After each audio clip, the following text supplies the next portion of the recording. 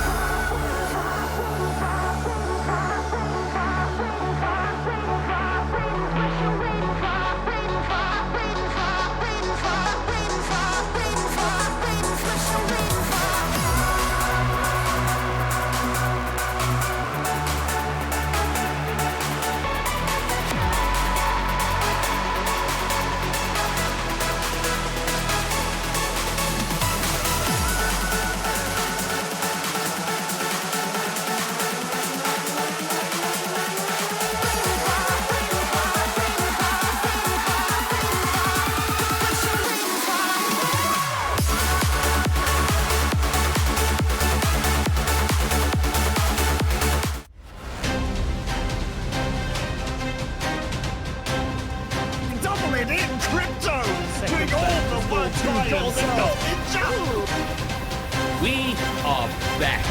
Ooh, this is nice here.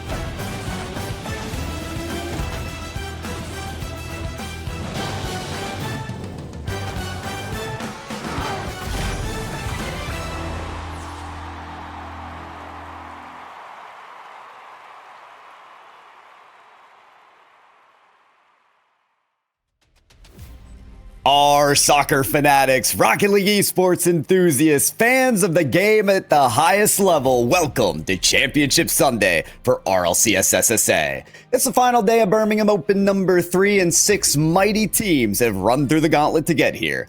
2 mostly Spanish teams sit comfortably in the top 4, including that of Foot Esports, who secured their Birmingham major spot yesterday. Looking to still steal the show, though, are Cosmico, Bulletproof, Labosh, and of course, Limitless. We've shaped up for possibly the toughest Sunday brawl of the season. Foot Esports will have their eyes on the prize today, seeking to secure their 3rd regional on the trot. The reigning champs secured the Birmingham major spot against a spirited Labosh outfit. It was a tight affair, but Foot proved their pedigree in seeing the series out 4 games to 2. There are still 6 remaining teams contesting for glory, but only one will rise and claim the prize. And to finish our day yesterday, we saw Haywithers take on Cosmico, as Hay proved once again that they are serious challengers here in SSA, taking out a changed Cosmico who are still figuring themselves out with Happy Meal in the lineup. Our split ends today, but our season is not over. There's a lot to play for as we get into Championship Sunday of Open 3.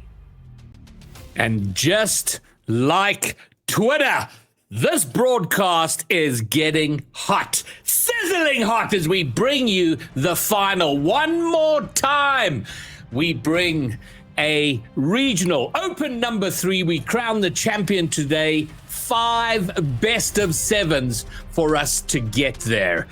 And myself, the Bromeo, Pyro J, Rhino on the desk, and Machtfish and Ultrazim waiting to bring you the first series. We do it. But how did we get here? How do we find ourselves here on Championship Sunday with our remaining 6 teams? Well, we had 4 series yesterday, and that brought the final 6 right here today. And there you see what happened. Astronic, Limitless doing what they had to. Bulletproof going through a little bit luckily there. Labosh and Foot Esports, Haywithers and Cosmico, and Pyro. We said pretty much all we had to say yesterday, but a banger of a day in some respects. Hey, I like the competition given to Foot Esports. Like, that's the match there that really calls out to me. Labosh, I think people really underrated. They had gotten swept. The whole desk thought they would get crushed, but brought it to a game 6. And that brings us to our standings here. Very much of focus is that Foot Esports Limitless difference there of 12 big points, Greybeard. And that, of course, means that there is no room for Limitless to make the major. Foot Esports will be going to the major. But, Bromeo, we cannot forget the points here are important. These, of course, are carried over to the next split, so they do count towards Worlds. And then those teams that might feel there's no realistic chance of making a major or Worlds, you want to finish as high as possible in these rankings. Oh, of course. And like you said, these count towards Worlds. It doesn't end here. This is just the first major. There are 2 in a season, so there is competition for every point. You can never let a point slip here. And even if it's just for bragging rights, even if it is for picking up a potential org in the future, you want to finish as high as possible consistently. And I think that's important. And Mark, not to forget that it also becomes a bit of a gauge. Given the state of SSA Rocket League right now, and the talk for the last season and a half has been the region issue, but the standings for me become a gauge. We automatically look to the top team, the top two teams, but the rest of the standings can be a gauge on how SSA are doing and how they're improving as the season goes on. Yeah, and I think that's the most important thing, right? They are absolutely improving across the season. They are growing week by week, season by season. And you can see that with the likes of Cosmico. I always look to those guys as kind of a litmus test of the region. They are playing really well right now. They may have lost yesterday, but they've got a real shot at top 4 today. They go away and they work in between splits. They really are going to be challenging for those 1 and 2 spots come split 2. And that's really exciting for the region. And Macht, may I say, your accent has improved remarkably. Thank you so much. Thank you. Yeah, I mean, you know, I lived in the UK for a little while, so now I've started to get my English accent up. It's great.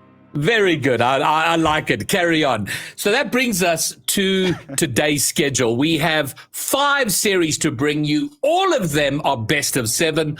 All of them are elimination matches, 2 quarterfinal matches, 2 semifinals, and then, of course, the grand final. So Cosmico, Bulletproof, Labosh, and Limitless, if they want to win today, will need to win 3 best of 7s. In the semifinals, from there it is 2. So Hayworth, Riz, and Foot will need to win 2. That's pretty much how it goes. So everything after the first 2 is yet to be decided.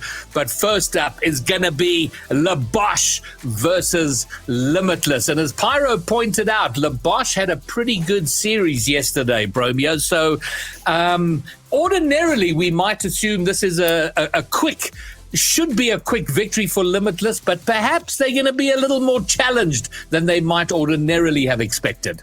Look, all of us wrote Labosh off yesterday ahead of that game, and at the very least, they prove they have a lot in the tank. I mean, I was having a look at Inspire's performance yesterday, and he was incredible. He was certainly in the lineup for driver of the day. So I would not rate this as certain as I would have yesterday, especially given that performance. So we should, and then I'm trying to put my mind inside Limitless, the players on Limitless, Snowy, Sweaty, to die for. You know, they're destined. I mean, there's no chance of them making it now, but they still have to look forward to next split and the major there, and then of course Worlds. But how much is there a motivation issue for them, Pyro?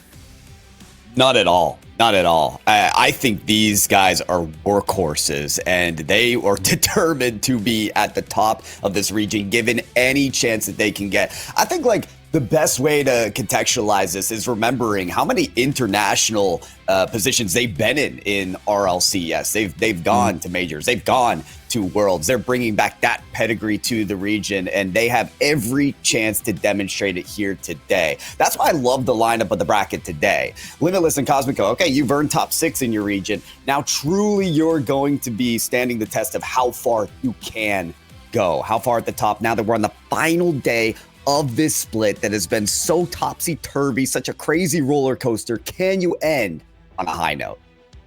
And the chat vote is open. Have your say. Hashtag LB, hashtag LMT. Have your say on who you predict, who you believe is going to win. There we see the battle of the logos. Labosh loses resoundingly there. But Rhino, statistically, they're also behind.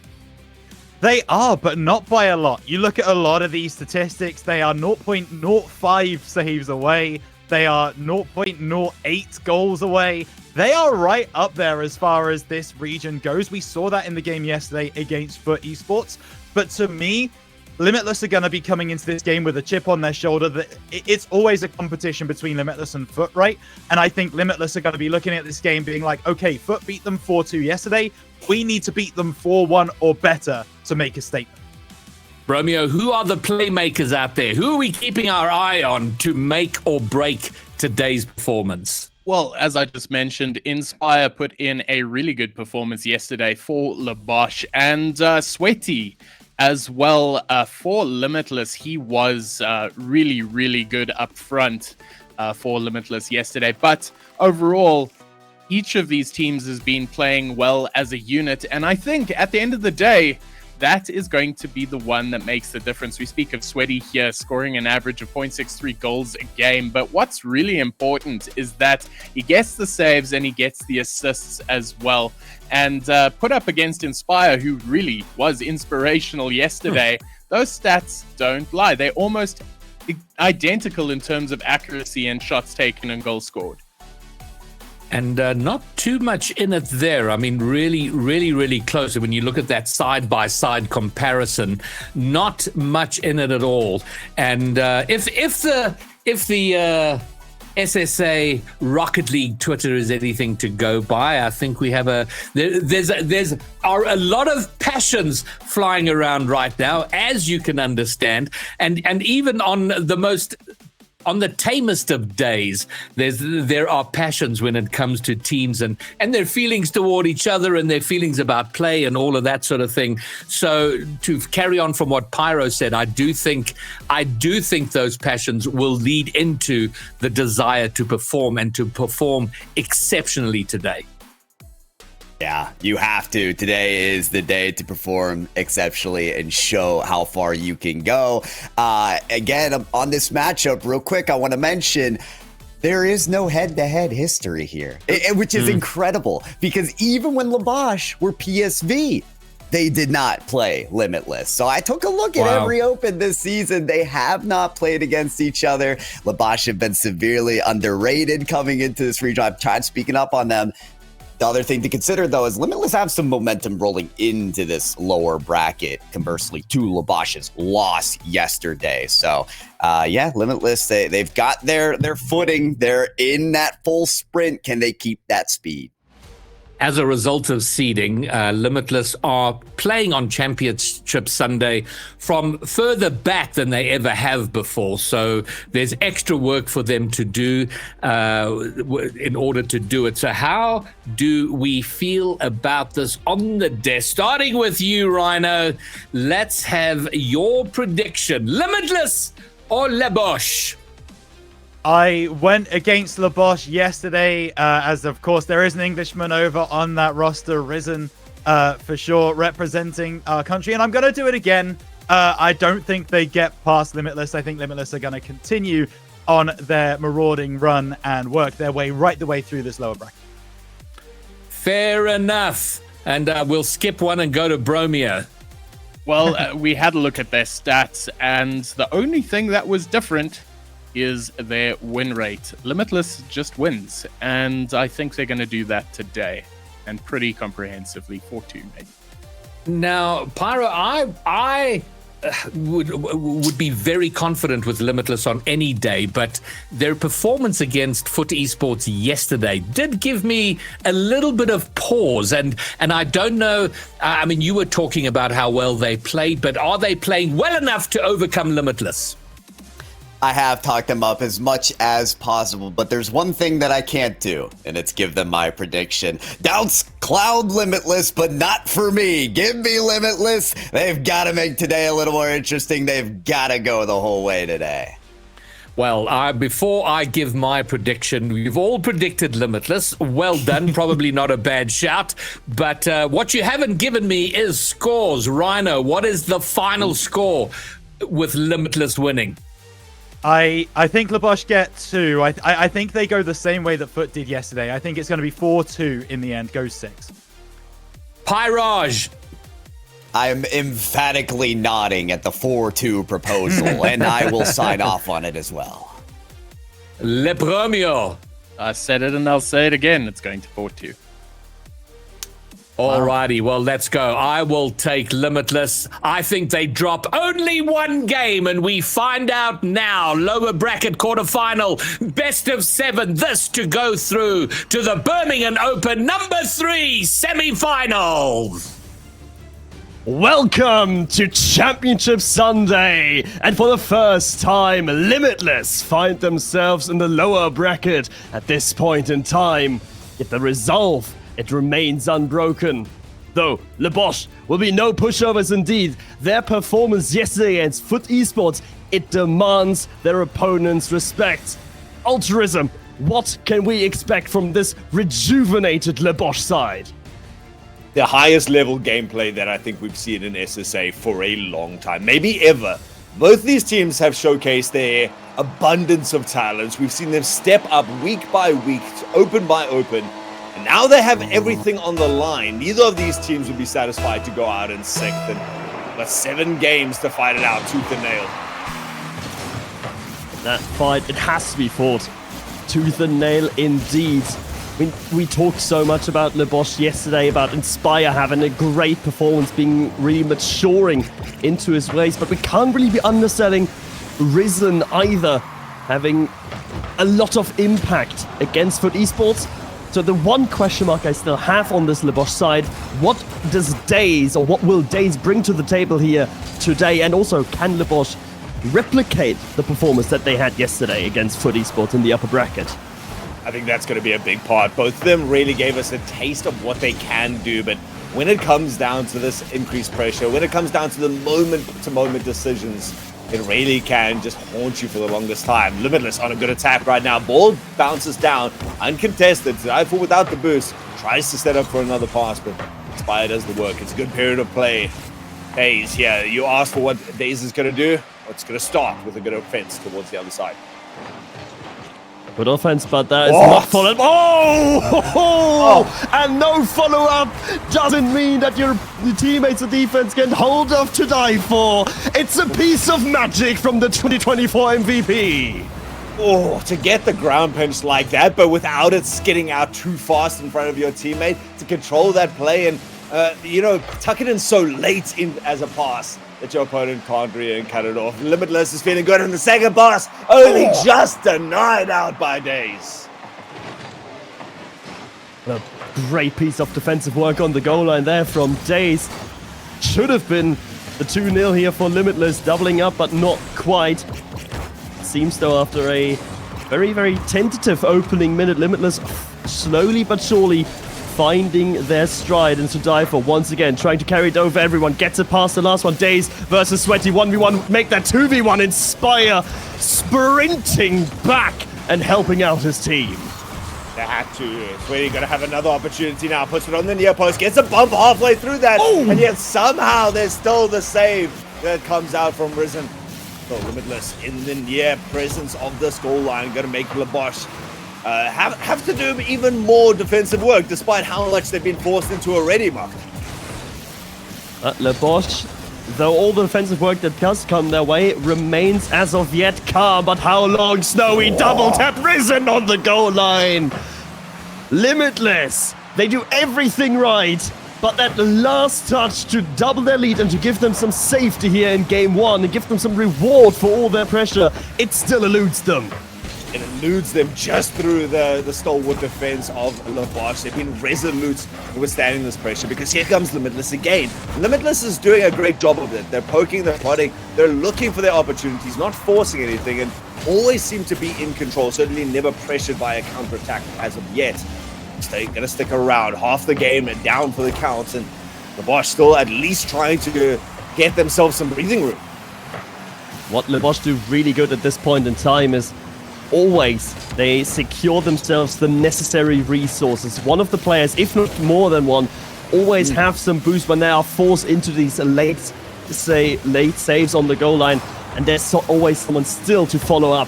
So that boost management, the boost conservation on the side of Le Bosch is really, really high level. And that's allowed them to get out of this offensive spell from Limitless unscathed. Snowy sends an opportunistic shot right in the heart of Le Bosch. Man, this is phenomenal. Labosh, they come forward with a single player. There's no mistake there, and it's just the clinical execution of Limitless. Pass as high as you can. Snowy, after making that challenge, has the awareness to go up, and what a redirect. That's something you train for hours to accomplish. Limitless up by 2, and look, you're ready for another. Zero boost redirect is nonetheless from Snowy. Takes not just hours and hours of practice, but also a perfectly weighted pass from the teammate. Working out beautifully here for Limitless. An opening game in which they haven't just dominated on the pitch, but they reap the rewards. But for how long? Days! Gets past one, but Sweaty stands firm on the goal line. The first time it's really looked like someone was in trouble here on the Limitless side, but Sweaty has been, again, fantastic. And Snowy getting redirects from anywhere on the field. I mean, he and Tadai for the longest standing duo in RLCS SSA, cutting across there with the pace. Days tried. He tried so hard, and it just deflects into his own goal. A bit unfortunate there for Lebosh on the backside, definitely, but it still shows the old man, he's still got it.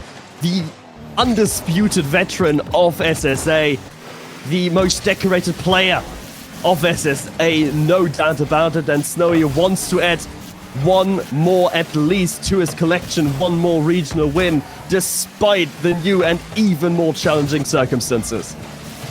And I mean, when it comes to Snowy, those circumstances are going to do nothing but temper the metal of his soul. He's here with everything. The pass comes across, and yet somehow still is a Limitless player finding the most deft touch on it, be able to keep it out of the diving incoming Lebosh players. And again, Limitless taking it up nice and high to dive for. He's feeling great in the air, it seems. Risen held quite quiet. Now he's got a chance. Sweaty up as the third man, only manages to find towards the corner, but the second touch, Lebosh with 7 seconds left, yet to find a goal. Lebosh needing to find a goal, needing to find some danger as well. Only really No one way. very dangerous opportunity that I can remember from Lebosh, but countless ones from Limitless. Quad erat demonstrandum to die for, and Snowy, they just show you the pain. That was phenomenal. That was the most number of low redirect, at least at that level in the air, right? That we've seen coming out from Limitless. This is a flavor that we haven't seen for so long. Because like you said, Limitless is so well known for the extended periods of pressure. And yet we didn't see Lebosh feel like they were ever strangled out of it. There was the denies in terms of the boost from Limitless, but Lebosh was there. Unfortunately for them, the one shot is really that problem that you talked about. And the one shot, it really was just, as we're looking at on the highlights, it was a bit more a result of randomness rather than a controlled offensive push from Lebosh. It was a clear from Limitless that went awry, and suddenly Days had a good opportunity, a 1v2 with Snowy and Sweaty, where, I mean, he did almost score, but almost not good enough, especially not against Limitless. Almost is going to be nowhere close right now. I mean, Lebosh played a phenomenal game yesterday, and they're going to need to bring all of that out, but they just haven't seemed to have any space for that. I mean, we know that they've got the individual mechanics, but it has been a battering ram. The consistency with which the waves of the Limitless attack are coming in right now are something that I think Lebosh is going to have to think hard about. It's a completely different opponent as well to yesterday when they played Foot Esports. Foot yesterday played a bit more tame, played a bit more controlled, and they were, Lebosh probably thinking, okay, maybe Limitless try to play the same style. No, but Limitless is putting up the tempo. They took the first 45 seconds and be like, okay, let's see what's going to happen here. Let's see how we're playing today. Let's see how our opponent is dealing with the ping. But other than that, it's go time, and it really was go time for Limitless.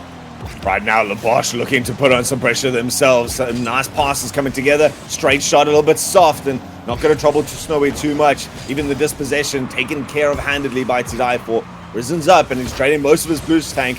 If he can pick up something in the corner, bumped off the ball, denies him. Does actually pick up the boost, so able to rejoin this attack, and there's the extra shot. The attempt for the redirect from Days was out, but Lebosh showing a much stronger opening. That's the correct... If there ever was so much as a correct response in Rocket League, this would be it from Lebosh, right? Positive outlook, active Rocket League from the from the Europeans, and maybe even some goals. Inspire denied by the inside of the post. That was close. That needed to be it, because the Limitless train is already moving down the right flank. Oh, but suddenly Limitless are feeling a little bit tenser than game number one, I'm sure. We've seen so many teams just take game number one to just calibrate towards the speed of their opponent, and neither of these teams having had a head-to-head with each other before means that they really don't know what that little X factor of their opponents is going to be. So certainly respect shown now, and I'm sure Limitless going to be feeling some respect for their opponents as well. Yeah, certainly this is a Bosch that perhaps we were a bit too early after a game one judgment. The Bosch that is very slowly but surely waking up to their performance from yesterday. Snowy into die for once again, combining their way together into a dangerous passing play. This time not so fortuitous. Die for tries to save something, but there was nothing to be saved. Days, the Scotsman, carries it down the field. And a beastly defensive work there by Sweaty, being able to get both of those dunks, buys so much time for the teammates and creates a bit of a loose ball. Days is going to be the first one to get to it. No one meets it on the backboard, so Limitless now going to try find it up the left-hand side. Two of their players up.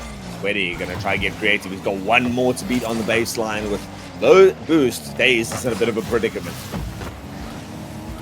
Days does well though. Buys a lot of time, secures 100 boost.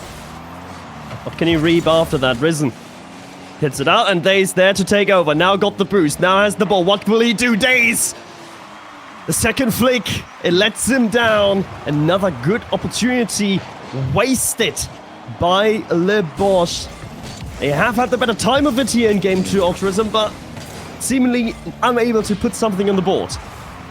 I think at least the fact that the scoreline is level gives them some solace, right? They were in such a dire position by this state in the last game, so they've had their opportunities. They've certainly broken out of their own half. Limitless has had very few extended opportunities of their own, I must admit, but have seemed quite comfortable in the defensive line. So no big threats being posed by either side, and Sweaty going to take to the air, looking to rectify that immediately.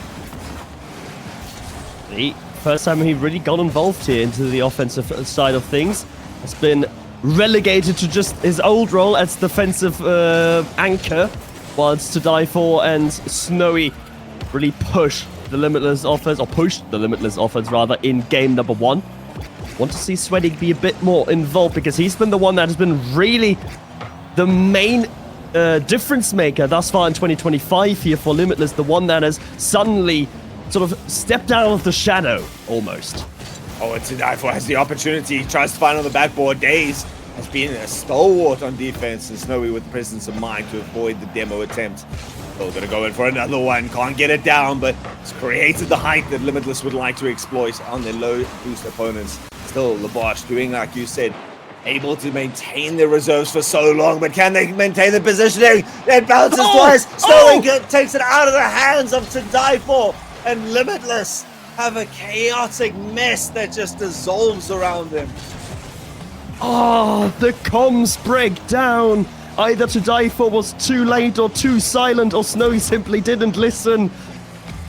That was the one defensive mistake from the Bosch, and Limitless unable to execute on it. And even worse, Snowy taking the ball actively away from his teammate. Calamity for Limitless in offense, but at least it's still even. From their point of view. Yeah, I think both these teams have had, like, we saw Inspire as well, also just finding the post. So both these teams frustrated because a single goal really is going to be the defining factor. We'll see if we can finish this in regulation time. Bosch very content to let this go, and it's only taken 2 games, but we have our first overtime. First overtime here of the day of Championship Sunday, and our first overtime of this series. Coming in just our second of what could potentially be a 35-game Sunday. Let's see how long this shall last. Days to Inspire. Risen sends a clanger towards the top corner. Easily saved away by Snowy. Second shot from Days, but the Scotsman is no match for To Die For.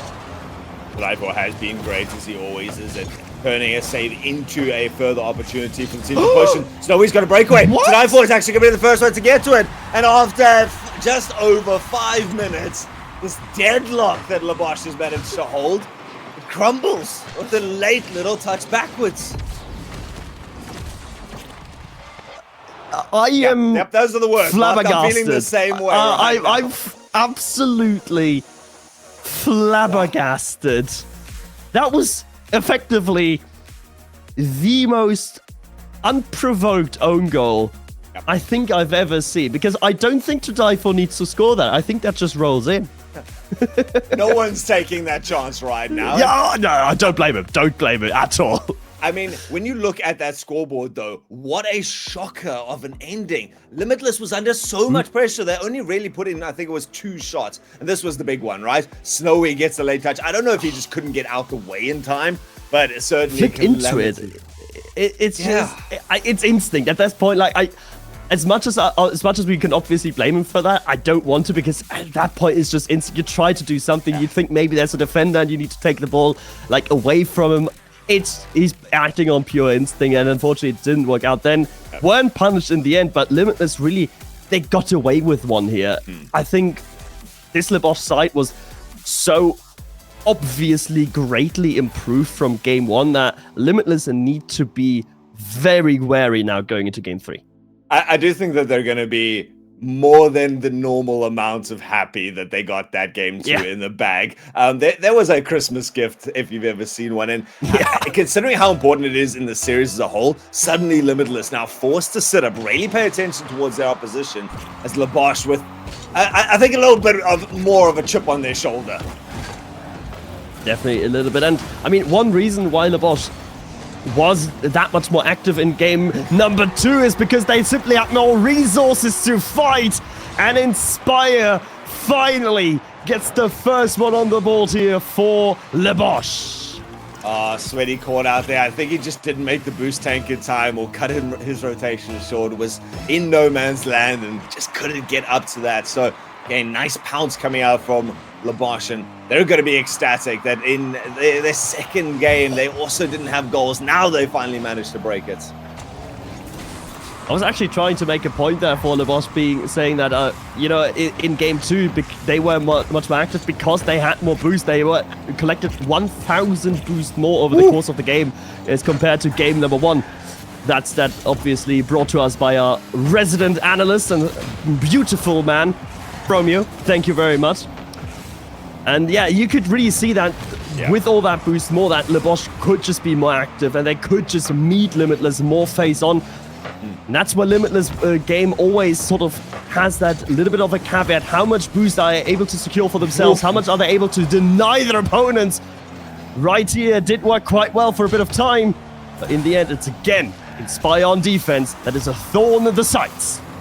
And every time Inspire pulls off a move like that, it just frees his entire team up. They do not want to be relegated to just these 2 boost pads at the back, but it's time and time again, Limitless looking a lot more like game 1, looking for the pass across the field. Sweaty's up to it quickly. Shot is there. Inspire, yet again, forced to make an inhuman save, and yet still Labosh not out of difficulty. Bosch still pressed back. Inspire one long clear, but Snowy more than ready to collect and get it past the Dutchman. And Risen will make sure that the Limitless pressure slowly but surely evaporates. Did, however, make that calculation without Sweaty in mind. And they might just have a bit more defensive work up on their plate. Until now, Daze, one confident clear. Finally, Bosch can move up the field. Sweaty getting involved, and here comes the double tap from To Die For. Read by Risen. The pre-jump was there. Full awareness of what his opponent is capable of, and needs to challenge strong. Now this is a double commit though. To Die For has another cherry pick, and Risen denies he has To Die For's number. To Die For needed to go for power over accuracy, and unfortunately for him, that left him with a shot straight at the keeper, but now Snowy has to be careful, tips it over the bar, just about. Limitless survived, nearly overextended and nearly punished for it. And that's so terrifying. There's still a goal behind, and when you have to put everything in, and there it is. This time, the car just not long enough. The boost a lower grade. The height's just not attainable as Risen, being a stalwart in the back line, now takes to the offensive. Sweaty moved up. Sweaty crept up. And in the end, he crept up that tiniest margin too far forward. Lebosh able to lob it over the Limitless defender and into the orange net. It's very efficiently done here for Lebosh. They have to soak up a lot of pressure. Plan B from Days. Not going to trouble anyone. That would have still been a cheekier, one of the top goals of the season if the psychological mind games would work. Instead, they're going to resort to something a little bit more textbook. Pass towards the center, pops out. Limitless forced to make a save, and now Days on the retreat. Going to cut it off at halfway, but Snowy with the presence now, with the support of Tadai 4, who's going in aggressively. Medi also decides to get involved with under 2 minutes left. Limitless need to go on the aggressive. Limitless need to find a way through, most importantly. Yeah. Every time, though, they're lacking boost. Only 20 in the tank now. Defensively, it's only to die for on the backboard. Snow comes back just in time. Sweaty, it was my bad, but Sweaty cannot defend this one. Just makes it 3. Oh, this extra bit of boost that Lebosh is using to get up all their momentum, and they crash into the defensive line of Limitless there. A nice little chip up from Days, realizing, sensing that moment of weakness, and suddenly the entire story swapped around. Game 1 firmly in the hands of Limitless. Game 2, the utter deadlock that was broken by a moment's lack of concentration. And now Game 3, all in the hands of Lebosh. We heard it on the desk as well. We all thought before yesterday, we would have thought, Limitless plays Lebosh, that's going to be a foregone conclusion, really, but we're going to ignore that one from Inspire. But that performance yesterday from Lebosh against Foot Esports really demanded some respect and really showed us how much this Lebosh side had improved during the course of the split from, I think, just barely making a top 16 in the first 2 times to now being an avid contender and pushing Limitless far. I mean, when this is the sort of quality of goals that it's going to take to get anything on the board for Limitless, spectacular showing there, and Limitless find their way with an opportunity back, but like you say, it's the Lebosh side. Yesterday, it was kind of like late game 2, early game 3 that I truly believed that they might actually be able to take the series over Foot, and they let it go after that, but for, 7-8 minutes, they shone like stars, and that's what they're doing right now. Definitely pushing Limitless further than I expected. Of course, for Limitless, that could be problematic if they do end up winning, and that goes for both sides, really. If they do end up winning the series, they have a long day ahead of them. This game 3, though, not going to be long anymore. Days going to make sure that's going to be firmly in the hands of the Bosch. Risen against the post, inspired to punch it home. One more for the road. The Bosch has arrived. The Bosch is showing such nice creativity in their plays. They still need to work on their accuracy a little bit. It's not the first time that a ball should have been finished instantly. Limitless, the same could be said about. But both these teams are at least getting closer and closer towards the goals. I mean, the Bosch didn't really have an opportunity in Game 1, and yet they've had the vast majority in the last 10 minutes of play. So they're going to be content to take this back, pull one more to close that gap. Limitless, they drop a game. Still 1 up, though. Curiously, Lebosh didn't take the timeout, so they still would have that weapon and the potential buff that comes with it at their disposal. A much closer affair in regards to shots for Limitless here in Game 3, because compared to Game 2, where they only registered 3. But the reward and the end result, it can't be said about that one. Yeah, it might be a little bit worrying, in fact, for Limitless, the fact that they did take so many shots. So we saw them. They were not just soft little stat padders, little impotent things from the other side. They were quality tests of their opponent's goalkeeping skills. And time and time again, Limoges was more than up to the task. I mean, Inspire, the man there on the baseline that held this team steady and then kind of handed off to Risen himself at the end of it. Inspire and Risen, the two of them were stellar. Mark, you asked the question about Days. Have you seen the potential of this young player? The thing is, it's very difficult to say because right now, I think we saw that Risen primarily came online, but Days was the one player that held the ship together in the first 2 games. Almost single-handedly, I would say. So for me, I do see a bit more now coming off the young Scotsman. But there's not yet the biggest impact. Obvious, he's very much a connoisseur of the rather off-ball plays than the on-ball plays. That subtlety that you don't get to celebrate as much. But here comes cause for celebration. No, Limitless. They've cashed in their checks a little too early. Gonna have to result in a second attempt, and yet Inspire still there. Teammate dives out of the way to clear the path, and there's gonna be days now sending it forward. Limitless with so many good opportunities. They've suffered the humility of a defensive, of an aggressive demo on their own baseline. Knifo only just manages to avoid a second. For both teams yet to be able to find the chip that they need. The Bosch really haven't looked back ever since the beginning of Game 2. When even on Game 2 on Forbidden Temple, they dominated Limitless on the pitch. What a save from Sweaty. I did not expect them to become this dangerous. But Le Bosch certainly here to play. Sweaty. But those guys, Inspire will just take it to the side to die for. Quickest to that loose ball. Limitless need to find their speed and find their starvation again. They dive in very aggressively at the beginning to die for. Goes for the musculature play. Has been at the gym for a long time now and are ready to lift the team onto the shoulders and carry them home. Baits up the jump from Days, thinking he's going to go high, then slides it in underneath.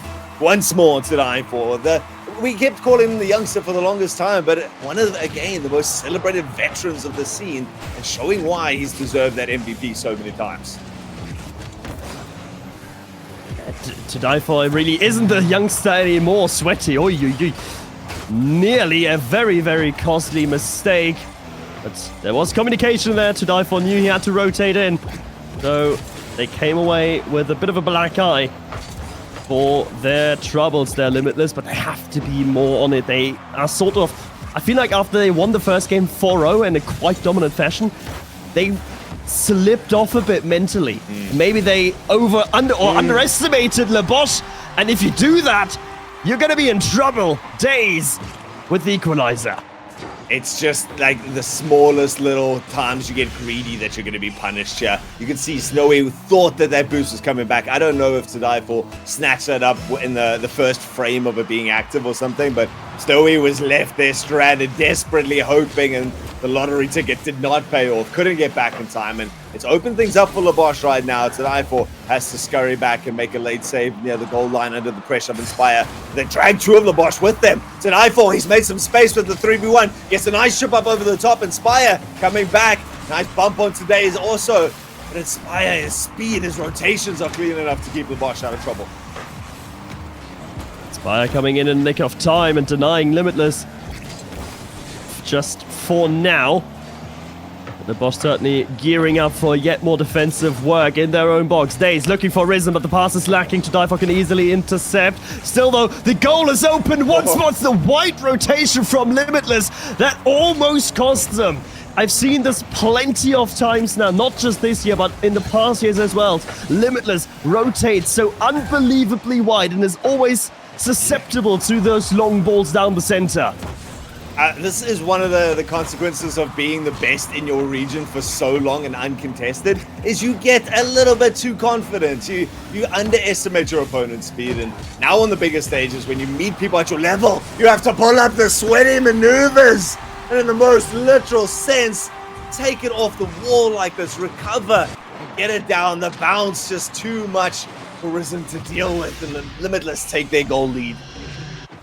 Speaking of making the pitch too wide, Risen guarding the corner more than he was guarding the net against Sweaty, sorry. Didn't give him the respect that Sweaty, well, demands at this point, and, well, he found out why Sweaty should get a little bit more respect given his way. Limitless back in the lead here. In the game number 4 that could be very influential for the series at large, Altruism, because even though Limitless is not playing their best today, they still get their job done. That's their trademark, right? They've always got more. They can step up another level, and don't count us out even if we're down in the series. Now they've got themselves a bit of a lead, but would love to try and close it out. Not when Risen is going to be able to pick up a pass like that across. Again, this duo of Inspire and Risen. The distance he finds on that and the speed up, despite Sweaty closing in from above. Bosch leveled this game, and suddenly the series, as you say, a lot more tenuously poised. One kickoff nearly going the way of Limitless. Risen gets it away, Inspire to prolong the clear. Final minute beckons here between Le Bosch and Limitless. Could we be headed to yet another overtime? Inspire gets a good control touch, gets a great 50 attempt as well, but Snowy stands his ground. Risen now onto the backboard, leaves it for Days. That should be an easy shot, leaves it. Double tap! Oh my days! Oh my days, indeed. Being able to pick this up, there was just wave after wave. Le Bosch, everyone get involved, and the game plan was simple. Keep throwing it up the center. And it's one of those dunk videos that you get to see on social media where the whole team bounces off the trampoline. One after the other, they take the skies. One after the other, they manufacture. And Limitless answers in kind. They say the backboard is a great place to start. Let's give that a shot. And immediately off the kickoff, Sweaty with the pace, Snowy with the confidence in the teammate to follow through afterward. Oh, the placement from Snowy, the cheeky bugger. Takes it behind the jumping Le Bosch player, even though he was on low boost. Snowy perfectly controlling his car. Limitless equalized with 30 seconds left here in game number 4. So, it still remains the question, but the question might be answered, and violence is the answer. Snowy picks out a wrecking ball. What? He takes out 2 with that play. 2. I mean, how as the first man for Le Bosch do you lose confidence that you've got no one behind you? And when you're playing up, you're playing exactly the role, and you hear bang, you think, oh, we're in trouble. You hear the second one, and suddenly Limitless wrenches this into their own hands, and they want to take that game point for themselves. Le Bosch with one desperate attempt in the final 10 seconds. I don't think there's a player that would like to hear me less saying this, but that was a prime VK Salem play if I've ever seen one. Whew.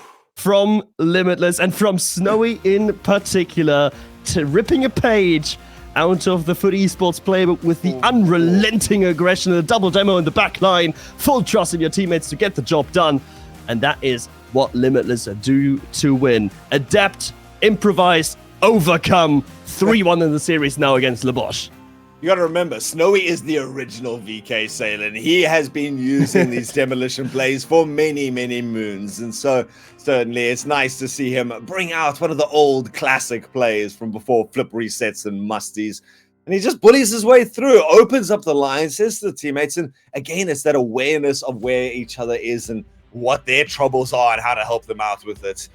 Synergy from Limitless comes out, but other than that, an absolutely deadlocked game, both in terms of shots and saves.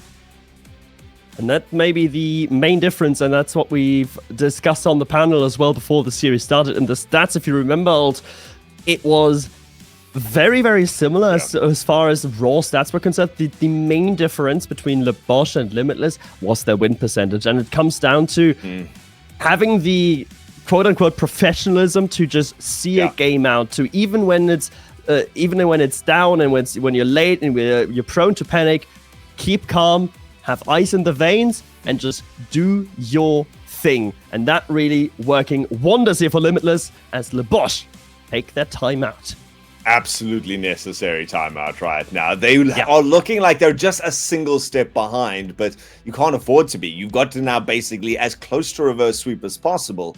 And that last game was on fingernails kind of thing. Wrench. I mean, we had the defining series defining goals 3 times in the last 30 seconds. So timeout called, and right now, Le Bosch are not playing the same game as consistently as they did against FUT.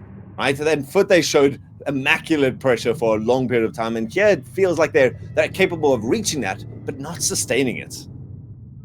And that's the big task now for Le Bosch. What seemed to be a very short timeout indeed. Yeah. For the blue side, they just needed a few more extra seconds, and then they were ready to rumble. Game 5. Welcome to the salty shallows. But will Le Bosch drown here in Open Qualifier 3? Oh, they're certainly swimming off the kickoff again, taking this aggressive approach, getting involved. harassing people and giving space for Inspire to come in.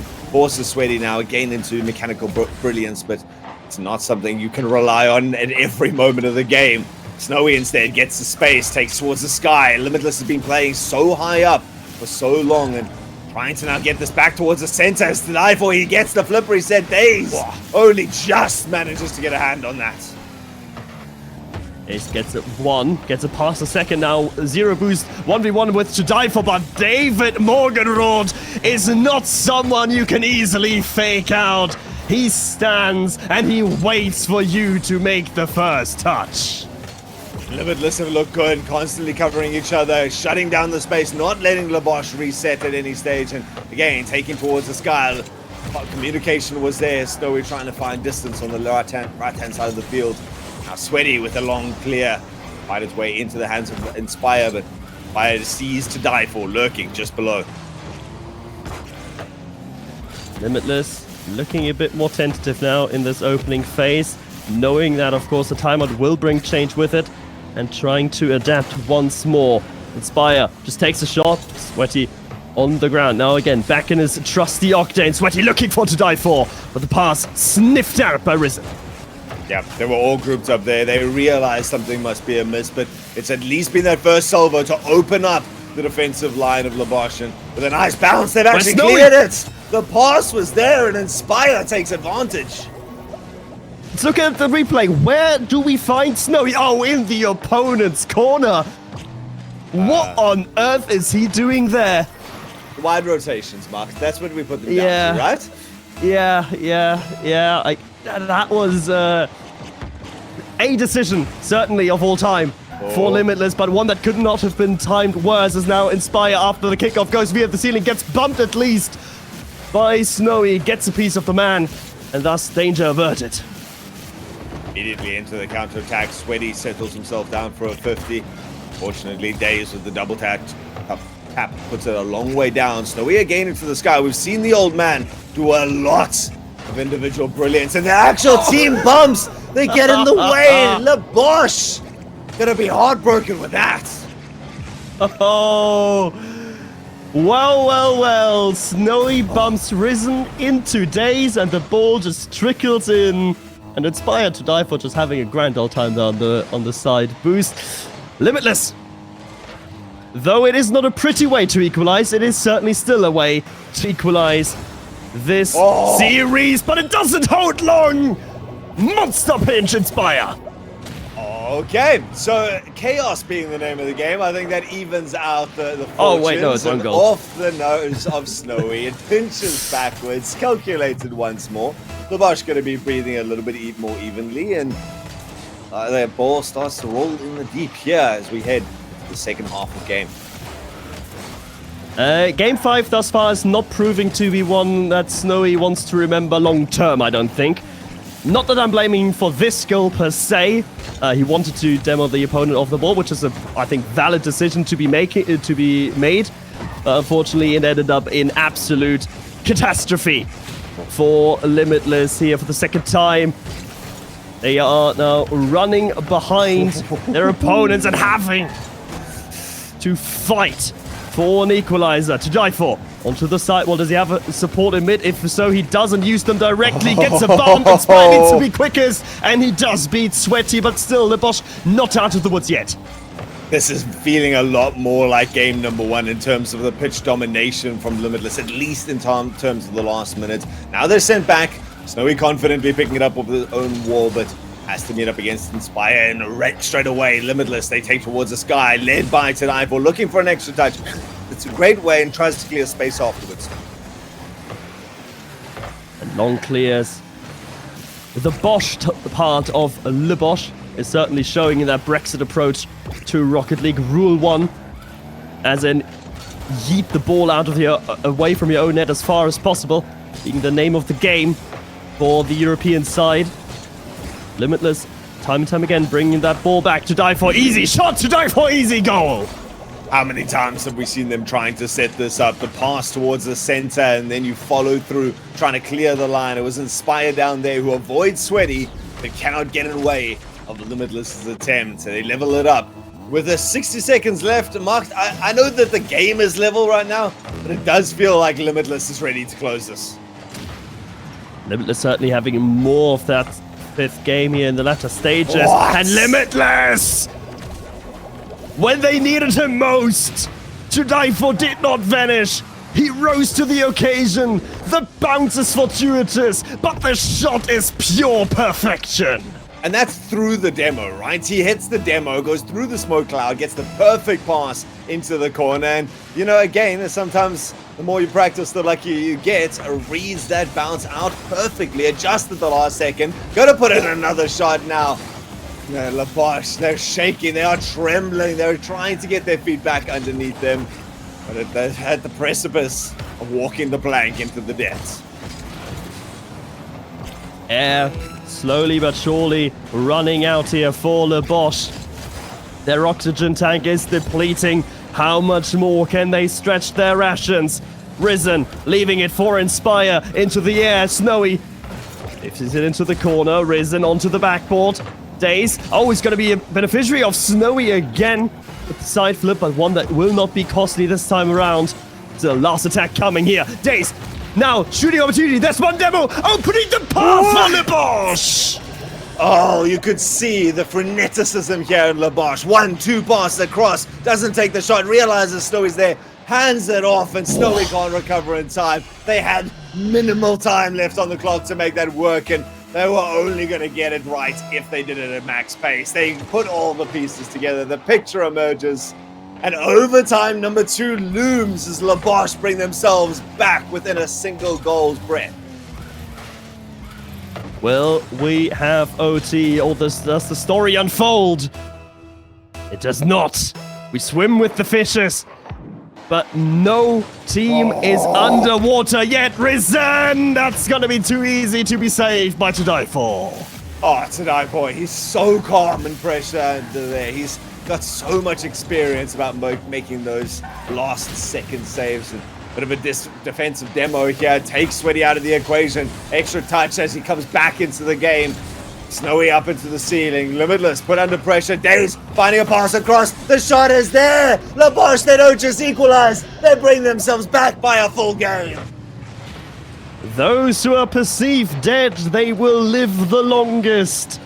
Labosh, at the precipice of defeat, will extend this series on. An overtime winner. A beautifully placed shot by Risen.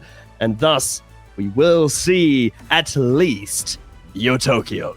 Well, Mark, I am a full believer in the power of the caster's curse again. I said it a minute, it looked like Limitless was going to shut it out. They then go up by a goal. They're looking comfortable within 2 seconds of the final buzzer. Labosh bring it back, and they fought tooth and nail. This is what I like to see. And I'm actually glad we're getting to see more of this series. I love a tenacious fight. And we may not like the direction of things that are going on in the grand scheme of things, but no one can deny that the quality that we're bringing on the pitch has improved dramatically, and the series have become only tenser and tenser as the days move on. Labosh had 1 match point against them, defended it successfully. The second one not far away. And I mean, this is just the beginning of the road, Mark. This is the first series out of 5 for the day. Limitless have been looking to set their sights all the way to the finals. I'm pretty sure Labosh going to have a similar idea in mind. And it's going to be interesting to see what the longevity of these players looks like when they're forced to do this time and time again. But we go now to the field of broken dreams, as I like to call it. Neo Tokyo, the last gasp effort of Labosh to confirm a game number 7. The final flame to snuff out if you're Limitless.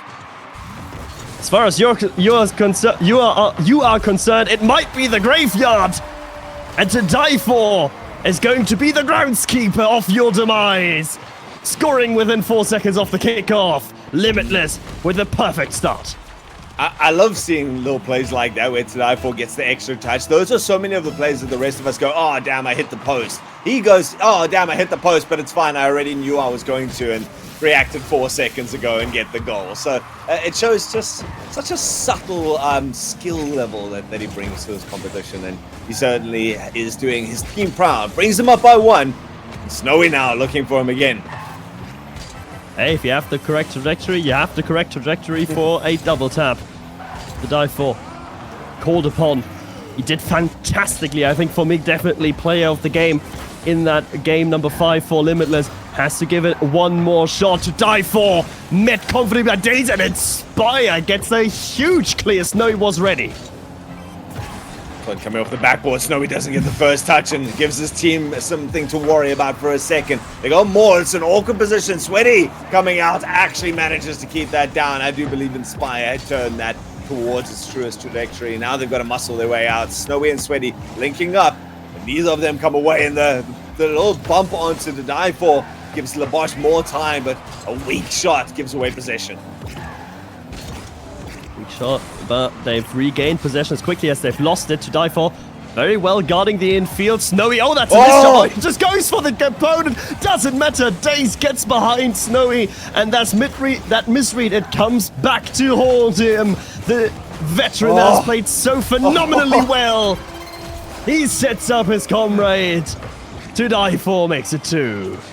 You know what? These guys have been around and they've been on even bigger stages than this, but no matter how many hours you have in this game, there are going to be nervy moments in this. Yeah. How well you can keep them together, how well you can adapt when you get it wrong. And Snowy there, it takes him a couple of attempts, but he gets it across to the dive 4. This time to dive 4 says, you know what, I'll do it on my own.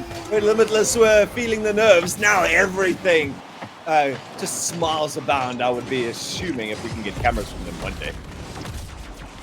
Well, there's one hope that we all have, as Limitless actually. We know they have cameras, they just don't like to use them.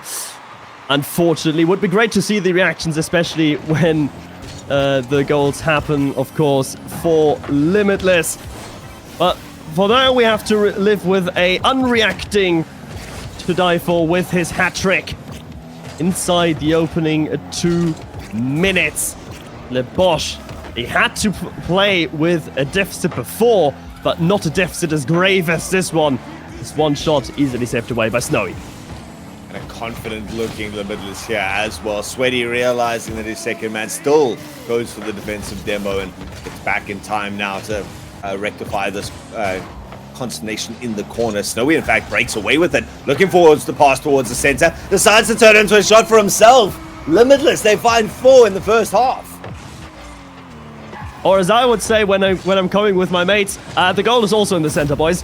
It doesn't matter. I wanted to pass it, but in the end, turned out to be a shot, turned out to be a goal. Who can be mad at that? Snowy gets 1 and puts that wretched game number 5 truly behind him.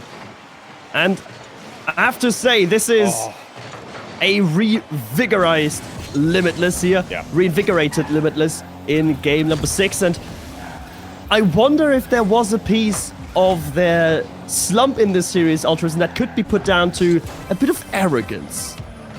I think so. I think at least game 2 or game 3, they did take their foot off the gas for a little bit, but this is the Limitless we know. They're constantly just going to do enough to beat their opposition, unless they got a point to prove, of course. But otherwise, they will start off slow in econ mode and change up to the more comfort line, and they've got a sport mode tucked in there somewhere. It's just which of the teams are good enough. Oh, going for the demo instead of the shot there.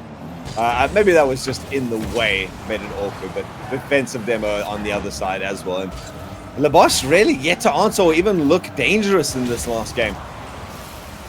This is very reminiscent of game 1 when Limitless had it all under control, scored easy goals, and just cruised on out from there. Snowy to the backboard. Can he double tap? No. Days will just clear it away. Sweaty, who overall I'd say had a very, very quiet series. Probably not just fully awake right now, perhaps. It is fairly early. Limitless is not used to playing at a time like this. But Lebosh will make you have to play. Risen finds one. 3 left, 73 seconds. Yeah, there's just a little bit of candor towards the Limitless approach to this game right now. They're keeping themselves relaxed. They're definitely rotating as wide as they can get away with at every stage. And certainly I don't think feeling the pressure until maybe they give up another goal or two, but instead looking for their ever creative plays, the link-ups down the field, and constantly trying to bait in as many resources. The Bosch, we've said time and time again, has been good at maintaining that composure, but right now Limitless asking too much. And with pressure building on the blue half, it's difficult to imagine Le Bosch finding the necessary goals in the very limited time that they have. Risen to the sidewall again, but it's just long balls now from Limitless, playing with the clock as well as they do. Perhaps even trying to put a definite lid on this jar that is the first series of Championship Sunday.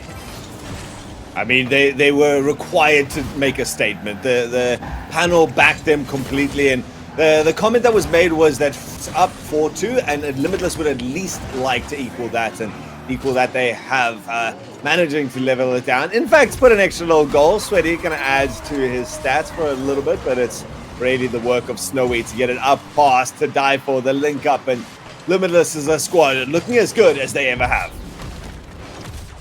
Certainly have come online in the duration of the series. Start strong, bit of a slump in the middle, but definitely ended strong.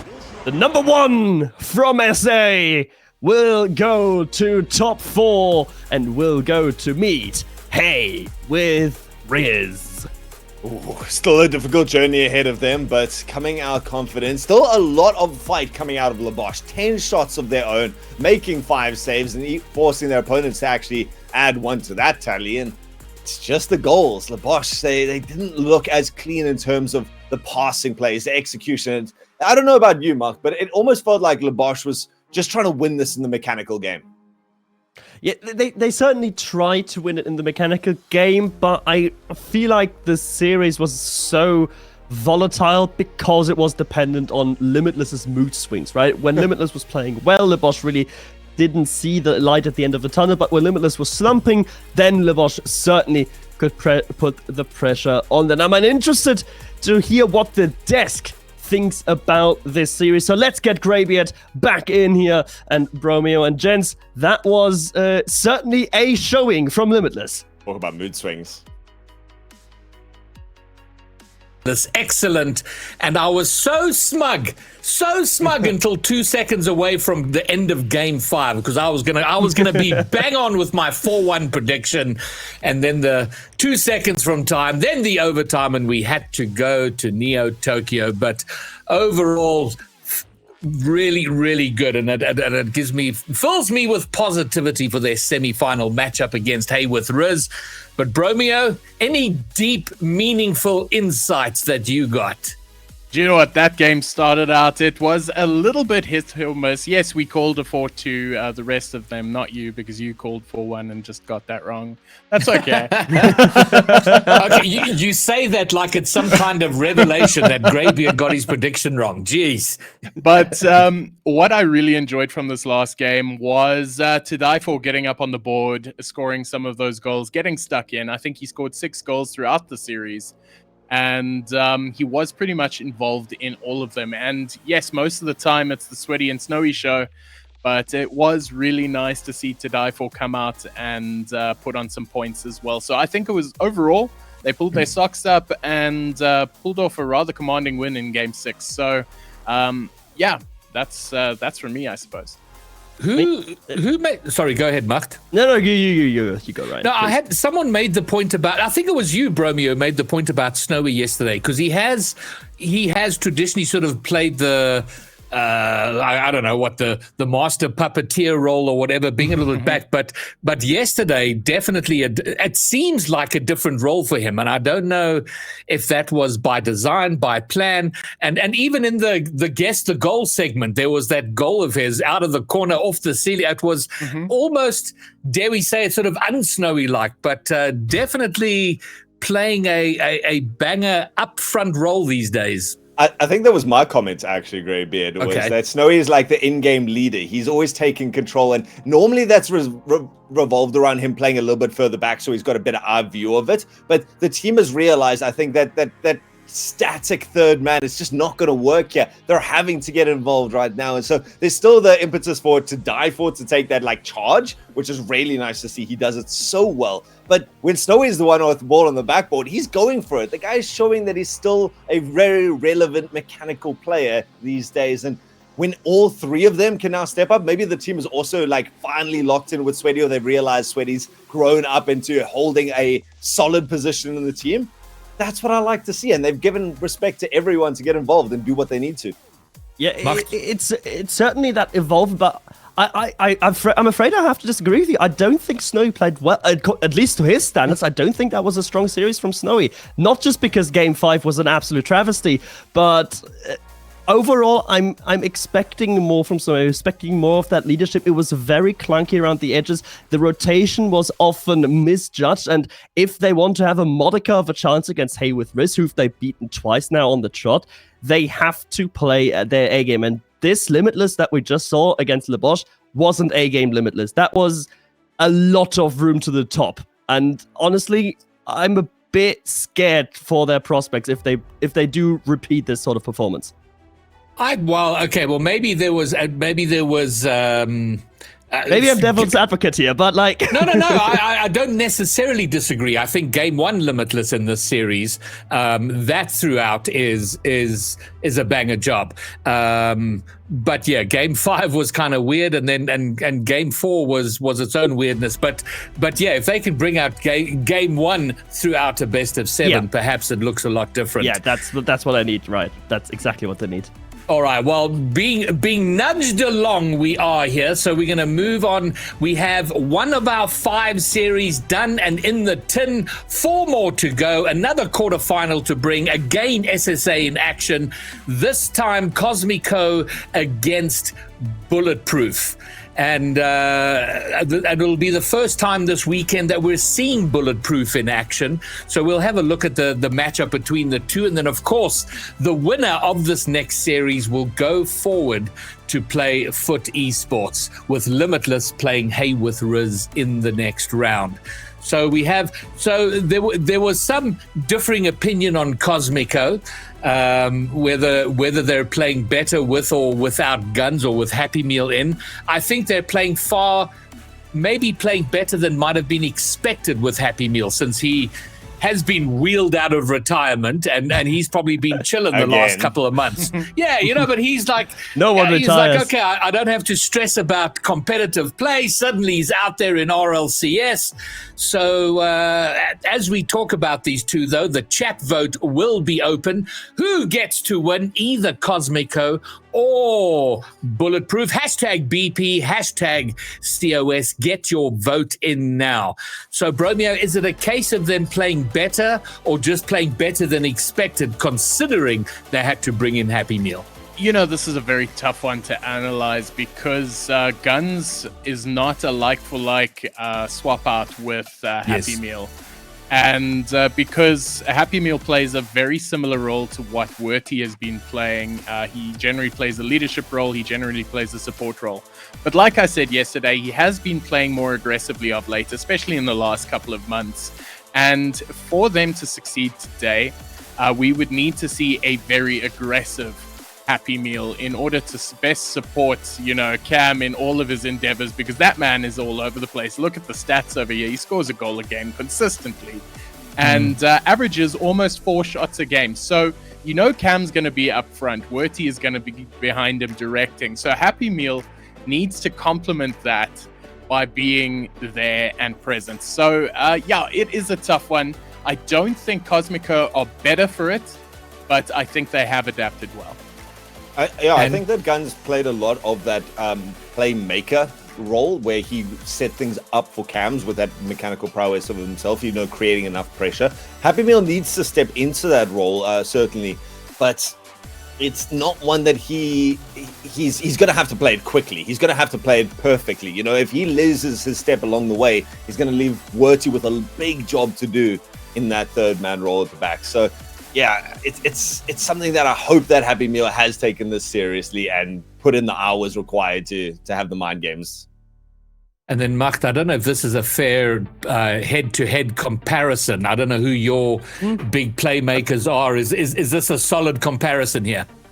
I would say if I'm looking at the two teams, the Werty and Youngster definitely are for me the more IGL sort of people that try to direct what's going on, that try to win with brain rather than pure mechanical proficiency like someone else would. So I think it's overall, but with Cosmico, Werty just has that support of, in the past, Guns and Cam, who are just so prolific that he doesn't need to score. Whenever Werty scores, it's basically almost always a cleanup job, right? He's the janitor, he's cleaning up aisle 3, and then he just moves on to his normal duties. He's a very intelligent player and a very structured player, and that's exactly what they're gonna need from him here today.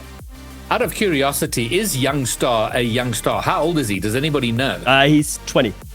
Oh, okay. So he was a lot younger when he adopted he was the name. He once was the youngster, and now he's just he once was a youngster, now he's the youngster. And the reason I asked the question is, Werty is an older head. He's, although not too much older. I think Werty's 21, maybe 22. I always think of Werty as being older than than that because he does. He sort of has that little bit of.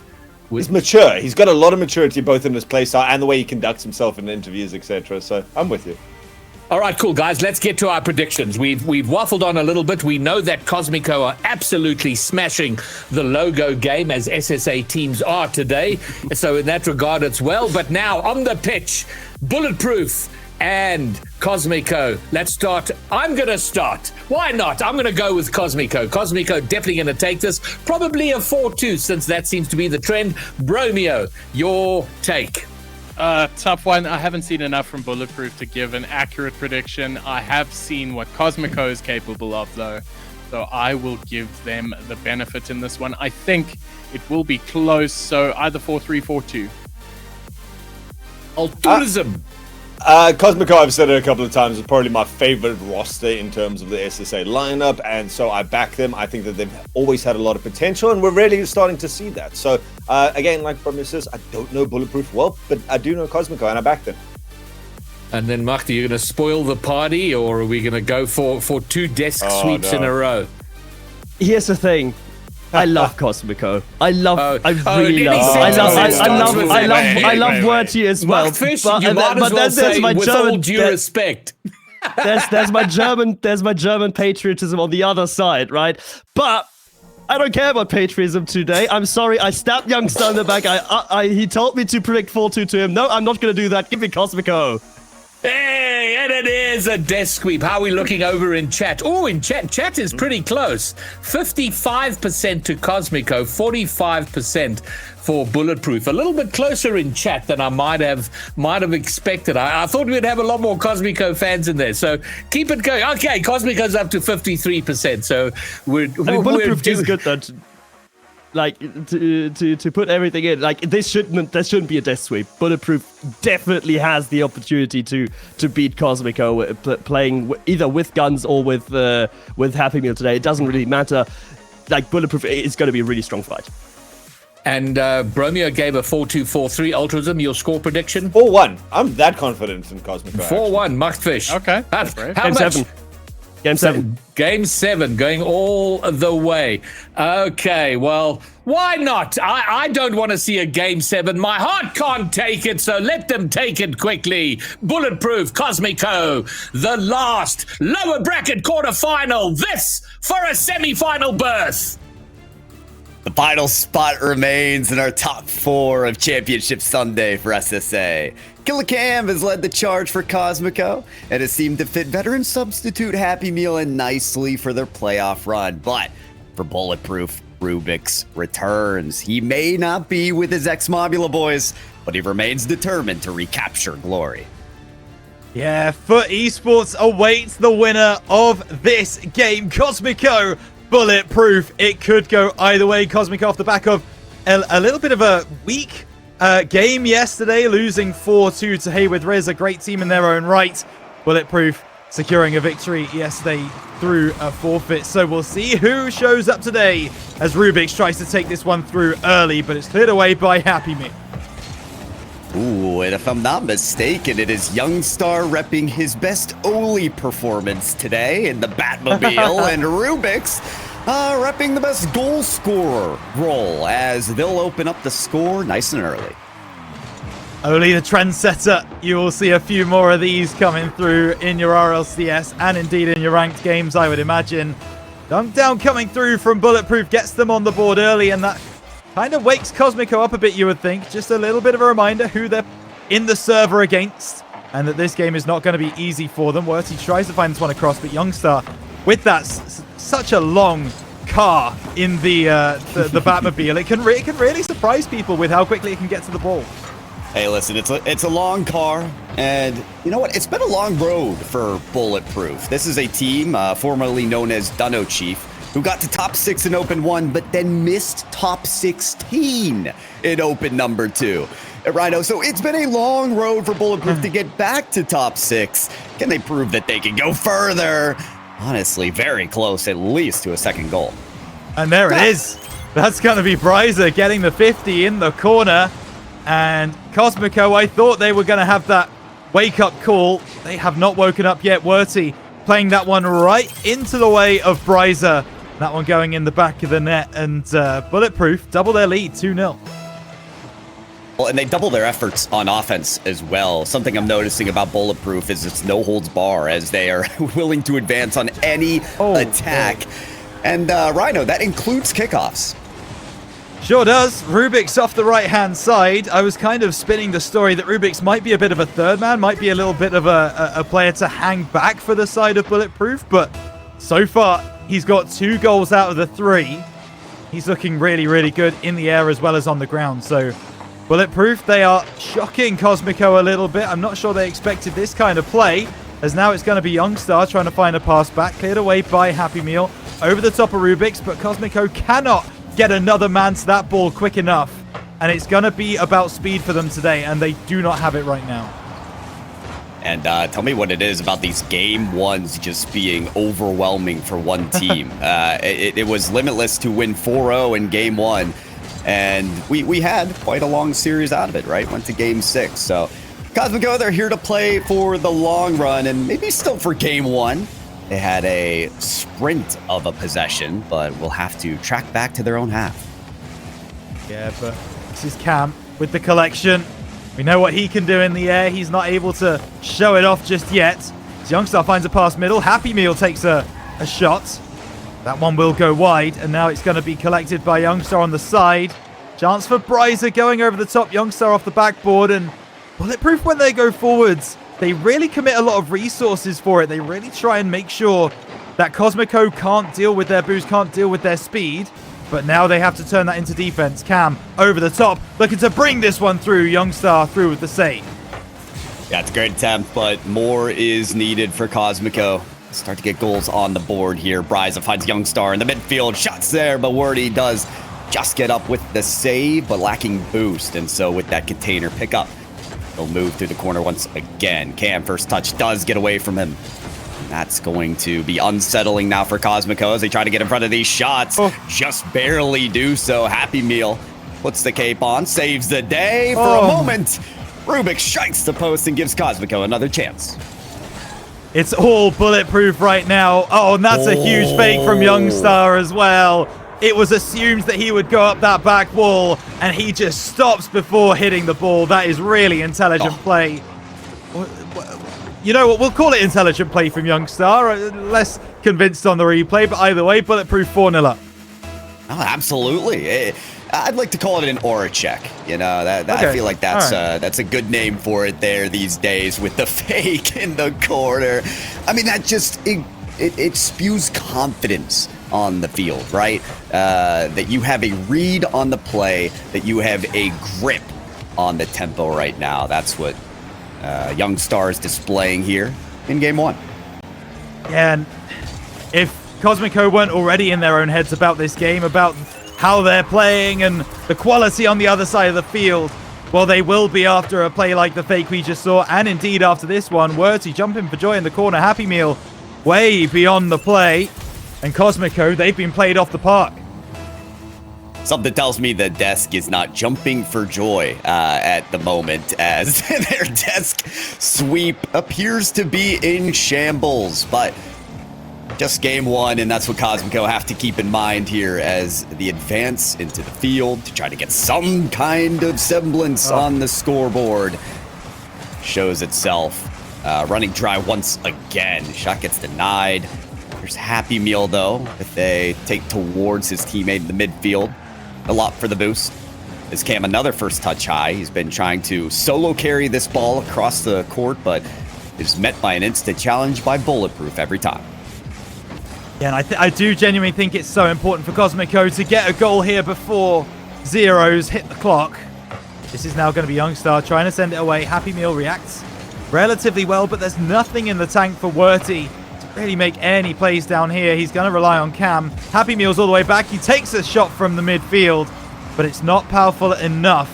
And just to get that confidence, just to have that belief, Cosmico, they are really needing something on the scoreboard, and right now it's only Bulletproof without the 0 on their side with 20 seconds remaining. One last effort here for Cosmico as Happy Meal sets sail and then maybe tees up for a diving Wordy. Youngstar continues to control the ball, the game. The musty flick pass to Bryza puts yet another goal on the board. An exclamation mark to complete this run-on sentence of a game for Bulletproof. Yeah, I believe that's his hat-trick as well. Bryza off the left-hand side, Youngstar with the assist, and that is a combination you will be seeing much more from Bulletproof. The German duo able to get that one over the line, as now Youngstar just going to play this one into the corner. Might even look for an extra goal for Bulletproof just to twist the knife in the wound, but no, Bulletproof. They take game number 1, 6-0. It's an absolute blowout. We're going to need to see a lot more from Cosmico in the rest of this series. Or just a little something. I mean, we hardly saw much here in the first game. Cosmico getting wiped off the map. Yet I've seen a lot of convincing game 1 leads, and then game 2 ends up having a single goal. So we'll see how the next one goes. But you've had a lot to say about Bryza, Rhino, as we were discussing in the green room beforehand. You were watching their really strong run, Bulletproof, when they defeated Mustufluk, Haiba, Stronach to get to this top 8 stage. What is it about him that sets him apart from the rest of the team? He is that quintessential first man. He is the one who is going to be really battering down your door. He's going to be challenging you at every turn. As soon as you get the ball back, Bryza will be on top of you. He is looking to strike at any given moment, and there's a good example of it. Finds the gap, gets in front of the man, and he knows where the goal is. He is a threat to any team, and Bulletproof are going to be working through him a lot with their goals this series if they are to get past Cosmico. Yeah, Bryza, a threat. Youngstar in the Batmobile. Looking a little scary as well with that fake play on the replay, but we're going to play game number 2. Best of 7. It's still a long road to top 4, but Bulletproof, I think they're in the HOV lane. Yeah, they might even not be on the highway. They might be on some B-roads somewhere trying to find their way through the hills. I don't know what's going on, but Rubik's in the middle will find the finish. Cosmico just not at the races, just not got things started yet. Once that first goal comes, they will be able to settle, they will be able to relax. But at the moment, Bulletproof's defense has proved too strong, and to be honest, Cosmico's offense has proved not strong enough. What offense? I mean, I haven't seen too much, but here you go. Asking you shall receive. That's Bryza off the ceiling. Couldn't hold control, and Happy Meal steals to deliver.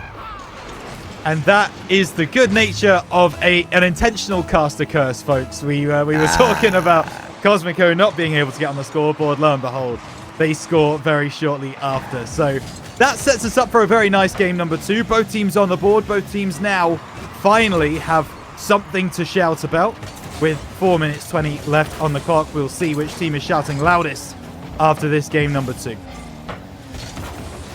Shouts ring across Forbidden Temple. And it may be who's the loudest or who's the most stubborn, as 1-1 could stick as our scoreline for a bit. Wordy wants to see that happen for a moment, but seems as if he was the only savior on the goal line. He is the man that capitalizes on these moments. Happy Meal stuck stranded. Cam can't get back in time. But Bryzer's reading the play. Bryzer's getting through. And Bulletproof are back in the lead with 1 minute gone already. We've seen 3 goals. We saw quite a few goals in game number 1 as well, Pyro.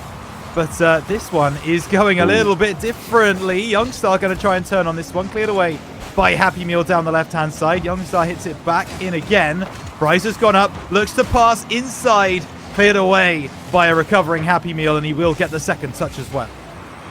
Tell you what, something I'm noticing about this Bulletproof offense is, yes, another demo comes through, is physicality is a huge priority for them. Goal number 2 came through off that demolition, and Wordy trying to make 2 saves. And then you had that last play, Rubik's the air dribble bump into the double bump, and then the shot that came too late, so we didn't see our 3rd goal. Bulletproof are headhunting, and if Cosmico can be more aware of that and not be victim to yet another Rubik's demo and another shot from Bryza, they might have a chance. And there he is again, that man that we've built up so far in this series. He continues to find these pockets of space where he's not being challenged, and he just finds that area of the goal that you are not defending and make sure the ball ends up there. Bulletproof are proving huge challenges for Cosmico, and we can talk for a long time about Cosmico not having the time to work with Happy Meal, about the substitute coming in, but what we're seeing on the field is 3 players against 3 players, and right now, Bulletproof are the 3 that are the dominant team in this game. And it's going to be down to Cosmico to try and build themselves up the field, but just not able to break the line. I like that from Wordy, though. Great midfield play. Cam tries dumping it off to Wordy for the completion of the effort. But unfortunately, they couldn't find the net on that take. Now Wordy demands respect. 0 boost, but still aligned to the net. Half the game played, and Cosmico get a goal back. It's so important that they do in this moment, with Bulletproof being 3-1 up. You really felt like they were in the ascendancy, that they were going to run away with it. But that is Cosmico proving they're not going anywhere. They're here to fight. They're here to play. And they're here to score goals. So Cosmico, they are going to try and get another one, but it's Bryzer. It's him again! Top left corner, 3 from 3. Bryzer's having himself a day. That elbow shot seems to be his comfort zone as well. How many goals have come in from that zone in particular? We're looking at a potential record just in terms of average goals in a game. Bulletproof can't help but to rack up that scoreline. Yeah, absolutely. So just when Cosmico find a way back, and that's a miscommunication. Werty and Cam not working together. As Cam now will be able to find that one over to the right side. Maintains possession too. Up off the ceiling. Cam, what have you got for us? Looking for the pass down. But Youngstar intercepts it. And now Rubix takes a shot from distance off the crossbar. Follows it through. Off the backboard. A pass inside. Looking for Youngstar, but everyone's gone by. Cam's been given a run. Can he find something off the left-hand corner? Can't find the pass, and Rubix clears away. And Cam was the score leader for Cosmico in their match against Haywood Riz. Yes, they lost, but it did go to game 6. It was back and forth. You're looking at Cam, especially with this roster change coming into open number 3, to be the leader of this team. In moments like that, when you're in the corner, when you gotta deliver a pass, a bump, something to reignite this offense from Cosmico, they need more. They do. But at the end of the day, they might get less as this one comes through. It's a passing play from Bulletproof. So far, we've seen a couple of individual plays. This one is Bryzer to Youngstar to Rubix to finish. And Cosmico are at sea on defense, 5-2. Okay, so now I'm just frustrated because Bulletproof implies that they have like a steel curtain on their goal line, right? That their defense is the mark of the team, but it's their offense, it's their attack, it's the overwhelming number of goals that they score. and the beautiful way that they do it. So is it bullet fueled or bullet? I don't know, Rhino. That's still in progress for me. Yeah, well, we'll figure it out by the end of the series. We'll let you know. There is a snipe from the midfield. Happy Meal rises highest. Gets that one towards the net. 52 seconds to get 2 goals is not completely out of the question. But Bulletproof, they have shown that when they get the advantage, when they are battering down the Cosmico defense, they find it very, very difficult not to at least get something for their troubles. Off the kickoff. It will be cleared away by Bryza. He will get there first as well. It's an empty net. It will be a 6th. Bulletproof extend back to a 3-goal lead. Okay, now it's getting ridiculous. Every time there's a Cosmico goal, there is a response from Bulletproof. That's what makes the job so difficult for Cosmico. How do you gain ground? How do you reaffirm your stance in this series if every goal is responded to by 2 of Bulletproof? You can't. You simply cannot. You are absolutely right. This is Bryza again, 4th of the game. He had a hat-trick in game 1. He's got 4 this game. 7 goals in 2 games just for that one player alone. I told you he was a striker. That is exactly what he's done. And he has, he's struck something into the hearts of Cosmico fans everywhere and players alike. This one, top left from Happy Meal, saved away by Rubik's. And now Youngstar can move back down the field. Another weak defensive look from Cosmico, but they are not challenged on the goal line this time. This team has to find a way to guard the skies, guard on kickoff, not be a victim to all the bumps and the demolitions, and stop players from Youngstar from doing stuff like this. Flip reset over the prize that doesn't connect. It's Happy Meal down the other end to try and get a consolation prize in game 2. But no prizes will be afoot for Cosmico. They've let in 1 too many goals. In game 1, it was 6. In game 2, it was 7. And Bulletproof are looking unstoppable. They are, and the desk are going to be starting to look around a little bit and getting a bit shaky about those prediction brackets as Bulletproof have come through. And I think it's fair to say provided us something that we simply did not expect to see as they were Dunno Chief in Open 1. They looked super, super good. And we also know that 2/3 of this team are, of course, the German champions currently. You're looking at Youngstar and Bryza. They've come through, beaten the likes of Catalysm, beaten the likes of Razias to get that title, and you're starting to see exactly why they are held in such high regard. Catalysm and Raziers is such an interesting call-out given the international affair that we have here and what accolades they've been able to achieve elsewhere. But yeah, we're here in SSA, and the locals are getting the fight taken to them, and so much so, Rhino, that we have a timeout. We have a timeout from Cosmico.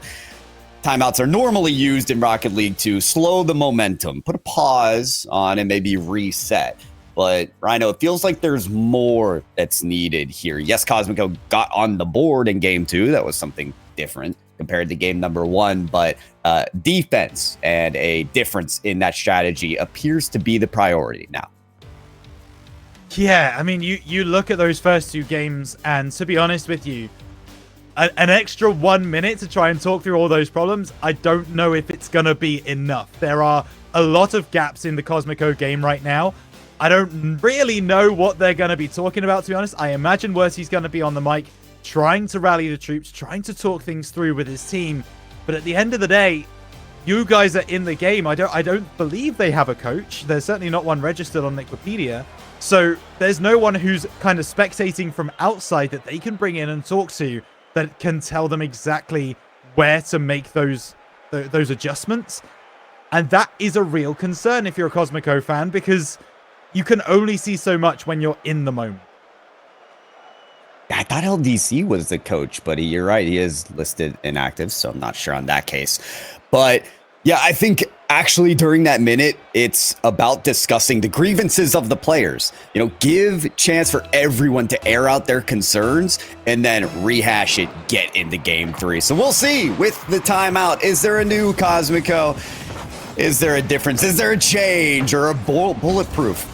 Just getting started. We get right into game 3, and the good news for Cosmico is they haven't conceded a goal quite yet. In fact, they're shooting already as Cam gets it in. Yeah, this is nice work from Happy Me on the side, and he finds the great pass to Cam. Bulletproof weren't expecting that one to be as quick as it was, and he finds the bottom left-hand corner. So Cosmico started game number 3 exactly the way that we needed them to after that timeout if we are to get a competitive series. And now this is going to be Worty trying to get things to progress forwards. Cleared away by Bryza, but there's someone right there on the scene. That's Happy Meal to play that 50. And already that is so much better. Early 50s, early challenges against these teams that are playing on high ping. That's what you need to be playing like against a team like Bulletproof. Yeah, 160 or 170 is that average ping right now from Bulletproof, and you're right, it can be used as an advantage. Fun fact that we don't talk about too often is that even Cosmico players are used to playing on high ping, and often in ranked they will target the EU servers to get more diverse and high-level competition. So they understand the challenges that come with playing on high ping, and taking advantage of that where they can is important, but stopping Bryza is a different story. Something that has proved very, very difficult for teams here in SSA Open 3 as Bryza strikes into the middle of the goal. Interesting there, all of Bulletproof players were around a similar vicinity of the field, which normally is a no-no at this level of Rocket League. You kind of want to at least have good spacing, have your players separated by some way. But when you don't lose possession, when you don't have the ball turned over, you can't take advantage of that positioning. So Cosmico, they are maybe struggling to keep up with the pace that Bulletproof are showing, and Bulletproof given a couple of moments where they can make those mistakes, they can play in those positions and still get something because of it.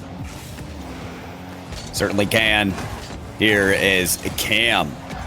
Wants to show what they can do. Rubik's a strong challenge out to Bryza. When that's the player that's behind the ball on the counterattack, you know that it can be lethal. Cam maneuvers this off the sideline. Wordy tries to send it right back to him, but intercepting that pass is Rubik's. Back on the path they go. Happy Meal strong 50-50. We talked about those midfield challenges and the need for Cosmico to get in the face of Bulletproof before they seamlessly pass and deliver their way to another shot. Youngstar full boost in search of Rubik's. Rubik's picks up, leaves it for Youngstar. Cam delivers it away. This is now a chance for a counter as Worty just can't win that ball on the far side. Oh my goodness, Happy Meal heart in mouth moment. As he saw that ball fly across the goal line. There is a demo on the back lines. Worty still able to get a huge clearance into the back right corner, which is now going to allow Cam to play a 50 in that corner. Just can't win the second ball. So now Bryza sends it up looking for Youngstar. It will be Worty to collect off the ceiling. No boost to work with. Might not need it as Worty goes low and Cosmico have a second. That 50 off the ceiling left the ball stranded at the logo for anybody to pick up, and Wordy put it down. Cosmico back in the lead. Important goal for Cosmico as now Happy Meal finds that one on the right-hand side. Cam's taken out Youngstar. It shouldn't be as strong a defense for Bulletproof at this moment as there potentially could have been. Ball into the middle. Rubik's has been bumped off the play, but he still follows it through. There's a chance for Cam. Drops it down. Worty doesn't get the 100 boost. Does he need it? Yes, he probably did, as that one finds its way over to that far side. Cam wants the 50. Ball in the middle. Rubik's collects. Pass down to Bryza, the equalizer! 2-2.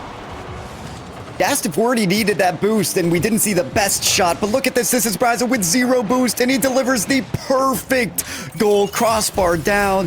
Of course, assisted by the pass from Rubik's, but that one was a laser. That was a gorgeous, gorgeous shot. Just nestling under the crossbar. Nice work from Bulletproof. They will want to win this game number 3 because no more timeouts for Cosmico. No more rolls of the dice. This is your only real chance. This one now cleared away. Youngstar continuing to keep the pressure on. Cam wants a piece of the action. Looks to drop it down to Happy Meal out of the corner. Is there a third man? There sure is. It's Cam coming through. Worty out of the side. And that one is going to be cleared away by Bryza. But Cam will be there in the midfield to try and maintain possession for Cosmico. There's no one there to follow through. Cam can clear away. Happy Meal looking to get up to this one. Plays a good 50. Working inside, but it's Bryza once again getting there first and getting a good 50 off the second. Looking for this shot now is Bulletproof. Rubik's, the Spaniard, gives them the lead. There's so much forced out of Cosmico's attack right now. We saw earlier Happy Meal still in front, trying to get a touch with 0 boost. Later on, Cam was delivering demos, stealing boost, but they don't have the ball. They've got to rely on those midfield challenges to win them. But when they lose them, no one's home. Seems to be the case. As now Rubik's, the Spaniard once again going over, looking for the shot. Cam clears away. And we are ticking down to the final minute of the game. Cosmico, they need something in this game number 3. Otherwise, it's a long way back for them in the series. Well, it's clear that the timeout shifted things. This game is wildly more winnable than games 1 and 2, but you're right, that work needs to be done now because there's no more breaks. There's no more timeouts unless Bulletproof want to call one of their own, but they're trying to call the game right here. 30 seconds and certainly a goal could put it away. Yeah, that surely would put the nail in the coffin of this game number 3. Not quite at the series yet. We're not there just at this moment. That's a wonderful pass from Youngstar. And Bryza finds the postage stamp in the top left corner. Game number 4, and Cosmico have got it all to do. I think Hey with Riz are watching Bryza and thinking, can we get him on our team? If anyone saw their game yesterday, they hit the post 50 times more than the actual net. Bryza has been AI. His shot placement has been nearly perfection every time, making it nearly unsavable for Cosmico, making this game 3 now unwinnable. It is 3 in a row from Bulletproof. They've earned match point in a ridiculous fashion. 6 goals, then 7 goals, then 4 is the mark for game 3 win. Yeah, Bulletproof, they are looking unstoppable right now, certainly with the way that Cosmico are playing. They certainly found more of their rhythm in that game number 3, and they started things really well, getting on the board early, getting in the face of Bulletproof.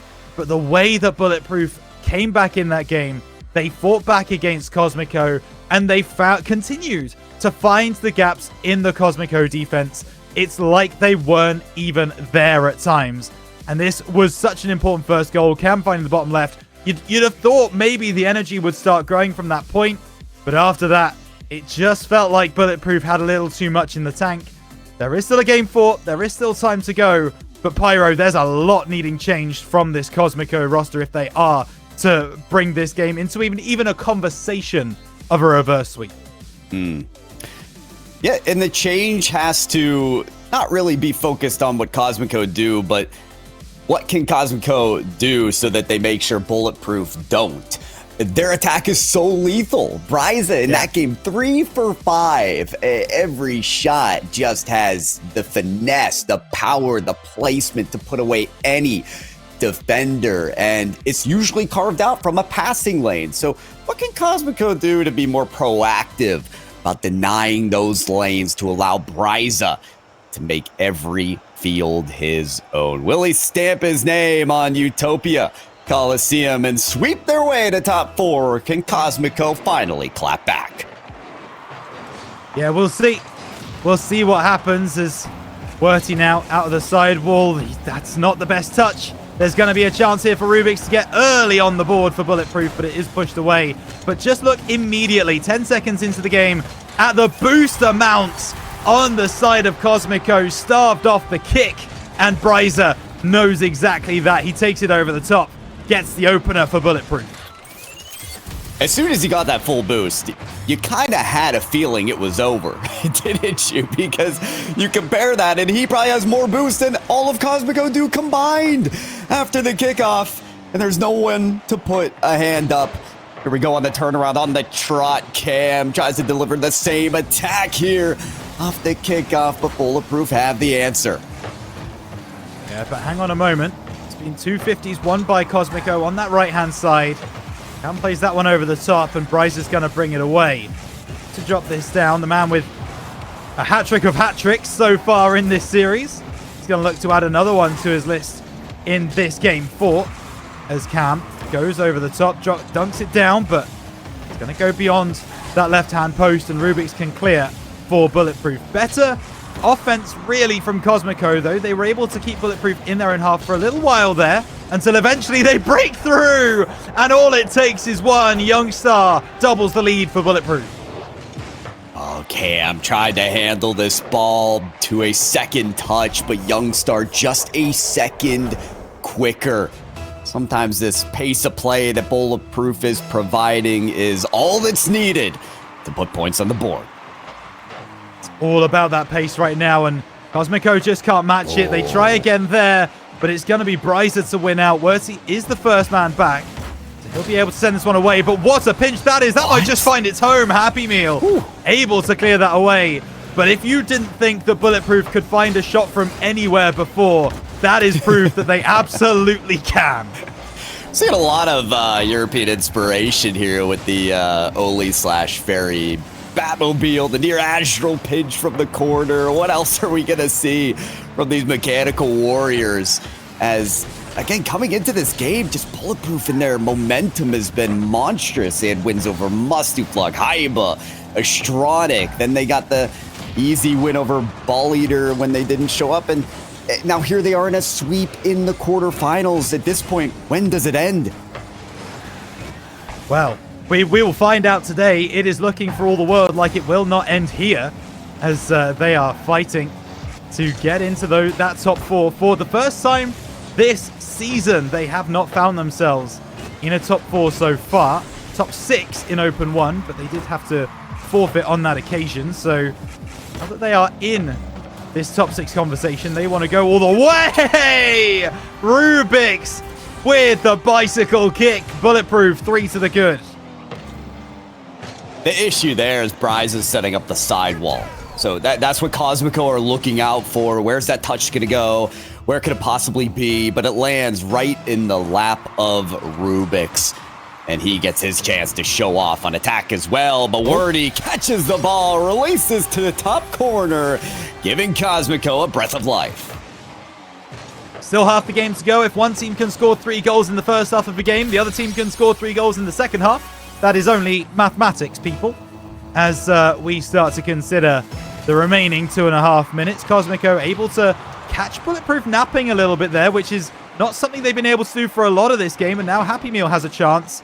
Rubik's is right there to push it away, though, and Youngstar has a lot of boost to work with. Looks for the pass inside to Bryza. He's over-jumped that one. He did go for the pre-jump, and it's not quite worked out for him, so Rubik's going to be required to bring this away. Cam is there on the far side. Can't bring it under his spell. Youngstar hits it forwards. Doesn't have any boost to work with.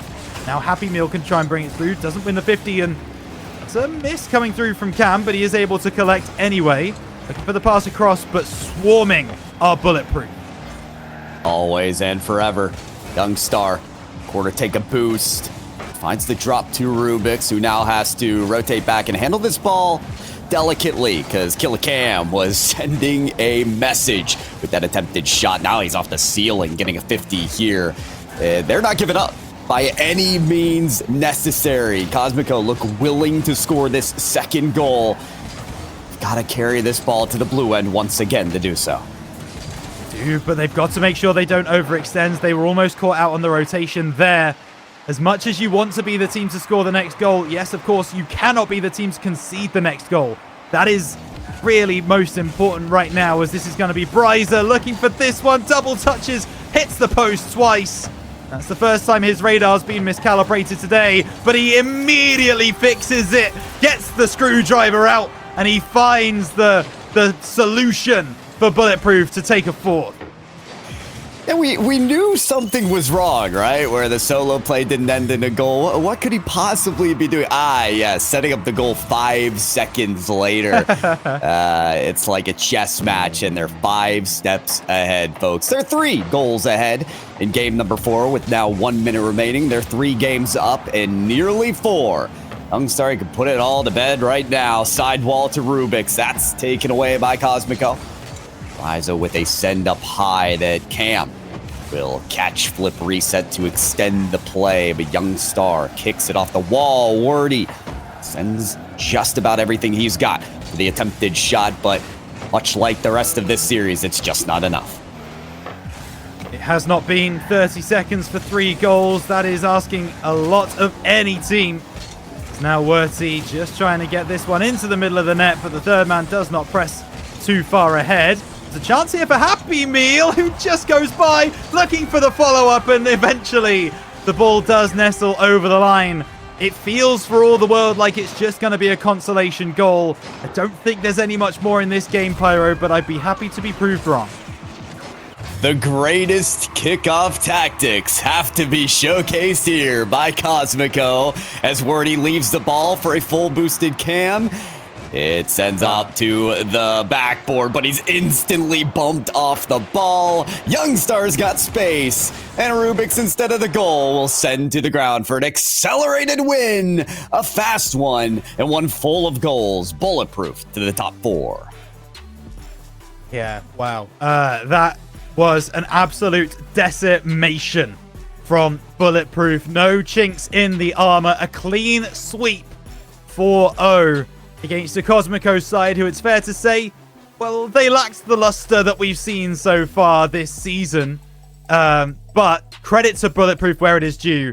They played a wonderful, wonderful series. You know what's hard to do, Rhino, is score 21 goals in a best of 7.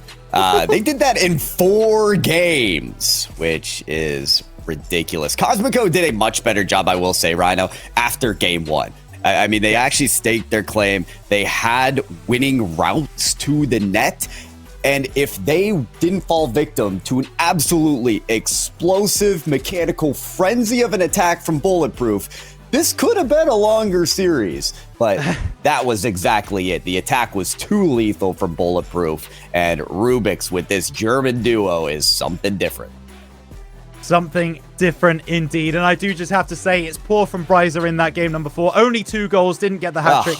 That's not good enough from him. He needs to improve going into the next few games. But speaking of the next few games, we do have those to move on to. So we are going to say goodbye to Pyro. We're going to welcome in the rest of the desk as Greybeard. I mean, yeah, talk to us. That was rough. Wow. Okay. So we didn't get to see any of Bulletproof yesterday. So clearly our information was a little bit dated and old. But Bromeo, where did it all go wrong? Look, there's a lot to dissect, and it's going to take us a lot longer than this little segment to go through it all. But I think there's a couple of things we need to mention. Bryza is quickly staking his claim for driver of the day. He was absolutely immense in that last series. Rubik's converting from what was his traditional third-man role into an attacking midfielder in this outfit has been absolutely insane. I had him pegged as a defensive player, but that's not what we saw in those last 4 games. So I think it was a bit of a blitzkrieg, and I don't think Cosmico was prepared for it.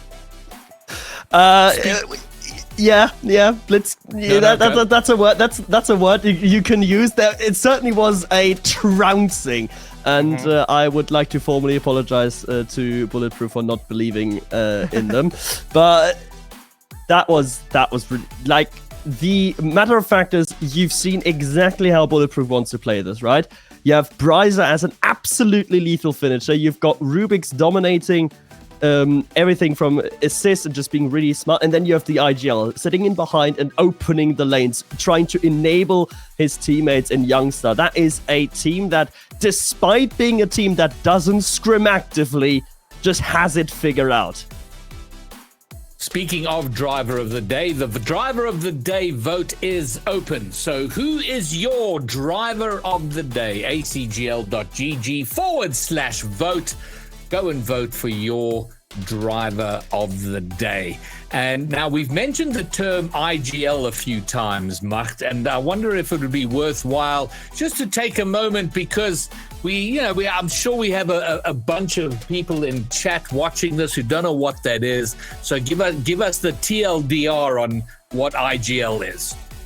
Well, IGL, or in-game leader, at least for me, is the captain, right? It's the one that takes charge. It's the one that directs the team. It's the one that calls out the shot. It's basically coach, captain, and player all in one. He's one that really leads the way in comms and ideally as well in public facing. So when we do get interviewed, Bulletproof, I would presume, for example, that it would be Youngster. When we do get interviews with Cosmico, it is normally Wurty that shows up. That's the sort of the face of the team almost, behind which the two teammates can really shine. Now, I don't know, and I'm going to open this question. Whoever wants to jump in first and answer it, go ahead. I don't know if this was just a Bulletproof that were playing out of their minds with Rubik's now in the midfield, as Bromeo pointed out, or a really off day for Cosmico. I don't know. I was surprised by the lack of competition from Cosmico, but I don't know. I don't know where it is, or if we're just going to take the easy way out and say somewhere in between. I was gonna say both of us want to take that. I'll say that, and then I'll leave the floor to Bromeo. So, for me, I genuinely believe that it is a bit of both. Bulletproof played exactly the way that they want to play, as Mark just mentioned. They've got their positions figured out, and they did play a blinder of a series. But you also have to believe that Cosmico weren't at the races. They just weren't able to string any passes together. They weren't able to maintain possession for long enough, and they were being basically bullied off the field by a Bulletproof roster, and they couldn't get past that initial block. And I will now hand over to the stats man to tell you exactly why. Look, and this is just an observation. Take it as you will. They did miss Guns today. Controversies aside, he was a good addition to the team, and he completed that outfit. Not to say that Happy Meal played badly. It's just in composition and consistency, it would have been better to remain, obviously. But at the end of the day, Bulletproof came out guns firing. They took every opportunity. The efficiency of Riser, he didn't miss a shot. They were always going back of the net. And I think at the end of the day, at this level, when you're not missing shots, you're just outscoring your opponents. That's all it is. This is where we are in the bracket, and we look forward to Bulletproof meeting Foot Esports, where Rubik's will be coming up against his old teammate from Mobula. But now we turn our attention to the first of the semi-finals. Limitless, we've seen them in action once today already, up against Hey with Riz, looking very strong yesterday. And as always, we will open up the chat vote immediately. So who do you believe is going to take this? Hashtag LMT. Hashtag Hey for your call, your choice, your prediction on who will take it. Now, gentlemen, this is where it feels like we finally get to the big business end of the tournament. Only 4 teams left. The stakes get higher, and there we have it. Limitless, Hey, and Macht. This is Limitless have had the best of Hey, but it feels like it gets closer and closer. Well, twice it was as close as it could be, being a Game 7 absolute thriller. 1-goal games each time on Champions Fields, and each time Limitless had to fight from behind. They were 3-1 down in the first meeting. They were 3-2 down in their second meeting. So Limitless have to show their A game. Both time as well, it was in overtime that they've won. The problem for me that I have right now is that we've seen Limitless today already, and Limitless did not seem like they were playing their A game earlier. Do you believe that they can find that A game, Bromeo? Game 1, they looked fantastic. Can they find it for a full best of 7 against a stronger team? Do you know what? And I think this also needs to be said that they've had a longer run into this final into this semi than they've had in the past, given the fact that they started with lower seedings due to their loss earlier in the run. So that gives them more time to iron out their kinks. I would rather see, a less than 100% performance earlier on, and then make their way through, because now they've had their time. They've had time to warm up, and I do think that works out as a net positive for them, because they've had a game in their pocket to get into it.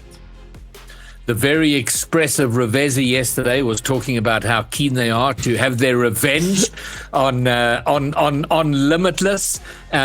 For you, Macht, what are the key factors here for you? It's difficult to say.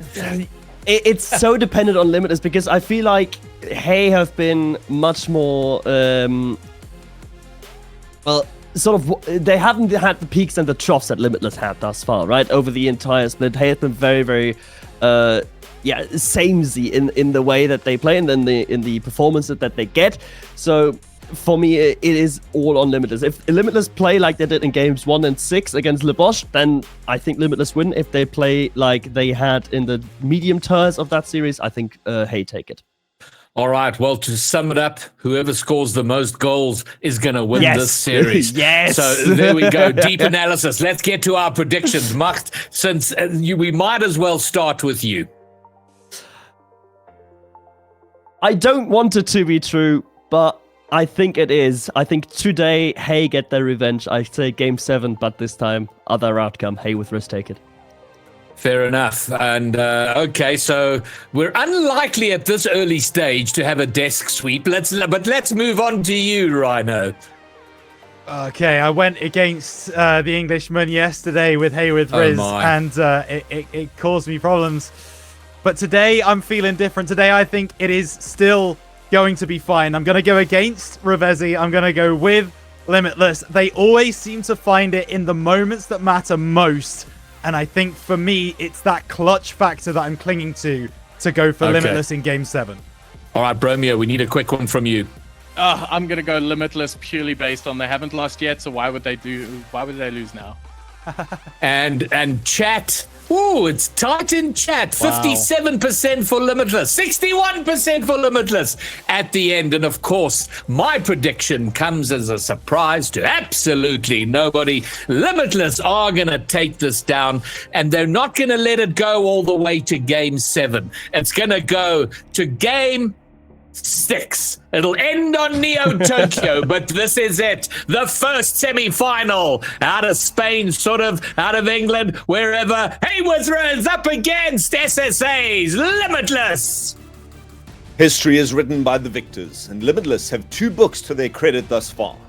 Will they be able to complete the trilogy? Will a resurgent Hey with Riz write a new story today? 7 games up for grabs. And Pyra, I have a feeling that we're going to need every second.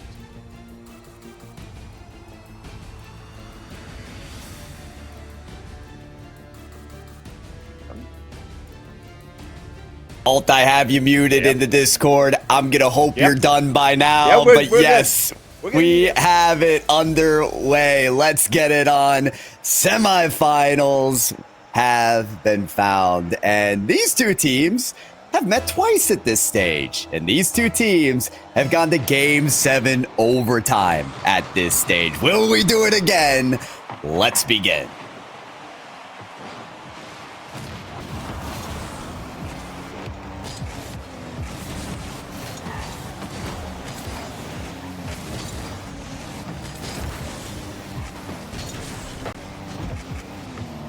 On the steady Viking who bullies his way through teams. Then on the other side, Denifor, more of the creative finesse approach, manages to receive such a nice setup here from Snowy off the backboard. And 3 players from Hey with Riz attempts, none come out with the clinching save that they needed to. Limitless up by 1.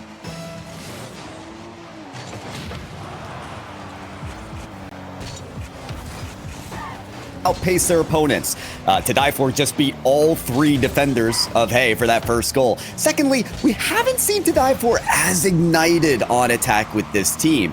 Partly because Snowy has been a demon in that regard, but for him to be incorporated early, I really think is a good indication for Limitless.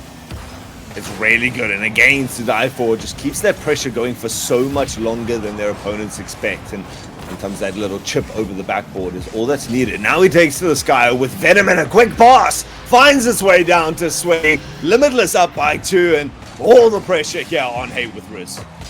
Snowy got the 50 directly to die for to dissect the defense and deliver a nice pass to Sweaty. 2 up for Limitless. Hey with Riz, kicking things off maybe not the way they planned. The way that they planned, but bit of an attempt here. Sweaty deals with it so proficiently, and again, Limitless, just a single touch, cleanly, quickly executed to pass from one player to the other.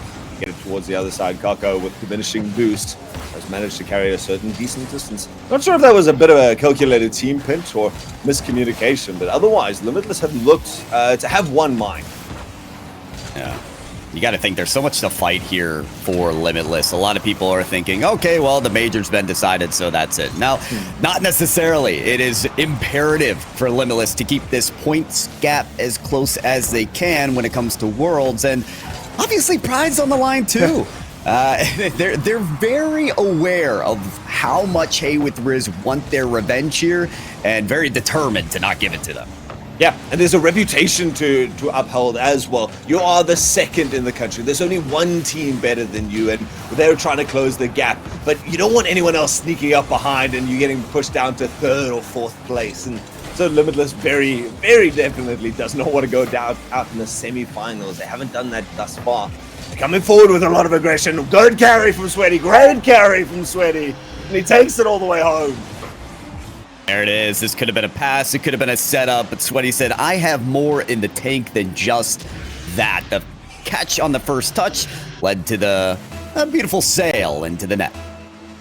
It's their ability to counter that tempo so quickly. Just a single touch floated up by Snowy is enough for them to go, you know what, let's try. And a pop down this time is going to be taken advantage of by To Die For. I mean, Limitless is running away with game number 1. The game ones today have been a little bit ridiculous. Limitless versus Labosh won 4-0. Bulletproof against Cosmico won 6-0. And here we are, 4-0 again for Limitless against Hey with Riz. I'm not sure what it's all about here, but it seems to be coming to an end. Well, the O's have at least been put paid to, right? Snowy could have done a lot better out of that corner. Difficult, of course, to read in that angle, but this is the guys that we're expecting absolute perfection from. Sometimes we have to remember they are just people. Snowy lets it go down. Ivan takes advantage, tries for the fake kickoff, and Revesi going to come out there. A little bit checked in the air, I think, but still comes out the better. To Die For has a lofted shot towards backboard, and Parker going to pick it up, and immediately again the pressure's on by Limitless. Yeah, they do a good job at defusing that attempt there. Interception off the infield pass, and I think Hey can kind of breathe a little bit, right? They're on the board. They've got at least a foot in the door here for game number 1, and maybe more. Ivan pass over to Karka. That's denied by Snowy, and Snowy's got more as well. Air dribble pass once, continuing to carry this out. Ivan takes it away. Still strung about in the corner here for Hey with Riz as they look for an exit. Love that To Die For is still again looking for those aggressive plays. Oh, this is open. Does get the extra touch. Sweaty cuts across and denies the shot. Hey with Riz do have their moments here. They got an extended period of pressure. Sweaty going to take it through the skies, and Ivan was actually with them. Going to hand off possession. Nice pinch. Sends it towards a corner and trying to set it down, or at least get in the way. Free up some space.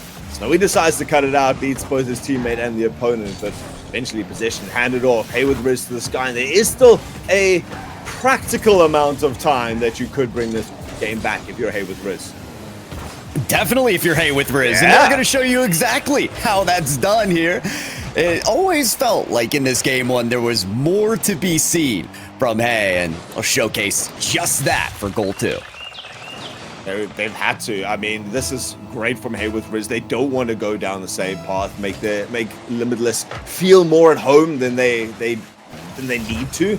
I mean, when Limitless is playing their fluid game, they look good. So Hey with Riz need to keep up the discomfort levels, and they're certainly doing it now. A bit of jostle play on the backboard. Snowy patiently on the ground, cuts in, settles for the 50. To Die For just behind, also going to come away with the 50 and gets a second one. Great touch, build possession. Starting to drain the resource of their opponents. That one clatters against the backboard. To Die For with the double touch. That one also a bit high. Hey with Riz, they've been pushed, they've been prodded, and they're going to be tucked in with an extra little soft goal from a Snowy. Okay, Snowy, you can't miss that one, right? Crossbar Can be cruel. It was cruel to Snowy, and then it was cruel to die for on the double tap, but that one will do it. Misses or not, Altruism, they were able to break down that Hay defense until there was nothing left. Yeah, and that'll be a good mental strike back for them against Hay with Riz to force them to there. But, you know, Hay with Riz was starting to rally. They were starting to look very dangerous and demand respect from their opponents. Now Limitless can be, again, a little bit more free. Need to be careful. Tadai4 reads that jump in from Karka well. With 20 seconds left, Hay with Riz, it looks to be the team gathering the momentum, but would love to finish it off strong. Certainly would, but we'll see exactly how this game is finished here now as 10 seconds remain. Sweaty delivers this across the width of the field. Ivan picks up, get the air dribble to die for. Nice challenge on the ceiling, and that should put the game to bed. Why not? Cherry on top for Revezi, but it's the game 1 win for Limitless. Yeah, I feel like Limitless at this point, yeah, you can see Sweaty just hesitating on the wall. They were happy with their effort so far. 5-3. I still feel a dominant victory, even though the scoreline doesn't feel like it. If you take away that last goal and you look at the general, I'm keen to see the stats, and Romeo's going to have a field day with this game later, I'm sure. But in terms of shot tallies, 12 versus 9, it's not the story that it felt like, Pyro. I'll tell you the story. I mean, to me, it's pretty clear. The first half was dominated by Limitless. It was 4-0 coming up on the first half. The second half was different. And that is a good indication for Hay with Riz, because if you just look at the scoreline there, they did win, quote unquote, the second half. They were able to sort of balance the tempo. But in their win, Limitless, I did think they did a good job of slowing down the pace. Players like Snowy, players especially like to die for, love to have full boost in their own corner and slow it down. They love to bring it to the other side, slow it down as well. And they definitely won over in that effort. Other teams will just get run amok by the quick Hay with Riz. There's another point I want to make as we talk about this series, right? They've met twice at this stage. Hay with Riz won game 1 each time. They also got to 3 wins first both times. When it came to game number 5, Limitless had to win the last 2 or 3 games to win the series. So we are in different waters now, Alt. I'm not a superstitious person, so I'm not going to go with the whole first game curse or anything and stretch it to that imagination. But yeah, Limitless is used to playing from behind when it comes to Hay with Riz, and now they find themselves in the best situation that they ever have and looking good to boot right now. You know, they've got a lot more in terms of their approach to the game. Like you say, the tempo control, able to slow it down and maybe get a pass from the sky instead of from the corner. That's a good sign for them. Hay with Riz, though, they've got more work to do than ever you could think about it, and they've, again, only got 1 life left. Nice play here from Sweaty, though. Love the idea. Abandon the ball and attack anybody trying to hit it. To clear that lane, almost sorted out for the Limitless goal, but Hay with Riz, they survive, and they get a massive clear down the other side. Sweaty tries to find Snowy, but that's a bit of a clustered area of the field as Hay with Riz find the interception. Tadai4 doing the same. Lot of air dribble bumps to kick things off for game 2, and a couple demolitions as well. So nice. Again, Limitless getting the better of it. In-out save forced by Karka. He does it with the plum. Foresight there. Still the pressure. The shots come across the net. Revezi going to go up, and all of this, including the demos, draining the resource of their opponent. Something that we've chatted about in series before. In that first game with Labosh especially. We're chatting about how good a lot of these import teams are at managing those resources. Now, though, don't have a lot of freedom or gas in the tank to be able to flex their wings. You got to manage your resources. It's used for plays just like this. Yeah, the ping can be a trouble, but when you've got that solo play going, you play to your own tune. And that's what Karka was doing, carrying that ball across the field. Revezi gets a chance with Ivan. That's a pinch, actually, from the wall. Revezi delivers a pass to Karka. Bouncer handled by 2 players of Limitless. But despite the double, they'll get it to the half-court line. Yeah, that was just a safety play, and I like that. They kind of both had to pre-jump it, and both really well. Don't overcommit. Still ball in the possession of Hay with Riz, but not comfortably held, and Tadai4 gonna wrench that away quickly. Got the flip reset, but didn't get the chance to use it. Instead, the cycle of Limitless begins, and Unfortunately for their oppositions, and Limitless cycle is one that's hard to break out of.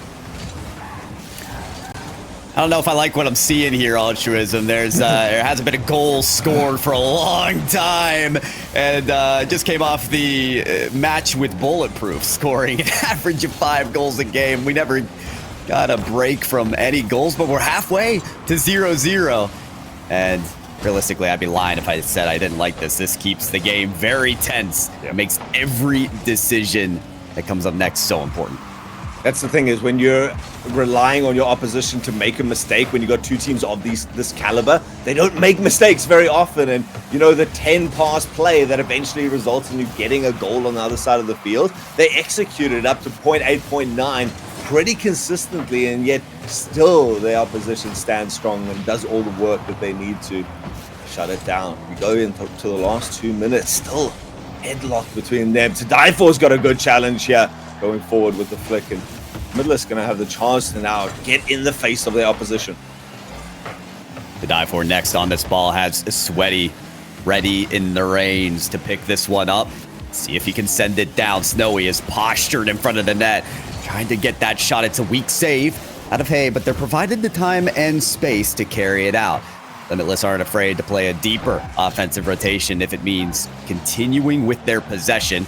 Sweaty gets a downward pass, but already had To Die For jumping up for the shot. Maybe a little miscommunication. Still could have led to a goal, but Snowy shot a save.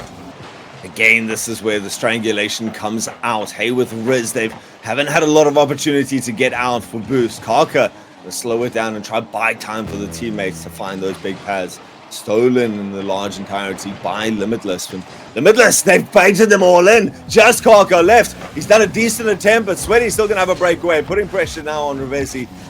Down in the corner, wins the 50. It falls into the hands of Snowy. Takes the shot. And there's the deadlock breaker after 4 minutes and 16 seconds. It's Limitless eventually finding the war of attrition. Snowy the striker, that's the player, honestly, today for Limitless that you want to have an open shot. Powers it through off the deliverance from the ceiling, but now it's a battle in the skies for the last 40 seconds, potentially. Hey, with Riz looking to pull this to OT. Hey, with Riz, they've looked like they've got the counter-attack just loaded and ready to go at any stage, and they are very good on their attack compared to most of the teams in the region. Yeah, they come in with a couple of saves forced out by Sweaty, and they're going to go again. Now 2 up on the wall. But Eifel's going to have to do something here to get in the way of this, or at least cover the near post. Does well with that. Want some time for Snowy to find a 50, and as this goes, the time ticks down. Hey, with Riz, they've had the possession, they've had the shots, but they've had no forthcoming goals. One more attempt. Sweaty, all he needs to do is put it down. He's going to try and do it on their side of the field and carries in a game of drop zone. Limitless, it's just taking a single goal, but they do it. I was positive we were going to overtime. To Die For was the only one with boost, and he got beat to the ball. So you have just Sweaty 2v1, and he barely puts it aside. Limitless in those last 20 seconds did fantastic work on the placement of their saves. They didn't have boost, but they kept the ball away from scoring territory, away from Hay to score it all in game 2. That's kind of what we were talking about earlier, is their ability to just wear down their opponents. And sometimes your opponents, of course, what you really want to do is get to the ball before it becomes dangerous. But when you're like defending and your line is falling every 3 or 4 seconds, eventually you're defending backed into a corner. And that's where Limitless did just better on one attempt. One good, powerful shot placed. Even still, that one was so close to being within reach. Both these guys have put up a phenomenal defensive class, yeah. Yeah, I think Snowy even dodged a demo there at the very late stages of that replay. So they did everything they could, really, to stay alive and survive. Snowy in this game, 1 for 2. So it was just 1 goal, but it was still rather efficient for the opportunities that Limitless were provided in that game. I'd say game 1, we had like 2 or 3 kickoff goals. This time around, it just took 1 for the win. Game 3 could be a different story as Limitless find themselves halfway there to Championship Sunday's ultimate goal, the grand finals. It's Hay with Riz, though, to still stand in their way. You know, Pyro, if the matchup between these two teams has taught me anything, it's that I'm not calling it until that final hype chamber comes back up, as this is still very much in contention there. That last game could not have been closer. Hayworth Riz is still looking phenomenally dangerous when they control the tempo for more than 30 seconds in a row. And so Limitless certainly not going to feel comfortable despite the 2-game lead that they've got. I think Hayworth Riz, though, they're still confident with every reset of the game, but the to die for goal certainly won't help in that regard. Snowy, blazing fast, rips through the demolition and delivers it to the die for. Again, the synergy between those two is the cornerstone of what it is to play as Limitless. It always has been. They're going to go for it now. Ivan is the first one into the air, so pushing on the backboard, forces 2 up to die for with a great read. Manages to take it down before it becomes dangerous, and Snowy immediately follows up here. Hayworth Riz once more forced into their own back corners, and they've got work to do. I think Hayworth Riz are getting a little antsy. I mean, we almost saw that Ivan double tap, but it was taken away before he could even get the second touch. We're used to seeing Hayworth Riz deliver.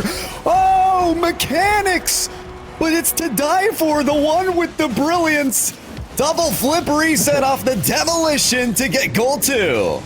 How many layers do you have to add to get a goal in this matchup right there? But I'm so glad that Tadaifor has managed to pick up 2 here. He had 5 shots in the previous game, none of them coming to fruition, and constantly they're trying to set things up. Sweaty gonna try to get involved, maybe baiting out a couple of players, but neither he nor Tadaifor has done anything with that ball, so it puts Snowy under pressure, who finally regathers his feet. Resets himself. Sweaty now on dire straits in terms of boost on the goal line. Pre-jumps this one. It's still dangerous in front of the net here for Limitless. They do manage to get step out. Revezi cuts it off immediately. Tries to bring it back into the hands of the waiting Hayworth Riz players. Done so much here, and this is their longest period of extended pressure that they put on Limitless in a long time. Somehow still Limitless come away unscathed. I mean, you want to talk about a long time for something. It's been a long time since we've seen a goal from Hayworth Riz. They were shut out in the last game. Now we're a minute 30 into this one. The drought is serious. You wonder what it's going to take from Hayworth Riz to rejuvenate. I am so surprised they didn't come away with the goal on that last one. Limitless surviving on such little fumes.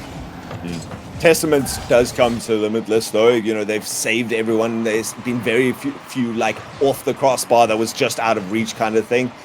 So the Hayworth Riz is putting on their attempts. Limitless is just standing strong and have now turned up their own offensive game. Now picking this up in the center, Ivan, who's been a cornerstone of the playmaking for Hayworth Riz, relatively quiet, especially in the last 8 minutes. And instead, Limitless having their way with the competition. Kaka, see if the 1v1 champion himself can get involved with this. Has set up some momentum here for Hayworth Riz. That midfield pass cut off. Hayworth Riz denied of the counterattack we know them for. Revezi has soloed from this position to the net, but once again, standing in the path is a pre-jumping Limitless player, and Sweaty takes away the double tap. This one to die for is nearly given the ball. However, he's not able to give it to the other side of the field. Hayworth Riz close to giving up a third. Position now, being forced backwards. That's not a great touch. Snowy's going to be up. Tries to get off the backboard. Revezi does a spectacular job of collecting that, but still can't find too much space to dive for, threatening across the net. Snowy's going to be up for this difficult angle to find his way back in. Forces out whatever's left of the Hayworth Riz defense, and now they're coming forward. Kaka, the only one on boost, and wastes a lot of it clashing against his teammates. Sweaty, he had more in the tank, but he's found a little bit of space. Snowy going to come forward, and all of this buys time for Limitless's lead to extend to ever more threatening proportions. Love that 50 from Ivan. That's a good setup, but someone's got to follow it up quickly from Hayworth Riz. Where's the trust in the team to get that follow? Instead, the midfield, the net, it's absent. Yep, when you take too much, when you invest too much in your attacks, it means that you're drawing from somewhere else. And here it was the position of the third man. You're the second man now kind of caught in no man's land. And eventually someone's going to spot that out. And when they do, you know these guys, when they've given half a second, have the power shots locked in to get it across the length of the field. Limitless in a much more comfortable position now. And the series, the entire demeanor suddenly in dire straits for Hey with Riz. I mean, this is completely unexpected compared to the other two best of sevens these teams have played. Limitless having no qualms about it. That pass to die for is taken away, though, by Ivan, as they're trying to get something on the board here for the start of this game. With that final minute, they've got to work quickly. This off the backboard, empty net, Revezi. Why not get the post hit on your way in? Limitless is a team that have sometimes, by casters, including us, been accused of getting lazy and or overconfident. And I'm hoping this isn't a sign for them. Hey with Riz doing a great job, but certainly a scattered back line from the team in blue. Giving a smallest light again. Whenever I see like 2 goals up for grabs in the last minute, it makes me uncomfortable for the team in first position. Oh, okay. All right. That one was close to die for, back in time for an otherwise worldly shot. From the other side, Limitless bringing the same heat, the same ferocity on the other side. They were like sled dogs in tandem, harassing that the whole way through, caressing it between them. And a team dribble I have not seen before. Limitless once again breathed happily. I don't know if that was a communicated play or they just adapted and again read each other so well. They played with a single controller there. Snowy gonna add another shot into the tally. A slow follow-up from Limitless is the only thing that stops this from being a... I already think this is a bit of a dominant result here, Pyro. Nah, I think that's fair to say. The dog sledding you mentioned, that's just that connection that you've talked about earlier between To Die For and Snowy. How important that connection is to get them their 3rd win. Limitless, 3 in a row against Hey with Riz, and now 1 step away from grand final. All I can say from the casting desk is, for the sake of Greybeard's heart, I'm glad this game went this way, because the emotional roller coaster that this has been so far, he would not have been comfortable after game number 2. Far more comfortable. This is the lowest shot tally we've seen out of Hey with Riz, and certainly having to do a lot in terms of the defense. So, I mean, it's a great bit of, again, connection plays coming out from Limitless. The demos that link up with mechanics. Yeah, the big thing about this series as well, I mean, we're highlighting the mechanics and what Limitless have been able to do. It's what they've done to diffuse Hey with Riz. Yeah. I mean, think about the pre-show yesterday. We had 5 of the top plays from last event. 3 of them were from Hey with Riz.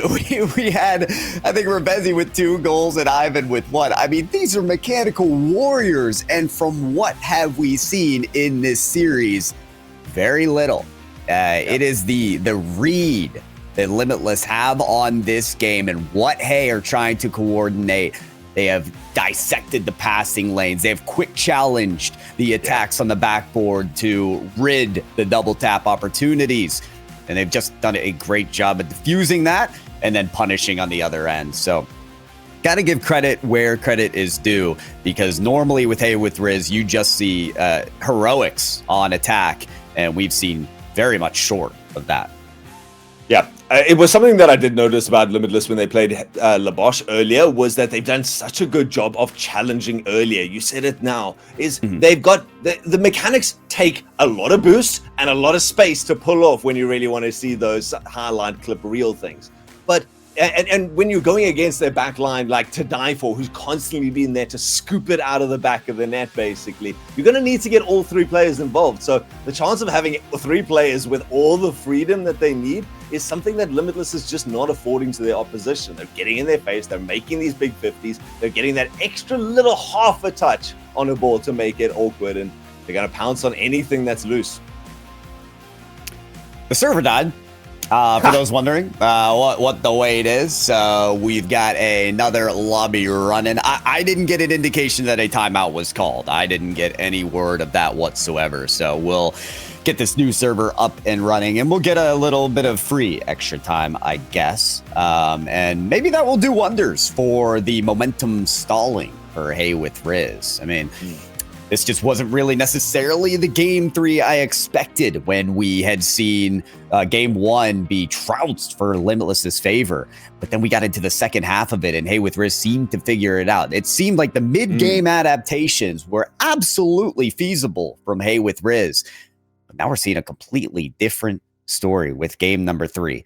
And was that another shutout, Altruism, in game number 3? I think it was 4-1. Was it 4-1? Yeah. Okay. I was going to say, because that is now 2 games of no scoring from Hey. But no, if that's the case, it's still very little from what you expect out of this team. Exactly. I mean, when you consider that the ball possession has been basically 50-50 throughout these matches, it's just what Limitless is able to do with the ball, with their time on the ball, the amount of time that ball, how far the ball travels in the same 2 seconds is a defining factor right now. And this is something that Hey with Riz has done phenomenally well, especially in game number 2, was alleviating the pressure from the back line. Once they did that, they could go collect their boost, they could move forward, try and contest even for those mid boosts. They were able to flex their wings and get the passes going between them. Game number 3, that was much more quiet. Whatever they did get in terms of the long clears was kind of picked up by a long rotating Limitless player. And I know Macht is not always the biggest fan of the long rotations, yourself as well. But sometimes it works when it's to clean up a clear. I can already hear him in the green room. I don't like how this team is positioning. They take so long to rotate around, but I agree. I mean, I've even noted at certain points with Limitless's offensive positioning, they're not afraid to play deeper. Again, if it means extending the possession. And it all comes down to what we said earlier about them having the read on what Hey wants to do with the ball and where. For Hey with Riz, coming back in this series, if we want to see this reverse sweep, obviously a couple different things to change, but one thing that really comes to mind is just the trust between teammates. I've seen this team win some very important midfield challenges, and there be nearly no follow-up. Now, maybe a bump or a missed boost take occurred there to find an absent of a teammate, but we've seen Limitless coordinate their stretches very cohesively. They're together on these attacks. We need to see that same style from Hey with Riz, because these midfield passes, what they rely on more normally, has not worked so far. I'm with you on that. I back you. Ooh, nice little chip over the top there. But Limitless has been so quick to the ball, absolutely no hesitation. And when Hey with Riz is not ready to pick up on the 50 that goes their way, or the pass that they're not 100% sure that their teammate is going to make, then you're going to be caught off guard, and they are immediately out of the gates. 18 seconds, and Limitless string together some nice little sneaky plays out of the corner. 1-2 little bumps, and some diving ballet from Hey with Riz caught out of step. I'll tell you what, some people doubted this team's passion coming into today without Major on the line, but put those doubts to rest, because every game seems to start their way as they're putting everything out on the field. This nice setup, though, from Karka to score, but no boost in the tank actually to put up the shot. Revezi did a fantastic job laying that up for him. And again, that immediate teamwork still needing to come together for Hey with Riz. Yeah, it's almost like they're playing like they have a full boost tank on everyone and that everyone's in the best position always. And they're being caught out because they're not used to teams forcing them to not be in the best position. So they're going up for a challenge and then realizing halfway through, oh, wait, I don't have the boost to carry me to this ball, and eventually going past the outside edge, or, leaving a little bit too much space for Limitless to pounce on. And right now, there's been very little threat on the blue back line for most of the last 2.5 games. Well, there's your threat right there to die for around the corner.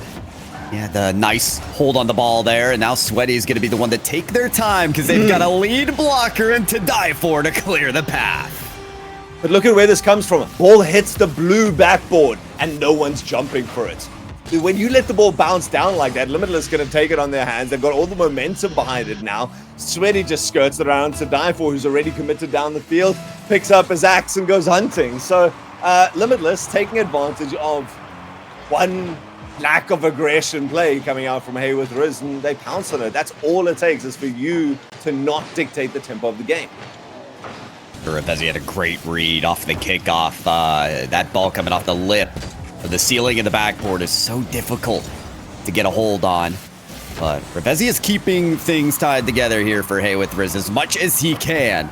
Give them a chance in this series, at least defensively. What can they do to turn this around on attack, though? Karka out to Revezi. It's a missed connection. Karka reads the path of the shot, though, to save. Pressure out of the corner, but he has to send it up long. But Revezi, all he's got is boost for one touch, and to die for, actually not going to get the second connection. Still Sweaty sitting in that back line, always ready to send it long. And something else that I noticed that Limitless is doing so well, besides holding the defense and only just getting away with their life right now, is holding someone high on those walls when there's space for Sweaty to clear it out. And Sweaty instead going to take towards the air with his own air dribble attempt. There's Snowy once again. Elbow shot, top corner, secures the third. Again, the psychology there. Looking for the doink maybe and decides to just let it drop down. Snowy already has a good enough shot. And Hey with Riz don't know which lanes to defend. They give up another goal. Less than half a game here, Pyro, and 3 goals the better for Limitless. This is just completely unexpected. The resume sheet of these two teams up against each other will look a whole lot different. If Limitless hold this lead of 2 minutes, they've done the excellent job of holding back the offensive warriors of Hey with Riz up until now, but they've got the test of 2 more minutes to hold true. I mean, this is a big part of the story. Beforehand, even the panel was saying that it looked like Hey with Riz was closing that gap, and so there really was questions about whether Limitless was going to come through this at all. Now they've done it in like the most emphatic fashion that they could have. They're looking comfortable. I feel like it's not that Hey with Riz has dropped their quality at all. It's just the benchmark has been leapt over here. Leaping and diving on this shot is to die for from the ceiling. He creates a strike that forces a couple from Hey to take on and bring attention to die for. The midfield boost not spawning in time for him to fuel up, and now it's just Revezi versus one. Defense of Sweaty, who's outsmarted. Revezi has been a mechanical powerhouse of this Hey with Riz side. I mean, he took, I think, 2 of the highlight reels that we did yesterday and picks up another one for his efforts here. Sweaty, again, the last man left. Hey with Riz, it always just lights up that little spark of hope when they pick up a goal with a minute left. Sometimes all you need is a small ember to create a flame, to get a bonfire rolling, but I think a big gust of wind just came through in the demo from Sweaty and the goal of Snowy. A little spark doesn't survive much, or survive long in a snowy atmosphere, so blanketed out right there, and the avalanche comes down on Hey with Riz, again matching the scoreline from matches before. I think it's 2 series, or 2 of the games that have gone to 4-1 for now, and Limitless, they want to actually take this even further, just add to those number of conversions. Game 2, set off their stats to kilter, I guess. We saw the strongest win of the day earlier from Bulletproof against Cosmico and thought, well, that's about all we'll have in terms of stompings. And oh, how wrong we were. Snowy may just make it 5 here. No, Hey with Riz before they go will showcase brilliance on the goal line. Making save after save after save, but it's too little too late. Limitless have done the job. They see a 3rd grand final out of this first major of RLCS 2025. One more chance to take the crown back. You know what? I'm so glad that was actually the final few seconds of the series, because it just showcased what I was saying. Hey with Riz put on a phenomenal defense. 99% of plays are not getting to those balls, let alone 6 of them in a row. But that's classic Limitless, the extended periods of play where you eventually whittle away and carve out a hole to get a goal in the back of the net. Yet Hey with Riz, they didn't have the space, they didn't have the freedom, and what an ending here to take Limitless home with the most momentum they could ever want. Whole lot of space taken away, whole lot of chances that otherwise are generated by a speedy Hey with Riz team denied. by Limitless. And again, a stomping as it was Altruism. 4-0 sweep after going to Game 7 overtime. The other two times these teams met. Now, there were a little bit of doubts on the desk. I thought there were some mostly Limitless predictions, but it was hesitant. Greybeard, you feeling as hesitant now? Well, that was I guess we got game 1 Limitless for 4 straight games. 3 of the 4. Let's be fair. Game 2 was very close. Yeah, okay. They still played at a good level, though. I must admit, even though it was close. I'll concede that. Yeah, outstanding performance from Limitless. Certainly, certainly I think the best we've seen them play all weekend. Bromeo. What went on there? What was going on? It looked like everyone firing off there. Do you know what? I was one of those on the desk, very cautious to make a Limitless decision on this one because it was that close. Like all previous games, it's gone to Game 7 overtimes. It's been crazy. And the turnaround from Limitless this time was really, really impressive. Leading from the front, Snowy, I think he scored a goal in every single game. And just truly a good performance all round. They were clinical today. Yeah, fantastic stuff and great to see. So they will go through to the grand final. And for a rematch of every grand final we've had so far this season. And there you see what's happened so far today. Well, I guess I'm speaking way too soon because there is, we've still got Bulletproof versus Foot Esports coming up. Getting way ahead of ourselves there. So 3 of the scheduled 5 best of 7s are done and dusted. Limitless versus Hayworth Riz, a fantastic performance and completely undoing their previous head-to-heads with 7 all. And then next up, we will have our last semi-final because there are only 3 teams left and either Bulletproof or Foot Esports will go through to meet Limitless in that grand final. And before we start talking about that matchup, I have to say my new favorite word, courtesy of Altruism, because it is so appropriate in so many cases. A brand new word, a made-up word, but a fantastic one, roller coaster. Because that's how it feels sometimes when you're in there with these games. You're on a roller coaster when you're in there casting. So thank you for that, Altruism. Driver of the day is open. acgl.gg/vote. Go and pick and vote for your driver of the day. And the chat vote will be open now for our second and last semi-final. #FUT. #BP. So chat, go and have your vote. Let your voice be heard. We'll see how right you are. You've been kind of pretty much like the desk today. So some successes, but some not. So, gentlemen, Bulletproof, they played a banger against Cosmico. Is it enough, though, coming up against I was going to say arguably, but it's not arguably, clearly a better team, Bromeo? Well, look, I'm interested in this game for one reason, and that is former teammate Rubix taking on VK Salen and Liaro Torres, obviously joining from Astronic in his place. So I think this is going to be an interesting game from that perspective. Look, we have Foot here. They are clearly the better team on paper.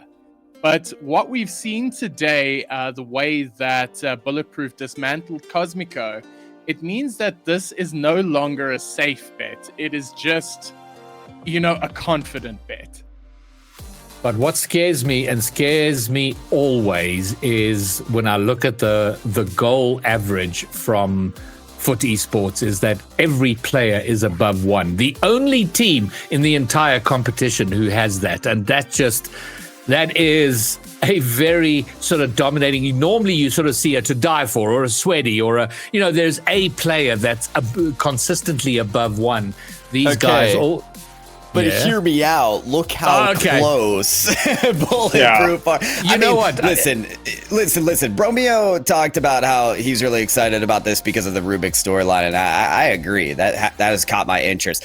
I'm excited to see the goals. What has been made very clear about both these teams is how lethal the attacks are. I think it's going to give Pirates on a Boat SSG from yesterday, if anyone was covering NA, just full attack, full throttle, and aggression. Leoro and VK Salen is that duo that I think of when I look at Foot Esports. But now it's the Bryza special that really puts together this this bulletproof team, coupled with the young star Batmobile. So to me, this could be one of the most exciting and offensive splashes of the day. I was waiting for someone to say Bryza. Sorry, I've been waiting the whole time because he's been kind of slept on, but he was huge in that last game against Cosmico. He was constantly getting 2 or 3 touches. His efficiency every time he was involved in a play was massive. And I mean, he got basically the same number of assists as he got goals, and he got a decent number of goals there because sometimes all he did was break through 2 or 3 players and leave it wide open. And we haven't seen too much, though, from Bulletproof because, you know, they made it through to playoffs in the first regional, didn't in this, and then forfeited, so we didn't get to see them, didn't make it in the next, and now here they are again. And I think it was clear by our prediction against Cosmicos. It was a desk sweep for Cosmico, and they came out and played at a level that I feel took us by surprise. And Bromeo, I mean, you said you hadn't seen much, so it was hard to say. But now let's start heading toward predictions now. Based on now what you have seen, how good do you feel about their matchup, storylines, and all of that against Foot Esports? I agree completely. Altruism saying Bryza being immense today. He has been, and the work rate of Rubik's as a supporting player is also immense. He's generally the one putting in the first shot. But that said, I don't think I've seen enough from Bulletproof to suggest that they would take down Foot. So I think I would still back Foot to win this out, but I would give Bulletproof a game or 2 just to pad it out. All right, so Bromeo throws Bulletproof a game or 2. So he reckons not a sweep. Well, so far in chat, 83%. I think that's been the most dominant chat vote we have seen so far. Altruism? I actually give a lot more credit to Bulletproof. I think out of all the teams that could challenge Foot, they would be one of the best options. That being said, like Bromeo says, Foot has just been too dominant to really back anyone else right now. So I'm still going to go with the side of Foot, but I give credit. I think chat is way underestimating these players, and I think they could take 2 or even 3 games off Foot. So give us that prediction then. 2 or 3? 4 versus 2.5. So 2 and an overtime. Okay, 2 and an overtime. Okay, and they lose the overtime. Okay, fine. So Pyro, your call. Foot Esports haven't lost. This team hasn't lost a single SSA event since they've been competing. They have my prediction for this match to go to the grand finals, and I'll give it a 4-1. Again, yeah, credit due to Bulletproof, but yeah, Foot Esports have this. 4-1, 83% of the chat agree, and I'm going to go, as much as I don't want to, I do think Foot Esports take this, but I want Rubik's to have a decent crack at this. Why not go to Game 7? Because I'm still allowed to dream in my delusions, but the time is now. Former teammates VK Salen and Rubik's will go head-to-head right here, right now. Bulletproof, Foot Esports for a place in the final. The standard of excellence for this split takes the field for the first time today as Foot Esports look to defend their open title and carry out a perfect split. However, an old friend is back to haunt his previous teammates as Rubik's brings the very best of German Rocket League to put a blockade in their path. A grand final awaits the winner of this series. Can the ex-Maestros be toppled? We will find out over the course of this series. And if Bulletproof want to topple what is now Foot Esports, they would have to get one more performance of the kinds that they just enjoyed against Cosmico. To give you the headline numbers, Bryza in that series, 3 goals per game, 70.5% shot accuracy. That is the levels that Bulletproof will need to reach again, as Leora and VK Salen have a mighty pinch that rings the crossbar. Absolute laser coming through from Foot, but there's another chance here for Bulletproof. Dropped down, cleared away by VK Salen as Torres actually goes by. We'll leave that one for Leoro to take in the corner. He's that striker that we look to on Foot Esports. He has been deadly in all systems. That one is a fake coming through. VK has to react well. Rubix comes around from the right-hand side. Ball finds its way out into the middle. Leoro can clear it away. Youngster and Bryza together, the two Germans who've found each other time and time again in that previous series, having to work now in defense first. As Youngster just tries to carry that ball down that left flank with that Batmobile. The only buff, the GK buff that is sought after here by Bulletproof, it would be, whilst not exactly the same... Oh no, it would be the exact same run, so it would indeed be very comparable to what GK achieved in Europe. It certainly would. The only difference is there's not a pot of gold at the end of that rainbow. There's not a spot in Birmingham awaiting them if they do make that run. What a save that is by Rubix. And a huge clearance from Bryza to alleviate the pressure that Foot was starting to build. A lovely pass as well, looking for that left-hand side. Leoro makes a save. Bryza another pinch across. He is getting every single pinch across the goal line, but just doesn't have the teammates fully behind him just yet. They're not able to get into a good position. But Esports can clear that away. But that's a double commit coming out from Foot. That's not something we see often. Double commit followed by a demo. Yet again, Bryza aims for just underneath the crossbar, but the player is there, and somehow Leoro keeps a clean sheet. However, did he keep that one out then, Rhino? I mean, scientists may be asking that question for years to come, Mark. I simply do not know.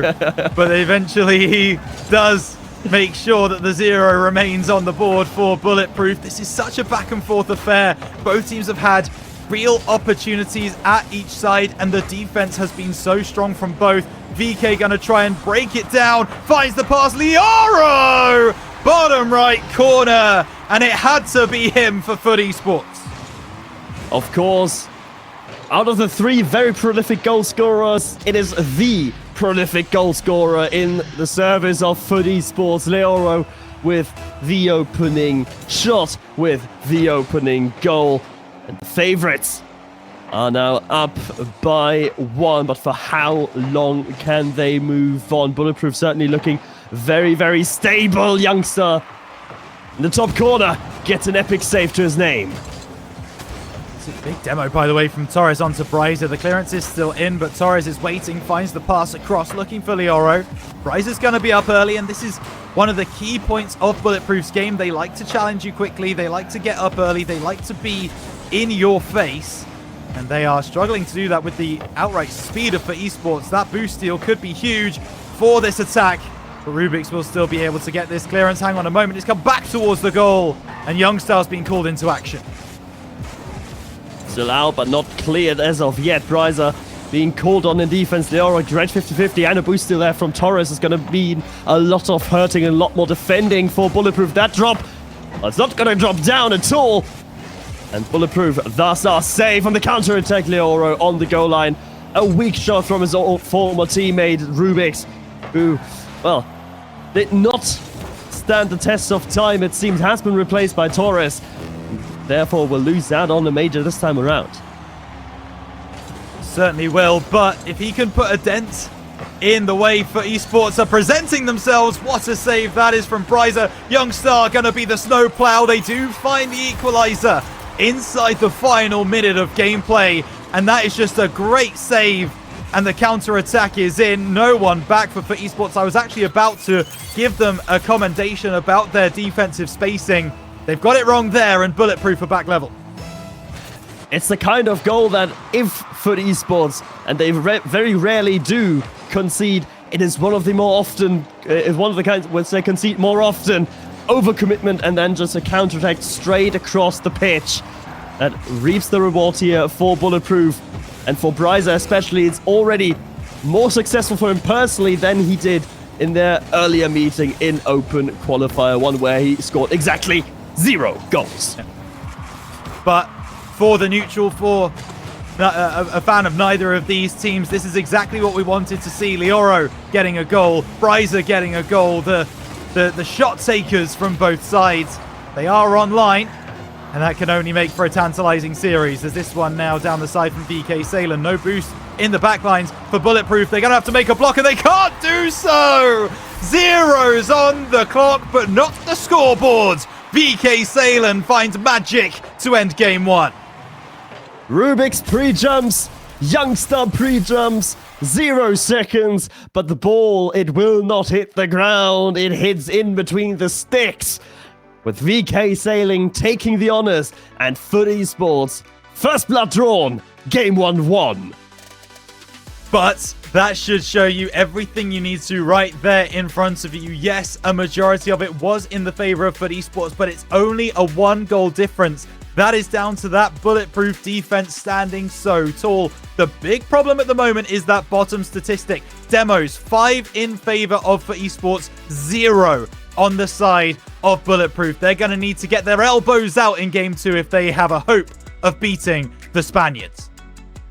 It's a trademark style here from Foot Esports. It's very aggressive, it's very bump focused, it's very demo focused, and you can see that on the pitch. Bulletproof pretty much constrained, and even though they had 9 shots, those were pretty quick counterattacks, all of them, right? So they were most of the time pretty constrained into their own half, and you could see that's not necessarily where they feel the most comfortable.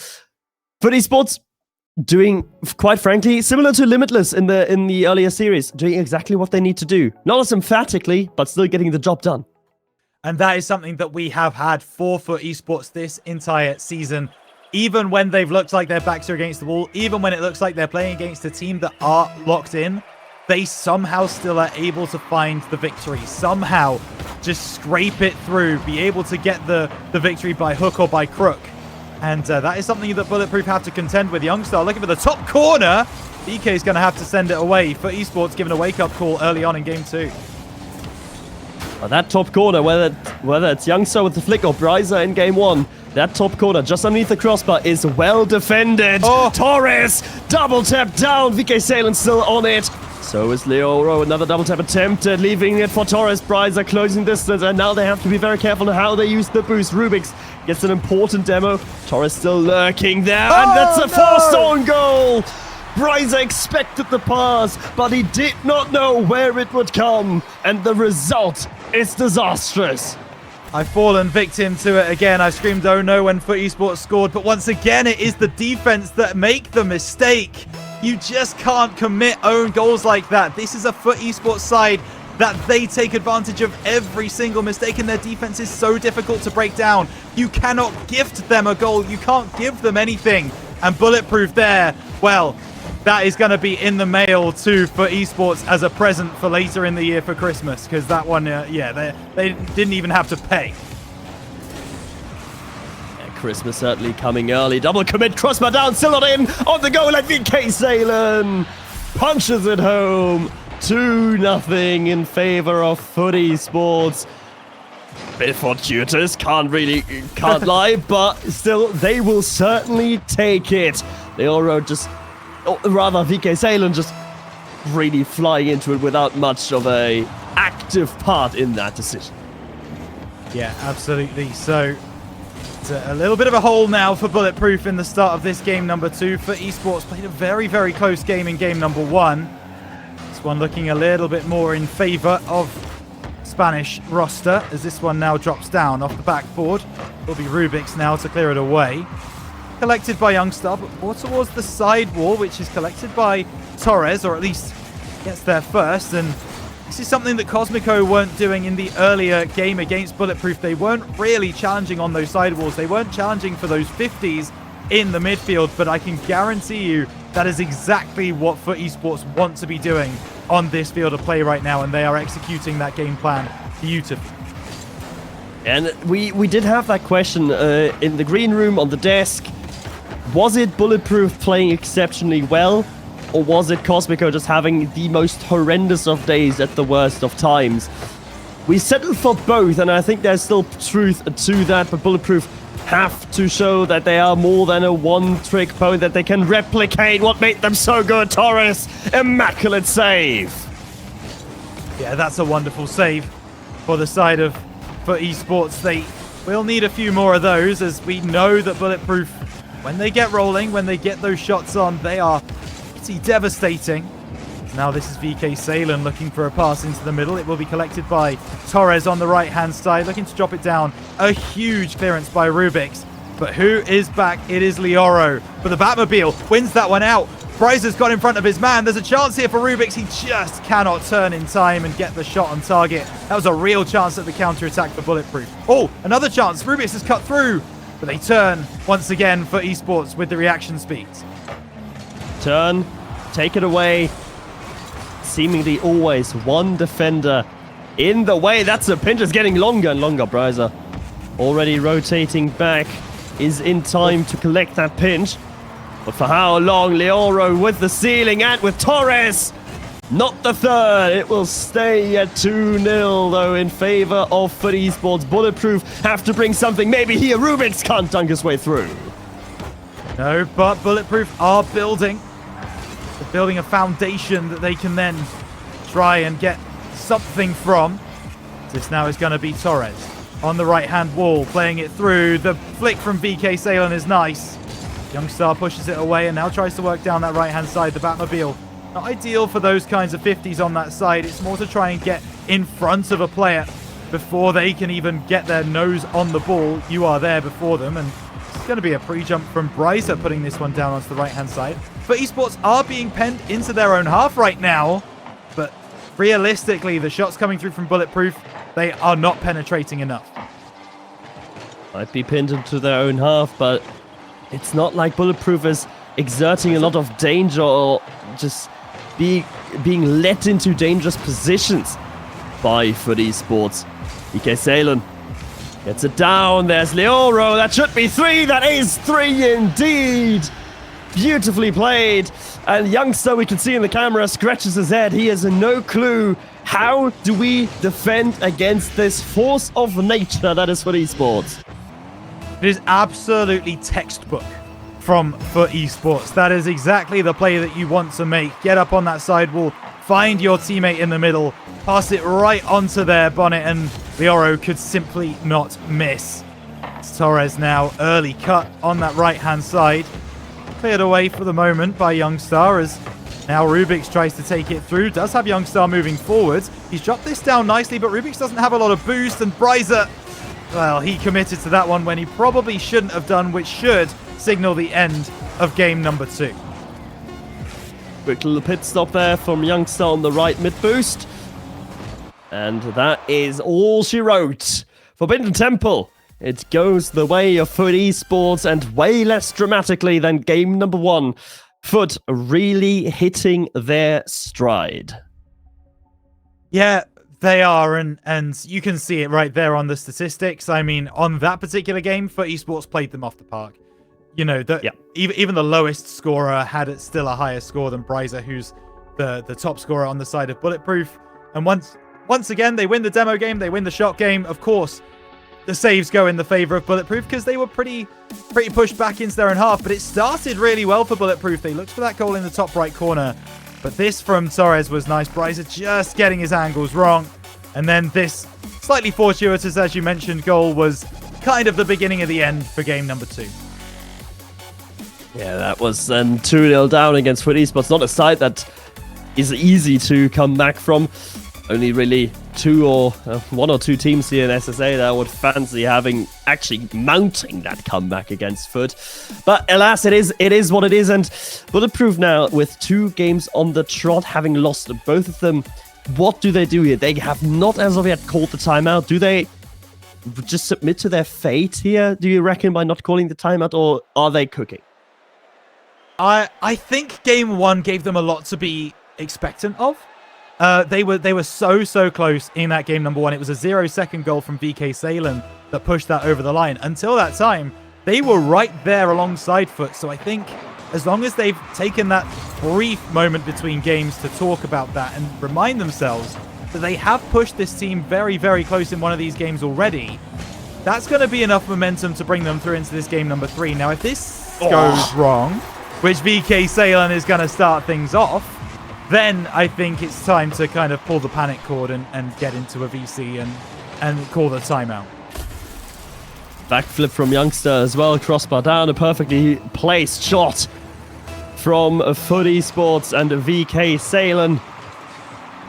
Really trying to sail to that grand final with as little resistance as possible. And let's not forget, even though Bulletproof have only played 4 games today, they are still on Rocket League for the entire day. They need to keep warm for the entire day. And that, in the end, it could be exhausting for esports. Fresh. And they show that here. VK again, perfectly placed. 2-0. This is now a concerned Bulletproof. This is now a Bulletproof that are double committing. They're making the wrong choices. Their communication isn't locked in. They're making the wrong moves at the wrong times. And that is something that Foot Esports will capitalize on 10 times out of 10. They've proved that across all of this season.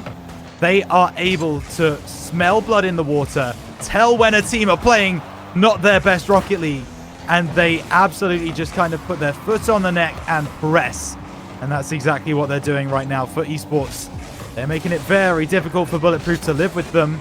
Bulletproof coming forwards again, but as per usual, pushed away by Foot Esports.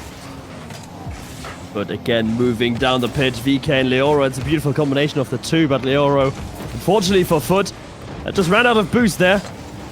Maybe something here. No, it's Rubik's with a long clear that's slightly wide. How's the bounce going to be? It's going to favor Bryson. It's already up, but the shot saved by Torres. Immaculate read from the Spaniard. And it's a back and forth affair right now. No long midfield stays. Just press forward as quickly as you can. Yeah, but that is going to work out for Foot realistically. They're already 2 to the goods. They can deal with a back and forth tennis-style game. They're not going to worry. It's Bulletproof, really, who need to be not just playing that back and forth. They need to try and actually get Bonnet on ball, try and play some possession. That's what Rubik's is doing on that right-hand side. Ball into the middle. It should be cleared away by Leoro. He's going to get a second bite of the cherry, but drop down there. Nice pass, and VK Salen on the scene to clear it away, as he has been so many times before. But Bryza has a chance off the backboard. Lets that one run. Torres, no boost, no problem. Able to send it away, but Foot are being pressured right now. That's a nice opportunity from Rubik's. Cleared away. Bryza at the angle. Leoro will clear. Already pre-jumping there. Also staple of Foot. The pre-jumps in defense. Not afraid to trust the read that they have on their opponents. Certainly one reason for their success in this split. Rubik's tries to put it down. And nothing to be had here for Bulletproof. They are actively fighting and seeking a way back into the series, but they can't seem to find one. A really nice touch from Bryza, though. He might have the answer. That one might have just ducked under the crossbar unless VK Salen was there. But he's not been able to clear his lines properly. Off the backboard, there's a demo there. VK is pushed over to the side, but he doesn't have a lot of boost. So now there's a chance for Bryza. Out of the corner, can't find the pass back. VK's picked up 100. And Bulletproof, this is the best they've looked all series right now. But this is what Foot do. Even when you're looking your best, even when you're playing the Rocket League that you want to be playing, they still make it look average. Hold on a minute, the drop down. VK Salen, a demon in defense. Demon in offense with the demos, a demon in defense with the saves. Overall, the thorn in the opponent's sights for, well, 1.5 years now. And counting here in SSA, no matter who the opponent turns out to be. Foot Esports trying to put the lid on this game number 3, but having to defend first. Leoro to his corner. There's a demo in the backline as well from Rubik's, getting himself a lot of time. Shot thereafter, it is lacking just that tiniest of bits. Yeah, but Bryza, that was a really nice catch on that left-hand side. It would have been so easy to have that ball kind of removed from his grip. Hang on a moment. There's no boost for Bryza as he tries to scramble back. Foot Esports, they will find a chink in the armor when you gift it them. And that's exactly what Bulletproof did there. Bryza, maybe the comms not right. That third man probably should not have pushed through. Either way, for esports take advantage, as they so commonly do. And with a minute left, this looks like it's going to a game number 4 with for esports on series point.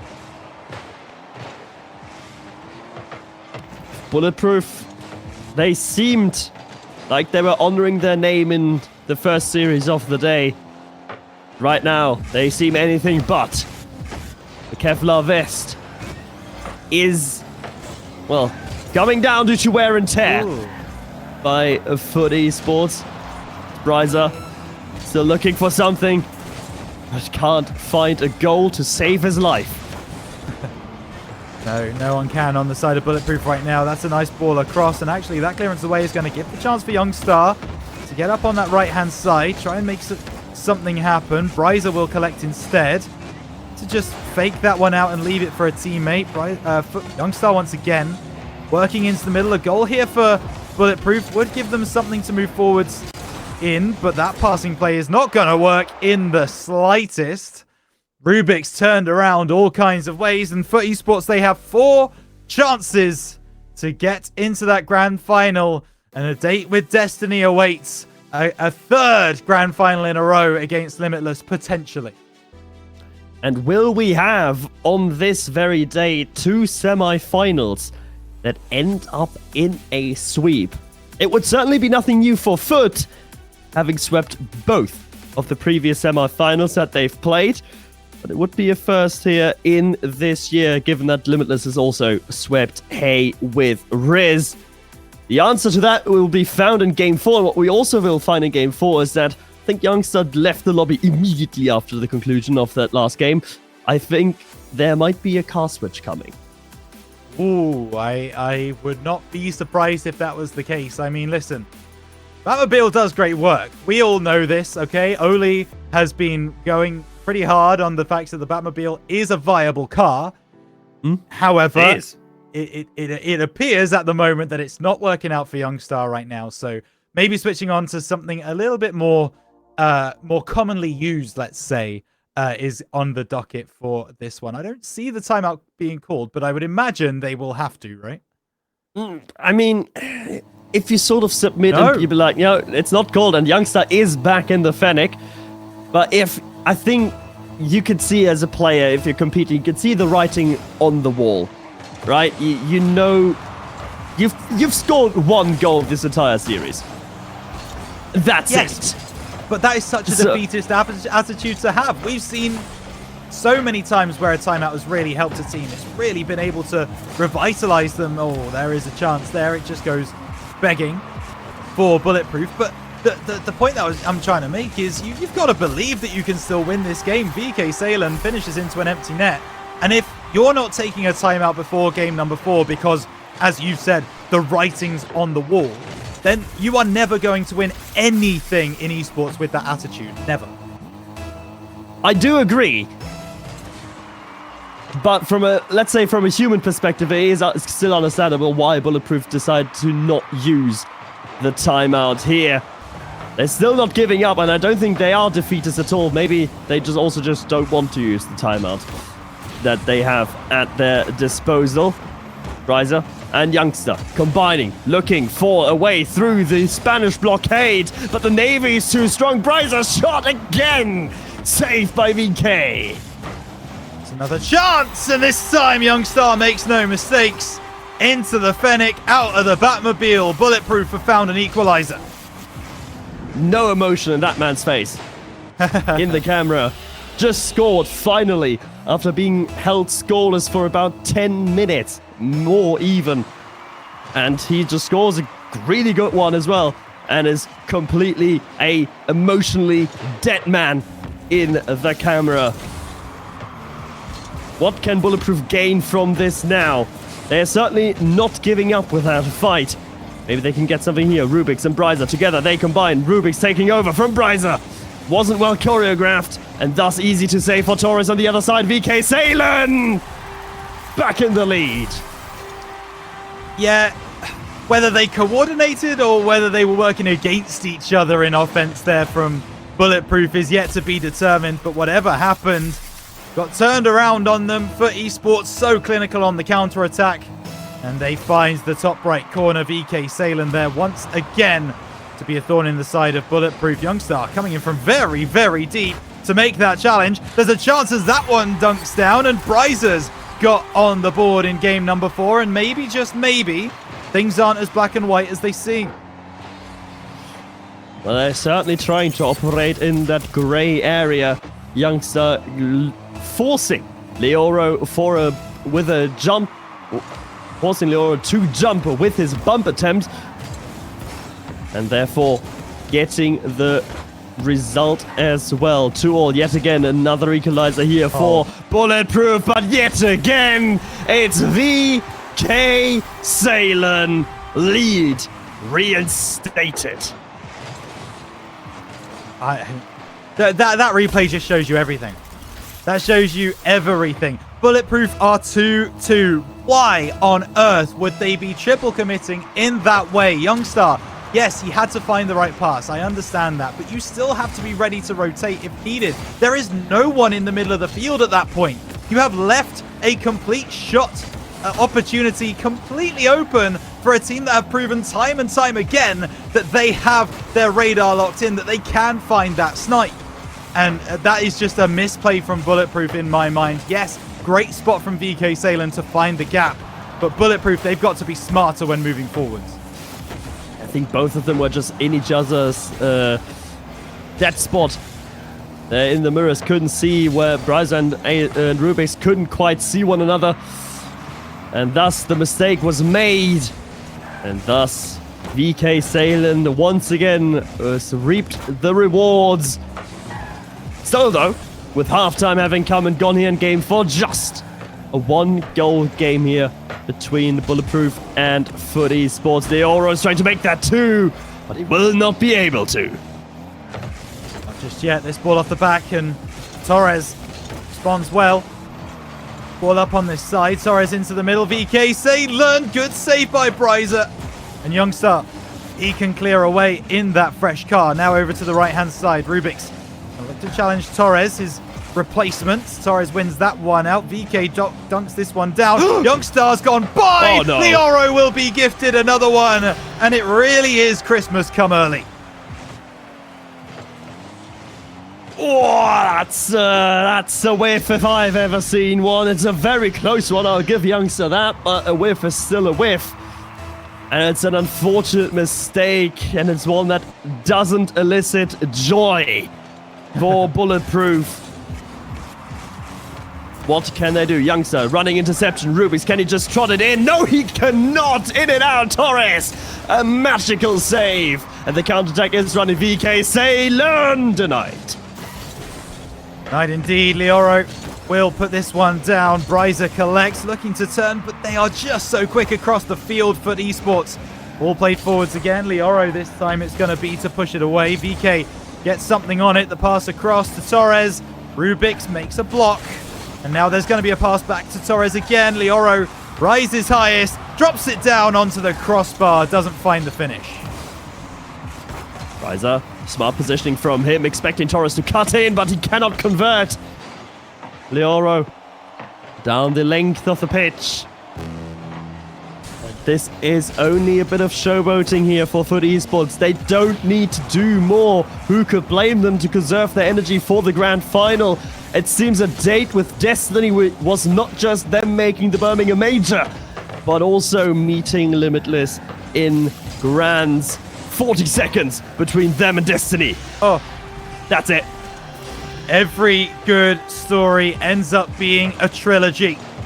And that appears to be the story of Split 1 for Foot Esports and Limitless. They've been mirroring each other all day. Both sides beat La Bosch 4-2. Both sides, it seems, won their semi-finals in a sweep. They are the two mammoths of SSA. And so far, there's been one that has been better than the other. We will see if Limitless can gain some pride in this grand final, because 30 seconds to get 4 goals simply is not long enough. And Machtfish, it's what we expected to happen at the start of play. It's what we are going to get. while mathematically possible, statistically improbable for Bulletproof to come back. And yeah, I mean, it's the one series that also we all want to see, right? From speaking from a very neutral point of view, you want to see Limitless play against Foot Esports. You want to see Limitless try and fight their way against Foot Esports, as currently Foot is just driving up the score, padding the stats. Hey, the one goal a game for each player has to come from somewhere. And it very much comes from games like this one, Bulletproof. I questioned whether they should have taken the timeout in between games 3 and 4. But it is proving to be the case that they probably should have tried to at least put Foot on ice. Very difficult to do against a team like this. And to be fair, they started this game very, very well. Things started to get out of hand at the first sight of defeat from the Bulletproof side. And there you have it, locked in. Foot Esports meet Limitless in the grand final for what I actually believe, if you go back to last year, is a 6th time in a row in SSA. Snowy versus VK Salen. The 6th iteration, and VK looks as hot as ever. 1,000 points dropped in that final game of the series. Highlights upon highlights to watch through, to look through. But the one headline figure is that our grand final will once again be the same. Yeah, it certainly will. And yeah, I mean, it almost feels inevitable every single time that we do this, right? Like, we always want the other teams around to put up a performance to try and give us something to cling on to as neutral fans. However, we always end up in this position. We always get to Foot Esports versus Limitless, and we will do so one final time this split, Mark. We truly have two giants here in the region, and we truly have two S-tier teams. But let's get the desk back involved. Let's get Grabiot and Bromeo back with us. Gents, foregone conclusion, right? Or anything more to add? Well, before the series started, I said I was getting a little ahead of myself because I was like, oh, for the 3rd time, Limitless and Foot. But there was still one semi-final to play. But here we are for the 3rd time. And kind of speed-running Championship Sunday. Out of a potential 28 games today, we have had 18, 3 sweeps now on the trot. So it has been that kind of day. And for the 3rd time, Bromeo, you get to tell us what on earth happened in yet another sweep. Oh, wow. That was a game. It definitely was a game. And I think, first of all, congratulations to VK Salen in that game. He was absolutely immense. Got his hat-trick in the final game, but I think he scored in every single game of those 4. And he was just immense. He had his usual demo show going on. They dominated all facets of that game. So statistically, it was immaterial at that point. It was just that strong of a showing by Foot. Well, I mean, there were brief moments, I think it was. Certainly in the opening game, it felt like there was a chance for Bulletproof. And then I think it might have been game 3, or there was another game somewhere where it was like, hey, I think they might get, but every time it looked like they were going to get somewhere, come close, maybe threaten, they were kind of steamrolled there, Rhino. Yeah, they were. It was game 1 and game 4 that we kind of sat up in our chairs and thought, hang on just a moment, because that 0-second goal from VK Salen in game 1 was absolutely ludicrous. And then in that game 4, first minute, you go 2-2. You start thinking maybe there's a game to be had here, and then you lose the game 7-2, and you start wondering whatever made you think about that in the first place. So, for esports, they are like sharks in that field. The minute that they smell that there is a gap, the minute that they feel like you have even the slightest, smallest weakness, they pounce on it, they locate it, and they capitalize on it, and it's scary to watch. And that brings us to Championship Sunday. Well, we've been in Championship Sunday. It brings us to the grand final. The grand finale for this split. We will officially be halfway through the season in about an hour's time from now. So we're going to bring that to you shortly. Remember that the driver of the day vote is open, acgl.gg/vote. Go and vote for your player of the day. But we are going to allow Foot Esports to take a little bit of a breather before we get into the grand final. We've done away with intermissions, generally speaking. We like to just get it going, keep it high-paced and interesting. But the guys have got to have a break, so we're going to let Foot Esport get ready, and then it will be the big one, the final one. And then there is nothing more until, I was getting the dates here, the next time we will be on broadcast will be the 26th of April. So that is a full nearly 2 months. Like it's a long way from here. So we're all going to get a well-deserved break. But first, let's take a short intermission, and then we will bring you the grand final.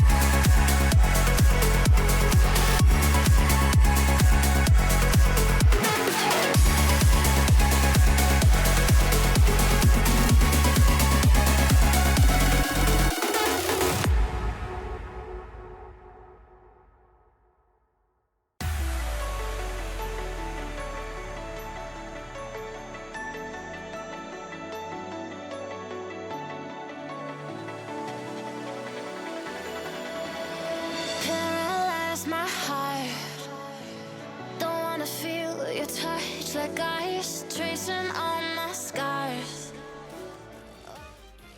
Right here, right now, one more time, our third grand final of the season, and it could have been the first of the season when you look at the bracket and see who's in the grand final.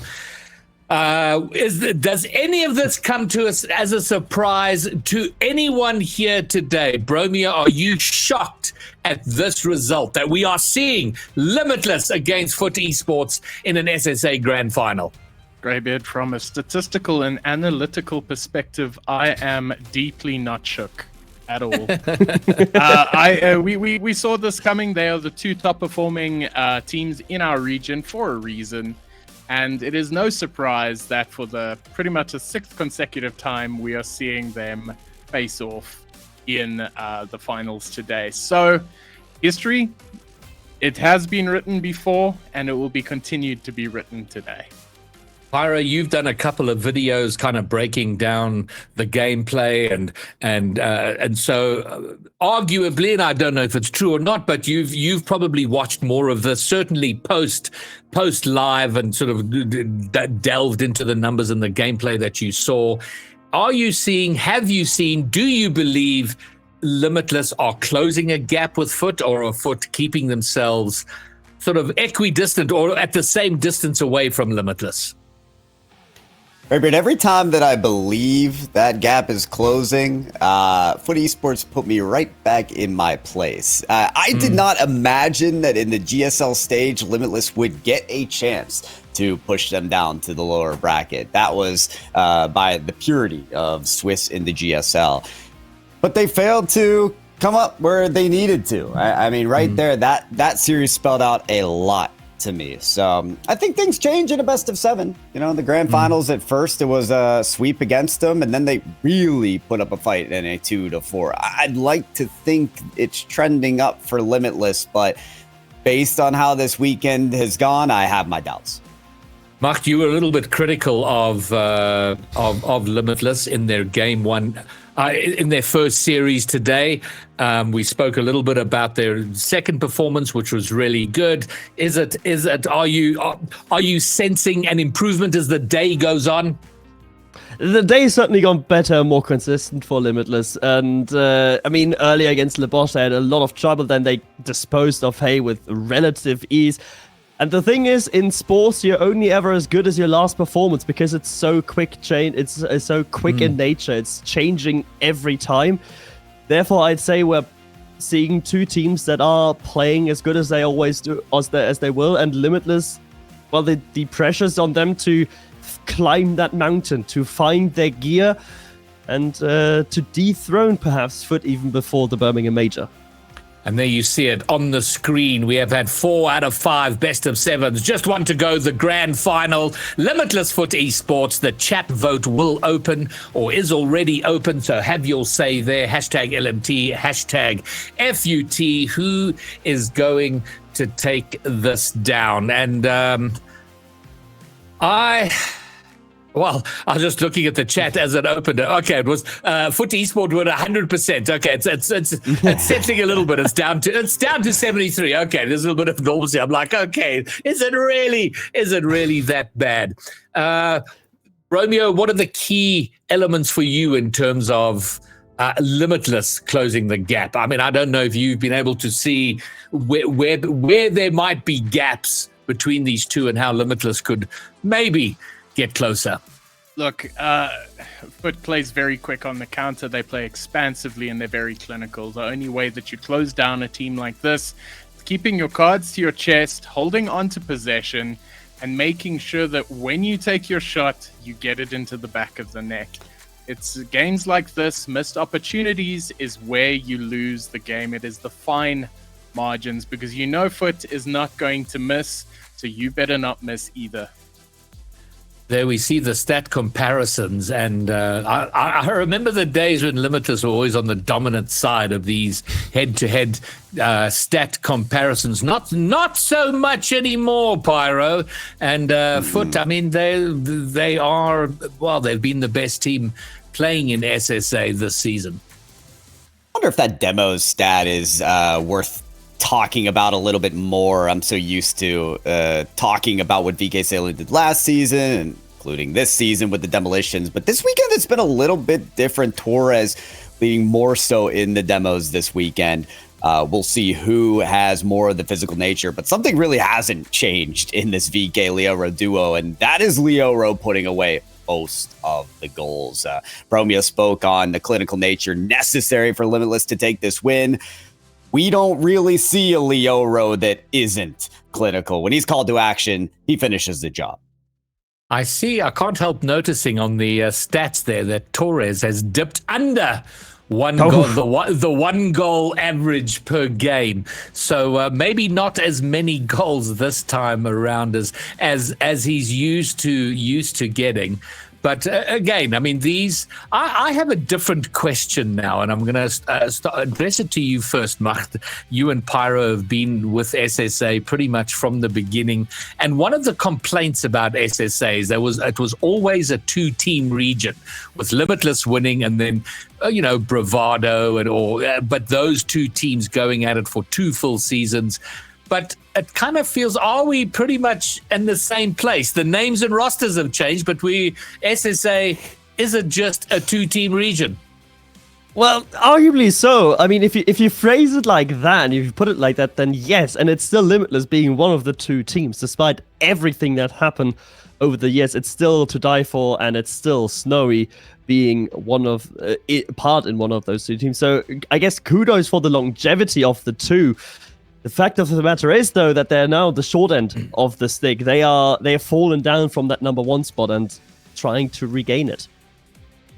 And it is one of the big issues that we as a region have to resolve, is that time and time again, the work is being left for Limitless. We have outlined it. I don't want to belabor it too much here, but the teams below Limitless from this region have got to be closing the gap. And in these 6 weeks, grind it out, boys. We have got to do far better than we have been doing. All right, let's turn our attention now to what lies before us, and quite literally one more game. Bromeo, who is going to be the champion of the final open of the Birmingham Major? Well, my prediction has always been Limitless, and my prediction has always been wrong. But I'm not changing my prediction today. Limitless to take it. Are you going to venture a score, Bromeo? I would say Game 7. All right, it's going to go down to the wire, but go to Limitless. Machtfish, have Limitless done enough for you in your eyes to overcome the last 6 or so weeks of history? Not just the last 6 or so weeks of history. Let's not forget, it's been ever since VK Sailing first set foot in Cape Town last, May, I think. April. That he has got the number, or late April, that he had the number of Snowy and Limitless, and I don't see that changing here. I do contest that, I do say that and concede that Limitless have made it a lot closer. Closer is not close enough, or even overtook Foot Esports in 7. You took a long way to get there. Okay, Pyro. Let's stole all your time. What's your prediction? I'm sorry. I already told you where my mind is, but I hear production in my ear, so I want to echo their sentiment. I'll vote with my heart this time around, Greybeard. I've been here too long not to. Limitless takes my prediction. Good man, and it'll be a cold day before I predict Foot to win the grand final, and we're still at the end of summer here in glorious South Africa, so I'll take Limitless. This is it, one more time, the grand final. Limitless looking to take their revenge, and Foot looking to go to Major undefeated. Let's go, Commandos! Like Groundhog Day, we find ourselves here again for the 3rd time in a row. Limitless take on Foot Esports in the grand final of the SSA region. This time in Open 3. They have proven time and time again to be the titans of our beloved region, and they clash one more time in this elongated epic. But which Goliath will fall today? Get excited, get hype. It's your SSA Open 3 Grand Finals! It is always such an honor to get to take to this stage, and always such a privilege when one of the teams is the local stalwarts, Limitless, one more time looking to rewrite history.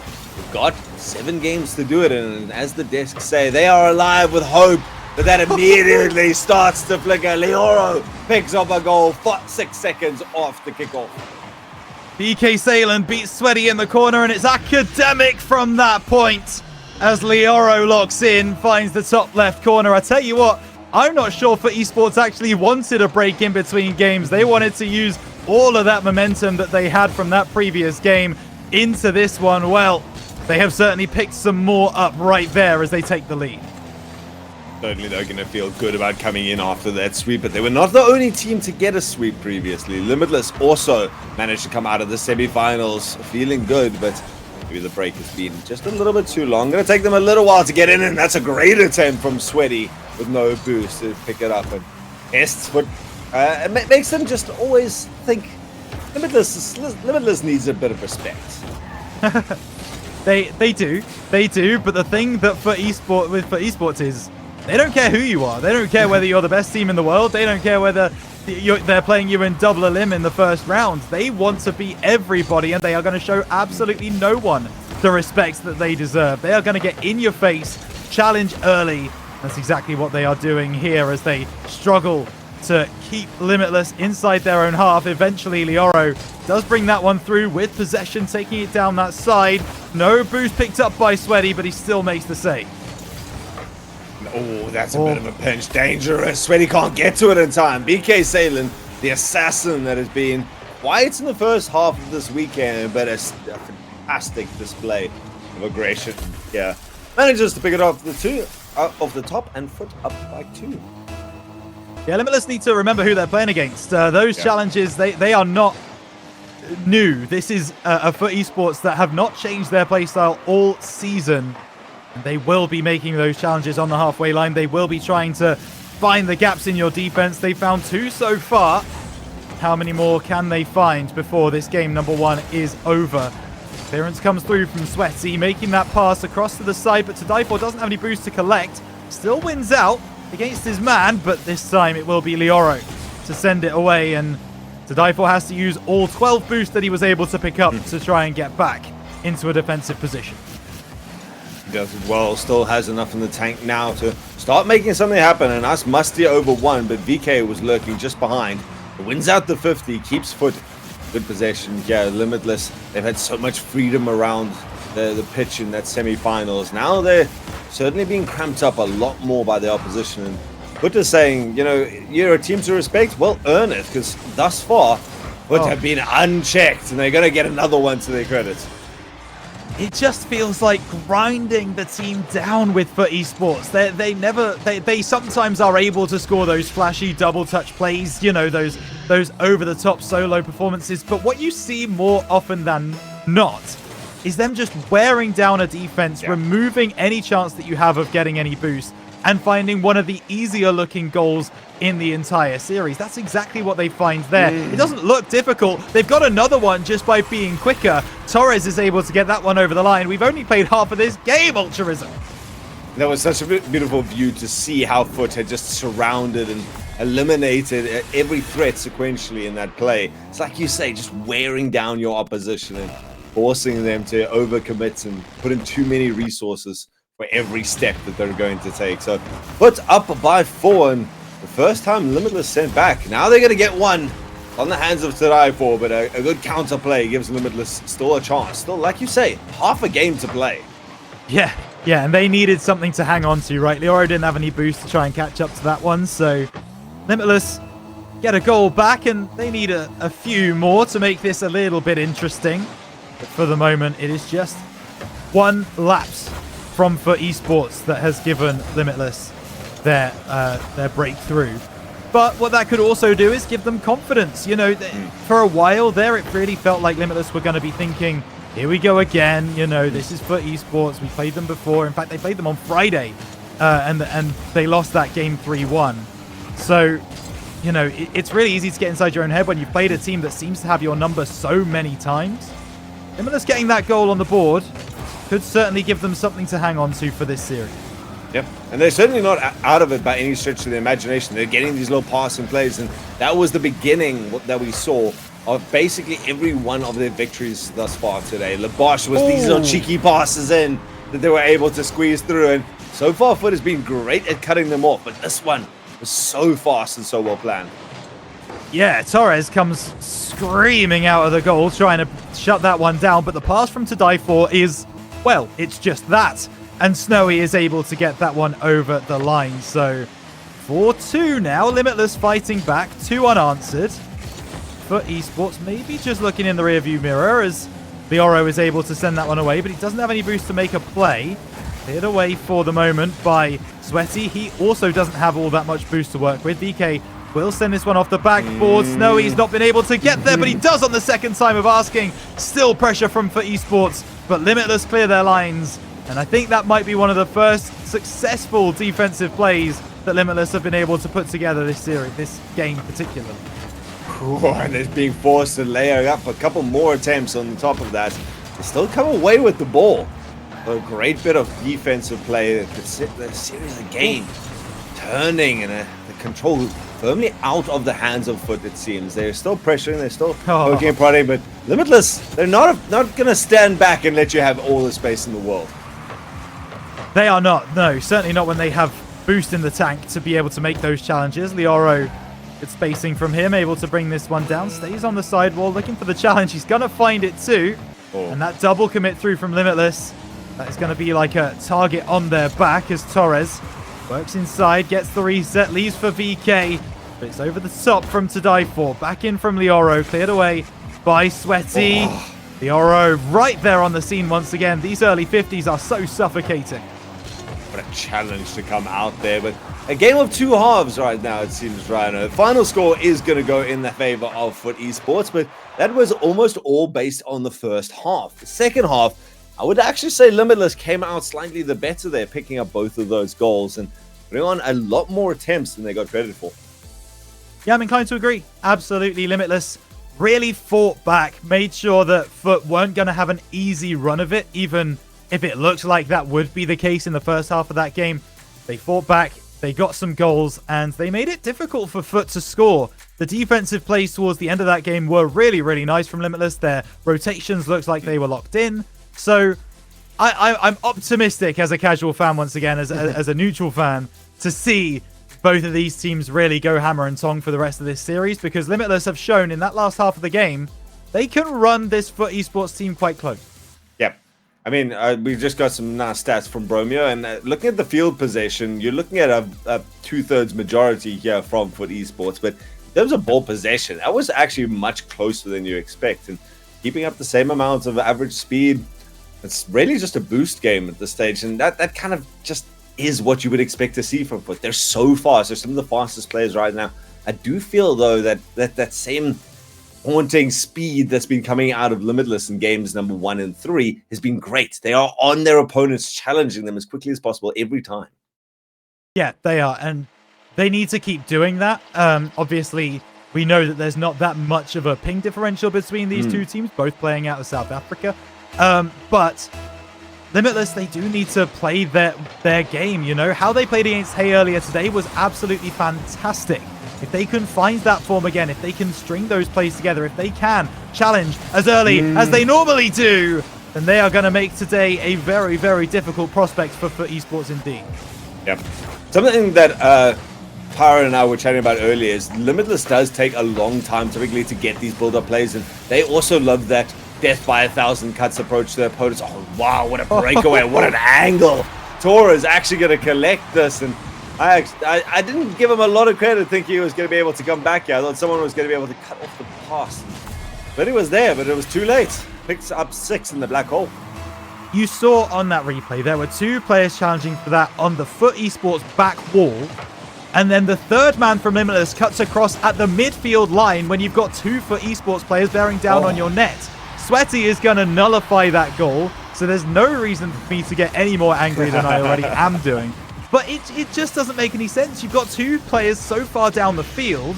Why would you then challenge at the halfway line rather than playing that shadow defense to try and prevent FUT from moving forwards and try and take some time off that counter-attack? Those are the kind of mistakes that FUT Esports love to thrive on.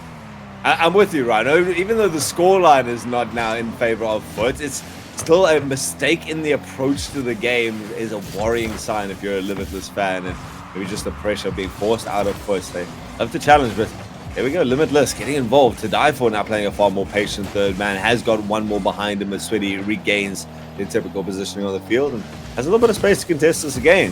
50 comes out. VK Salem loves to do more than his opponents expect. Just gives it away down the center of the field, and FUT now going to have to build up from the back line. Yeah, but maybe they're not going to be allowed to. VK Salem sends it over to the side, but waiting there is Snowy. Gets bumped in the back as now Sweaty has to Die For inside. Doesn't get the full reset, I don't think, so won't be able to find that pass. But Limitless, they are trying to block FUT Esports in. Eventually, that 50 comes through from Leoro, but Sweaty, a huge dunk on the midfield, and now they can turn once again. To Die For taking it forwards, played into the corner. Torres, not a lot of boost, but he has enough to find Leoro in the midfield. I love how Sweaty transitions so well from third man to first man. When he's got all the work, and instead of just buying time or slamming it back to the other side of the field to slow the play down, he actually takes control of it. Now he's got 2 members behind him. Go forward. Snowy has done a lot of work in terms of manufacturing opportunities here for Limitless. And he do it here. There's players behind him. And that's a nice pass, actually. Oh, but Snowy's going to go for the fake there. It's not the right decision in the end, but there's a fake from To Die For. That one does work out. There's now the clearance down the right-hand side. Sweaty will find Snowy, who can bring it down the field. 17 boost and a dream. Cleared away at the first time of asking. VK Salem pops the ball middle. Torres takes it through, gets past one. Clearance will be sent away. And now To Die For tries to break down the field, but VK Salem is right there to block him off. Demo in the back lines. To Die For takes one out, gets the boost steal as well, which is going to make this a little difficult for FUT Esports. To Die For wins the low 50. There's a chance here for Snowy, and Leoro sends it clear. Torres so close to actually making that difficult for his teammates, and the attempts at the bump in the center. Limitless didn't have the extra player that they needed for that shot, and would finally regain a little bit of control. VK Salem now with all the boost in the world, dispossessed. Sweaty up to that so fast. Limitless is hungry and they're ready to take another shot. Short Aharas. This will now be Leoro. Giving that one for VK Salem, who knows he's got a teammate inside. Wins the 50 against Sweaty. Cleared away by To Die For, but he hasn't got any boost to work with. Neither has Snowy. It's empty boosts tanks on the side of Limitless. Snowy working around from the right. Big pinch into the middle. Leoro will clear, but it's not confidently, as once again, the no boost comes back to haunt Limitless. They really wanted to challenge that on the midfield, but they knew they were going to lose the 50 because they just had nothing in the tank. Yep, and that makes them hesitate completely. They had 2 players, and neither of them had the freedom to go. Instead, they're going to manufacture something here. There's Snowy, he's beaten 2. Set up for 50. Torres is massive. He gets the extra touch, and he's actually going to sink it in. What a phenomenal solo play. Yeah, pretty much goes coast to coast. Picks the ball up on his own back line. Beats one in the air, and all of a sudden, Snowy is trying to recover without anything in the tank. And how many times have I said that already this game for Limitless? They are struggling to pick up anything across the field. Resources and FUT Esports, they're making the most of the resources that they have. So 2-1 with a minute remaining. Much closer affair than game number 1. But FUT Esports find the breakthrough to take the lead. They're looking for a second here. VK Salem off the backboard.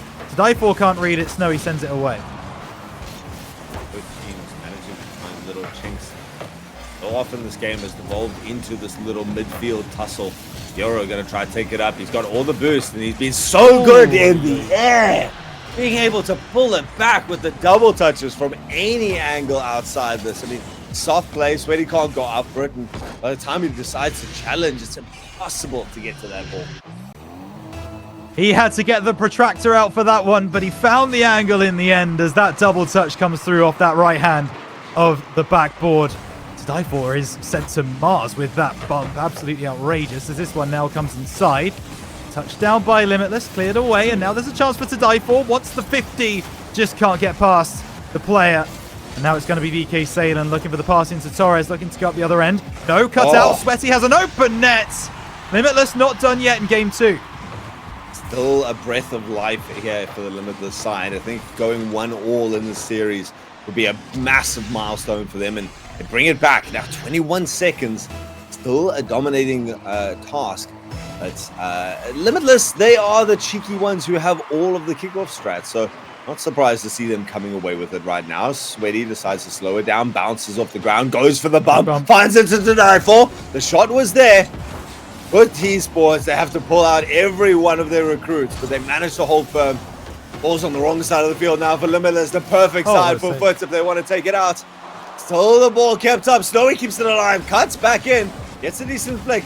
Picks it up again after the second one, yet despite his best attempts, Foot going to go up 2-0 in the series. And Limitless always fight back at the end of a game. They've proven that from game number 1 and 2, but it's too little too late. They're already in too big of a hole to be able to get out of, and that's exactly where For Esports want to be. Sweaty with a phenomenal game, 512 on the scoreboard. Both of the goals from 6 shots and a couple of saves to boot. He's been everywhere for Limitless. But over on the other side, it's a much more measured approach from For Esports, a much more even game from everybody involved. And yeah, they started strong, and they are continuing to show just how strong they are.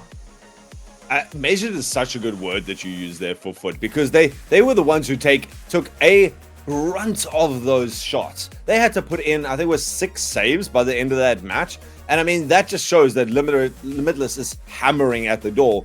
But in more of a angry mob sense, I feel, than the typical surgical precision that we see out of Limitless. Put it on the other side, they only need a couple of shots, because when they link them together, they are untouchable. Yeah, this is something that we are coming to learn about Foot, is that they very, very rarely overextend. Yes, okay, yeah. I can't say never, because there have been a couple of times where they've been caught on the counterattack.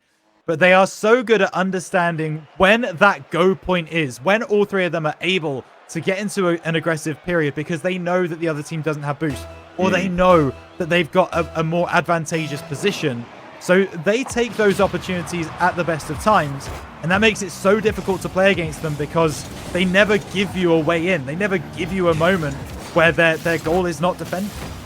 And they're so good at taking those positions. Oh, what a shot comes out. It clangs and flashes. And Leoro clears it out. Foot's going to be happy that they are somehow still a level in this game. Number 3. And Limitless, they're coming back with the vengeance. It's a matter of pixels, but sometimes that's all it is in the game of Rocket League, as this one now moves down the side. VK Salen taken out To Die For, and he's actually cut that one through. It's a good respawning position, though, from To Die For, and he will send it away. The Oro, not the touch he was wanting out of that corner. Okay, another demo, this time onto Snowy, is going to give For Esports the run of the green and a chance for an offensive play.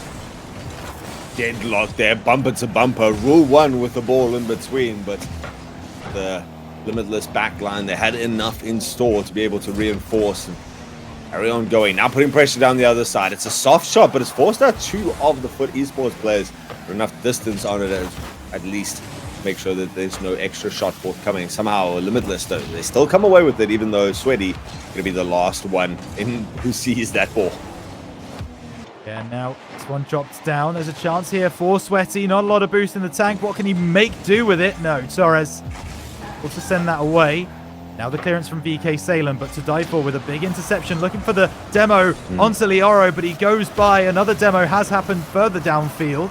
To Die For has taken out VK as well. That one left for Snowy. Cleared away by Leoro, but To Die For's there waiting. He just can't get there in front of Torres. And that is another opportunity that goes by for Limitless. Limitless really are just trying everything. They're poking, they're prodding. Their attempts are great. They certainly seem not to trouble their opposition right now. And instead, on the other side, Snowy with work to do. No boost to the name. Between him and To Die For, they keep the goal line clear. Another pre-jump attempt comes out from 2 members.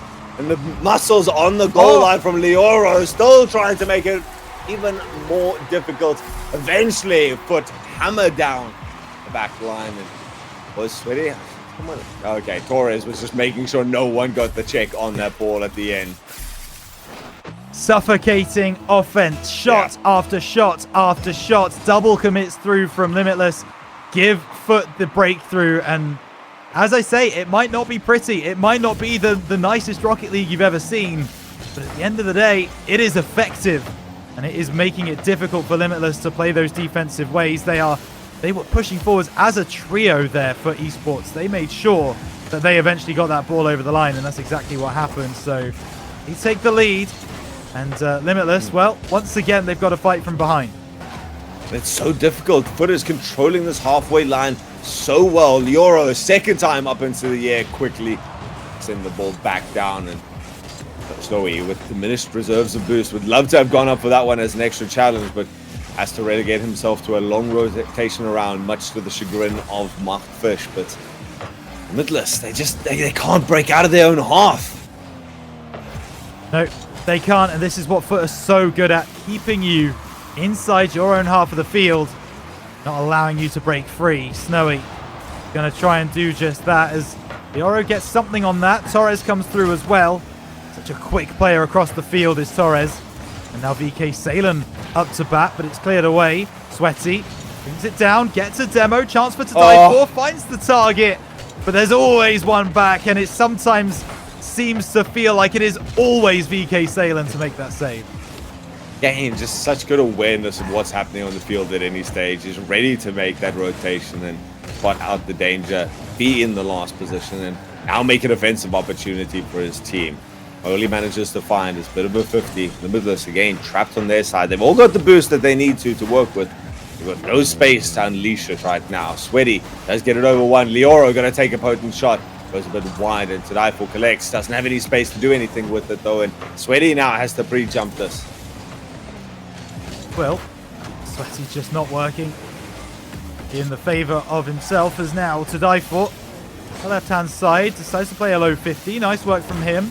Just to cut inside. Torres wins the 50. There's another 50 being played. There's a chance here, but Torres manages to set up the turret and make the defensive play. Angles from Lioro.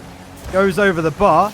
Sweaty bringing it away with not a lot in the tank. Tadaifu and Snowy, though, both full of boost. They will try and clear this one, but with only 20 seconds left, Ultraism, there is not long enough left for Limitless to turn this one around and go down the other end, especially after Lioro dunks that one down on their head tops. Yeah, a single goal, you always keep hope alive until the final ball touch on the ground. Right now, 2 goals is indomitable. Foot Esports once more, and this time it seems in a shutout, and this Limitless can find something off the breakaway here. Slow play comes out for Foot Esports. Limitless don't want to get involved with this at all. Maybe content to let the timer just heck out. And the last dive across there, psychology coming out from Foot Esports, just putting insult to injury. Yeah. And they want to do this to Limitless, right?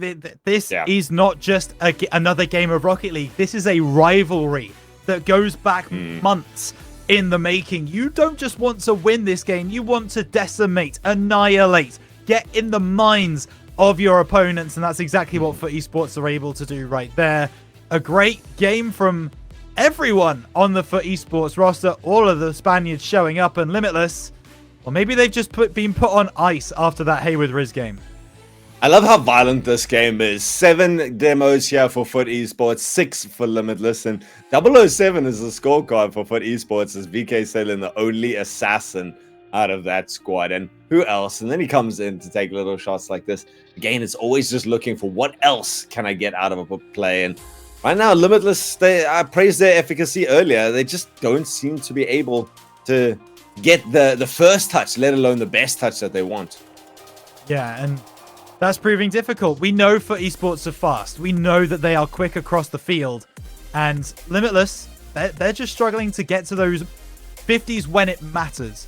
What you often see is Foot Esports, when they win those 50s, they go way, way in their favor, and they're able to launch a counter-attack. When Limitless win a 50, there is a second man, a third man, waiting behind that play for Foot Esports to play that instead. So Limitless are going to take a timeout. They're going to take a breather. Ultraism, I'm worried to ask this question. Does it really matter? Yes. Again, this Okay. is the Limitless that we always talk about. They've got more in the bag. They're going to go to the next level. This is some Dragon Ball Z Super Saiyan dream or storyline right here. There's always the opportunity for Limitless, and they are a team that is renowned for fighting from behind. So I like this, and they're not far off the game plan, I feel, Rano. No, I do agree with that. They definitely have had moments in the game where they've seemed to be the aggressor, where they seem to be on the attack. But, once again, the efficacy of which for esports are able to take advantage of those mistakes in the backlines from Limitless needs to be addressed. It is all about that defensive clearance in the first place, and then being able to maintain possession in the second place that Limitless really need to get right in this game for. So much work for them to do. I mean, you break it down into 2 simple steps, right? But it's the same vibe as Greybeard going, all you have to do is score more goals than your opponents. We'll see if Correct. that was the conversation of Limitless as we head into game number 4. The last shining bastion of hope here for Limitless and the SSA local supporters. Foot already having confirmed themselves the ticket to Birmingham, now looking to set their sights on a confident world approach. And that's exactly what we're talking about as well, right? Worlds is also at stake here. If Limitless lose this one, I mean, for esports, they are definitely going to come back in Split 2. They're going to look like exactly the same team, if not with some new tricks. They're going to go away and work in between splits. So you're going to have to put in a lot of work in Split 2 if you do not win this grand final in order to try and get that Worlds qualification. And for all the world, it looks like for esports, they have the number of Limitless. They are just that split second, that split moment ahead of them at every turn. Yeah, it's an extra 12 boost here, or half a second in your flip that you hold back. Those are the sort of margins that you're going through. The rotations, we constantly talked about Limitless taking slightly wider rotations, and yeah, maybe that's the sort of margin that these teams need to try and shave off. BK Salem once more gets up above Snowy, turns it into a pass for Torres, and Foot Esports start their journey to Birmingham on the front foot once more. And this is what Foot Esports would have been looking for. A dominant grand final victory to really declare themselves as the best in SSA. They certainly are looking to be that way right now, and they will, as I say, by the looks of things, they will sign off this split with an absolutely perfect run. I believe, it corrects me if I'm wrong, someone, but I believe they have only lost 1 series across this split. I could be completely mistaken, but and that team was Limitless that was able to beat them. It was just in a GSL seeding match that neither team really cared too much about. To Die For is going to be able to dunk that one down, get the equalizer. When you say stats like that, Altruism, it's terrifying. Yeah, I mean, Limitless was for so long the team that struck fear into the hearts of their opposition. Now Foot is getting that reputation. They're just the golem that's emerged. When the entire mountain starts moving, you start to tremble in your own boots, no matter how proficient of a fighter you are. So certainly Foot have a reputation, have become legends in their own right in the region. Going to be carrying that flag. Still Limitless fighting back, pulling back a single goal, challenging VK once more in the back line. I have been fact checked, and I went through and checked it as well. They have lost 2 series. They did lose to Decimate in a 5-game series in Swiss in Open 1. Everything goes away, remembering that super important game. Yeah, but the point is still the same. Yeah, exactly, right? Oh no, they only lost 2 instead of 1 series out of an entire split. And pick up another one. Leoro takes advantage of some crossbar shenanigans and all the pitches, all the 50s going awry here for Limitless. They get beaten on their last 2 members, but they go back up by 1 with 2 minutes left. And it's Limitless fighting from behind again, always being the team that go behind. I don't think they've had the lead at all in this series yet. Maybe there is a chance here for To Die For to get something, but that's going to be sent away. BK Salen finds the gap. Sweaty's not back in time, and that is going to be a 2-goal lead for Foot Esports. Sometimes when you are watching someone pull off a play like that, all your focus goes into that moment, and you forget that you cannot afford to be passive off the ball. And I feel like that's what happened to Sweaty there, was that he watched the rifle go up, breath held, didn't realize the counter-attack opportunity was there. Limitless, they had a chance. Now they've still got an opportunity, but 2 goals in a series where they've been held out so often is a daunting prospect. Very much so. As this ball gets dunked down, there's a demo in the back lines. Okay, Salent takes out another one. Seems to be able to get those really important demos to turn the tide in the favor of for esports at any given moment. That's a nice pass across. Sweaty's been stunned a little bit, and it's static gameplay from the side of Limitless. We always like to talk in Rocket League about the fact that you should always be moving around, right? You never want to stay still for too long. But in that moment, pretty much everybody from Limitless was just sat on their wheels, not particularly moving. The squishy save looked desperate at best. And it's going to be Torres to find the bottom right-hand corner for esports. Well, this might be their victory parade. There we go. They've done it twice before. They've done it another time here. We can't officially call the game over just yet, but the demeanor of it has certainly reflected that.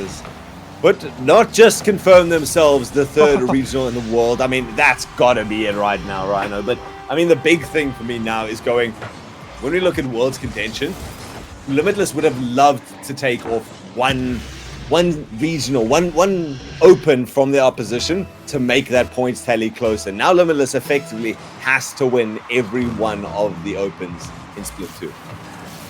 And that's their mission. And that is their mission should they choose to accept it. I mean, they have to go, they have to know that they have to go away and work. They must now see that this for esports team, they are not worlds away from what Limitless can provide, but they certainly are at this point the better roster, the better team, more well drilled. It'll be interesting to see how they react as for esports, they are 1 goal away from signing off their split with a Brazil over what we have called for so many seasons, the SSA King. Yeah, the real ambassadors, the ones who held that flag seemingly solo against everyone, and now they're not even part of the conversation. A sweep looms in one of the most memeable fashions, shall we say. So I'm going to be staying off Twitter for the next couple of days. But a bit of a launch and return just to try and make sure that scoreline is not ready to be put up on social media. And so far doing a good enough job of it. But unfortunately, that's all they can really say out of pride in this conversation.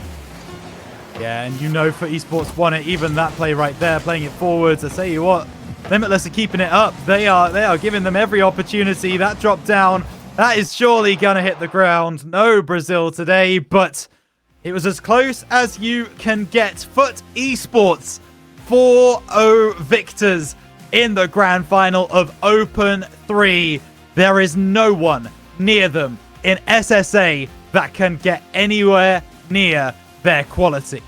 Yeah, that's a big part of it. Since the introduction of Torres to this roster, they've looked great. Foot to the international brand, picking them up as recognize their talents. And certainly if we're going to send someone to the Worlds, Foot is going to put on, I believe, a pretty solid performance right now. And they're going to have to. They've given themselves the reputation of what they can do here. Now let's see what it matches like up on the big stage. But a panel that I'm sure Greybeard is not going to be super excited to see this.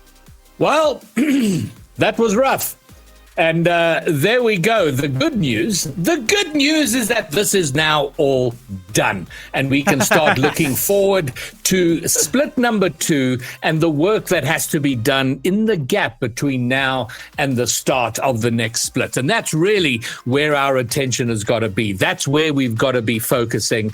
And I know there's a few LFTs out there and rosters, those need to be firmed up ASAP. And SSA, we got to get down to work. We got to take our region back. That's pretty much the only option that is open to us. And that's what we got to do. Bromeo, what can you tell us about what we've just seen? Sheesh. Where to start? It was rough watching. Even from a neutral observer, it would not have been a great game because it was such a stomp. It was a sweep. VK was instrumental in the dismantling of Limitless here, but a shout out must go to Lioro for playing as well as he did.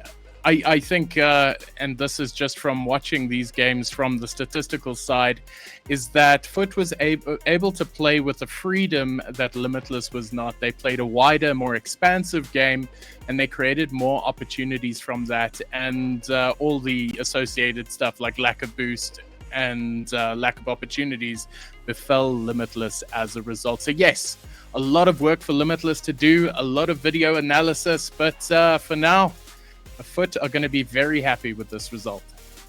I'm sure they will be, and why wouldn't they be? 3 regionals in a row, the undisputed champions of the SSA region in this first split, the Birmingham Major, and we're going to be talking to VK Salen very shortly to kind of round it out. We are going to be announcing the driver of the day as well, which we will do after the interview to see who was your driver of the day.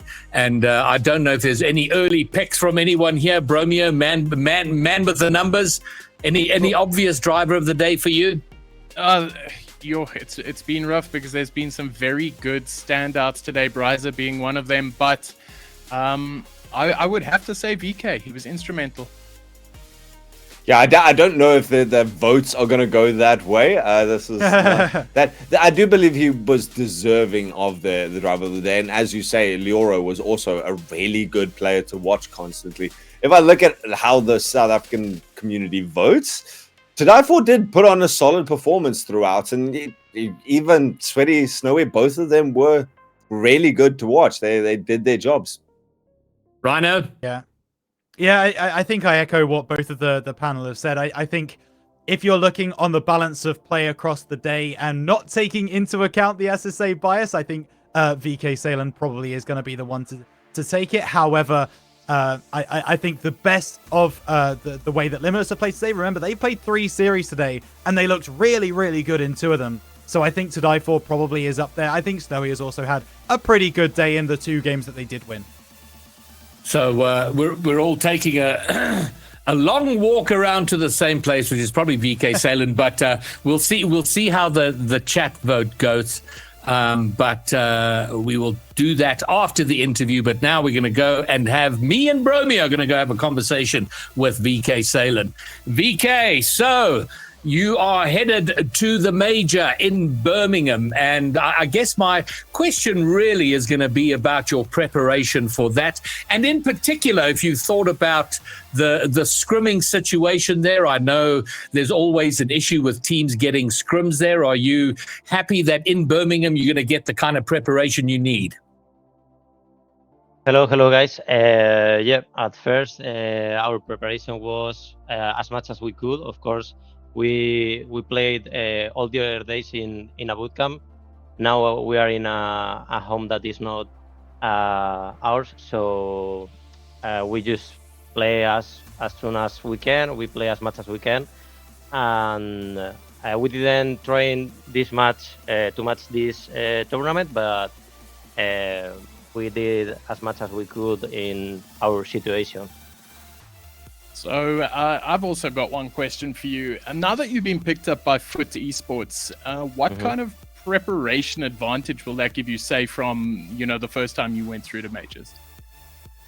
I mean, we will try to do a boot camp to prepare everything okay and play more. Of course, as soon as we arrive to Spain, we will play at our house after a month and a half. So we will play a lot of ranked as well, and then as soon as we arrive as well in Birmingham, then we will train with all the teams that are open to. Well, congratulations, VK. Well done on going through the major, and well done on taking a Birmingham 3. Best of luck. Thank you so much. And then VK, are you confident to give what is your goal for the major? How far do you want to go? Do you have a prediction of what would you consider a success in terms of results you can attain there? of course, we will try to win every single game. Even if we play with a top Europe team or a top NA team, we will try our best.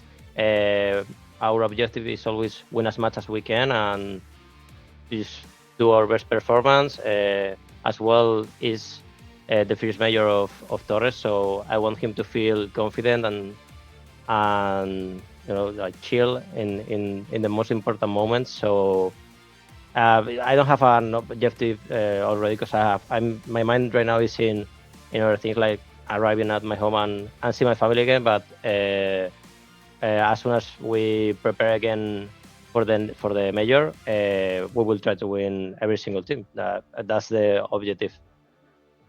All right, great. VK Salem, thank you very much. Good luck to you and your Thank you team. very Next time we see you will be in Birmingham. Good luck and thank you. Thank you very much. See you guys.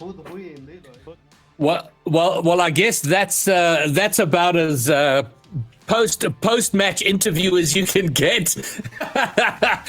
No, we're going to go for winning everything, and that's fair enough. Why would you say anything else? So we've had our say in terms of who the driver of the day is. Now let's go and see who was your driver of the day. And it is to die for. Everyone's favorite. If there is anybody in this region who is a genuine fan favorite, Ultrasm, this man would be him. I mean, why not, though? He's a youngster who came out and showed up in the big stages alongside all of these veterans who've been around for a while. He never disappoints. He has these individual flashy plays. He and Snowy link up so well together that he's an instrumental part of the team, not just a mechanical god on his own. I love David, and I mean, he's such a nice guy to get to meet him at LAN as well. So yeah, one of my fan favorites, certainly. To die for. Good man. Congratulations on being today's driver of the day. My closing question. Toward the start of the season, I did a survey amongst our players just to take the temperature and see if players were excited, were they motivated by the situation we find ourselves. Was this demotivating or was it exciting them to do better? And the results were interesting. On an individual basis, players were saying, I am more motivated than ever, roughly give and take, to do better. But when asked the question, how do you think other players feel? Are they motivated? Or what's the morale of players in general? Across the board, it was, no, the morale is terrible. So it was an interesting juxtaposition. So starting with our locals, and don't feel too left out, Rhino, but starting with you, Bromeo, how do you, with today's result, do our local players knuckle down and go, man, we got to do even better? Or do they lose more motivation? It's very hard to speak on behalf of them, but from my perspective... That's easy, they're not here. Go ahead. But from my perspective, there's still so much hope. We've been given opportunity to play against players who are much better than us. And that in itself is a big opportunity to improve. This is a lifeline for SSA, and it needs to be taken as such. And if we don't take every advantage that is given to us, we won't get better. So, for one, I'm glad for it. Alt. I think Bromeo's hit it on the head.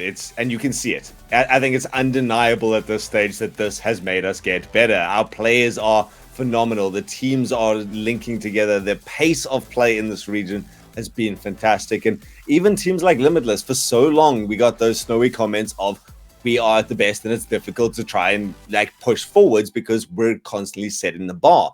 Now we've got other people who are really, and even with the little bit of animosity coming out there, when I say a little bit with an asterisk, that in of itself is a motivating factor. And so people don't just sit back. We're South Africans, we're going to fight and then have a braai afterwards together.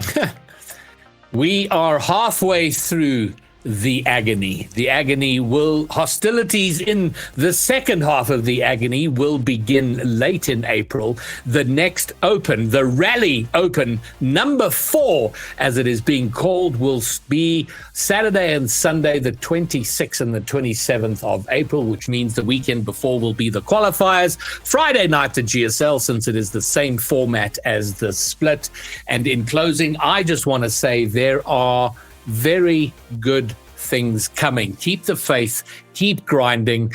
And we're calling it the agony for a reason. But you know what? When the pain stops, it'll be all the more glorious. But honestly, I do, and I will reiterate, Rocket League in this region is in a better place than it has ever been. In terms of opportunity, in terms of path to greatness, it exists. It is getting better. We are growing. So SSA, let's keep the faith. Let's go forward with determination. And that is going to wrap it up from us. From me, Greybeard, the Bromeo, Ultrazim, Rhino, Machtfish, Pyro, Blank, Reggie, Hazza, all of us have delighted in bringing you these 3 shows, and we'll do it all again on the 26th of April. We'll catch you then. Peace!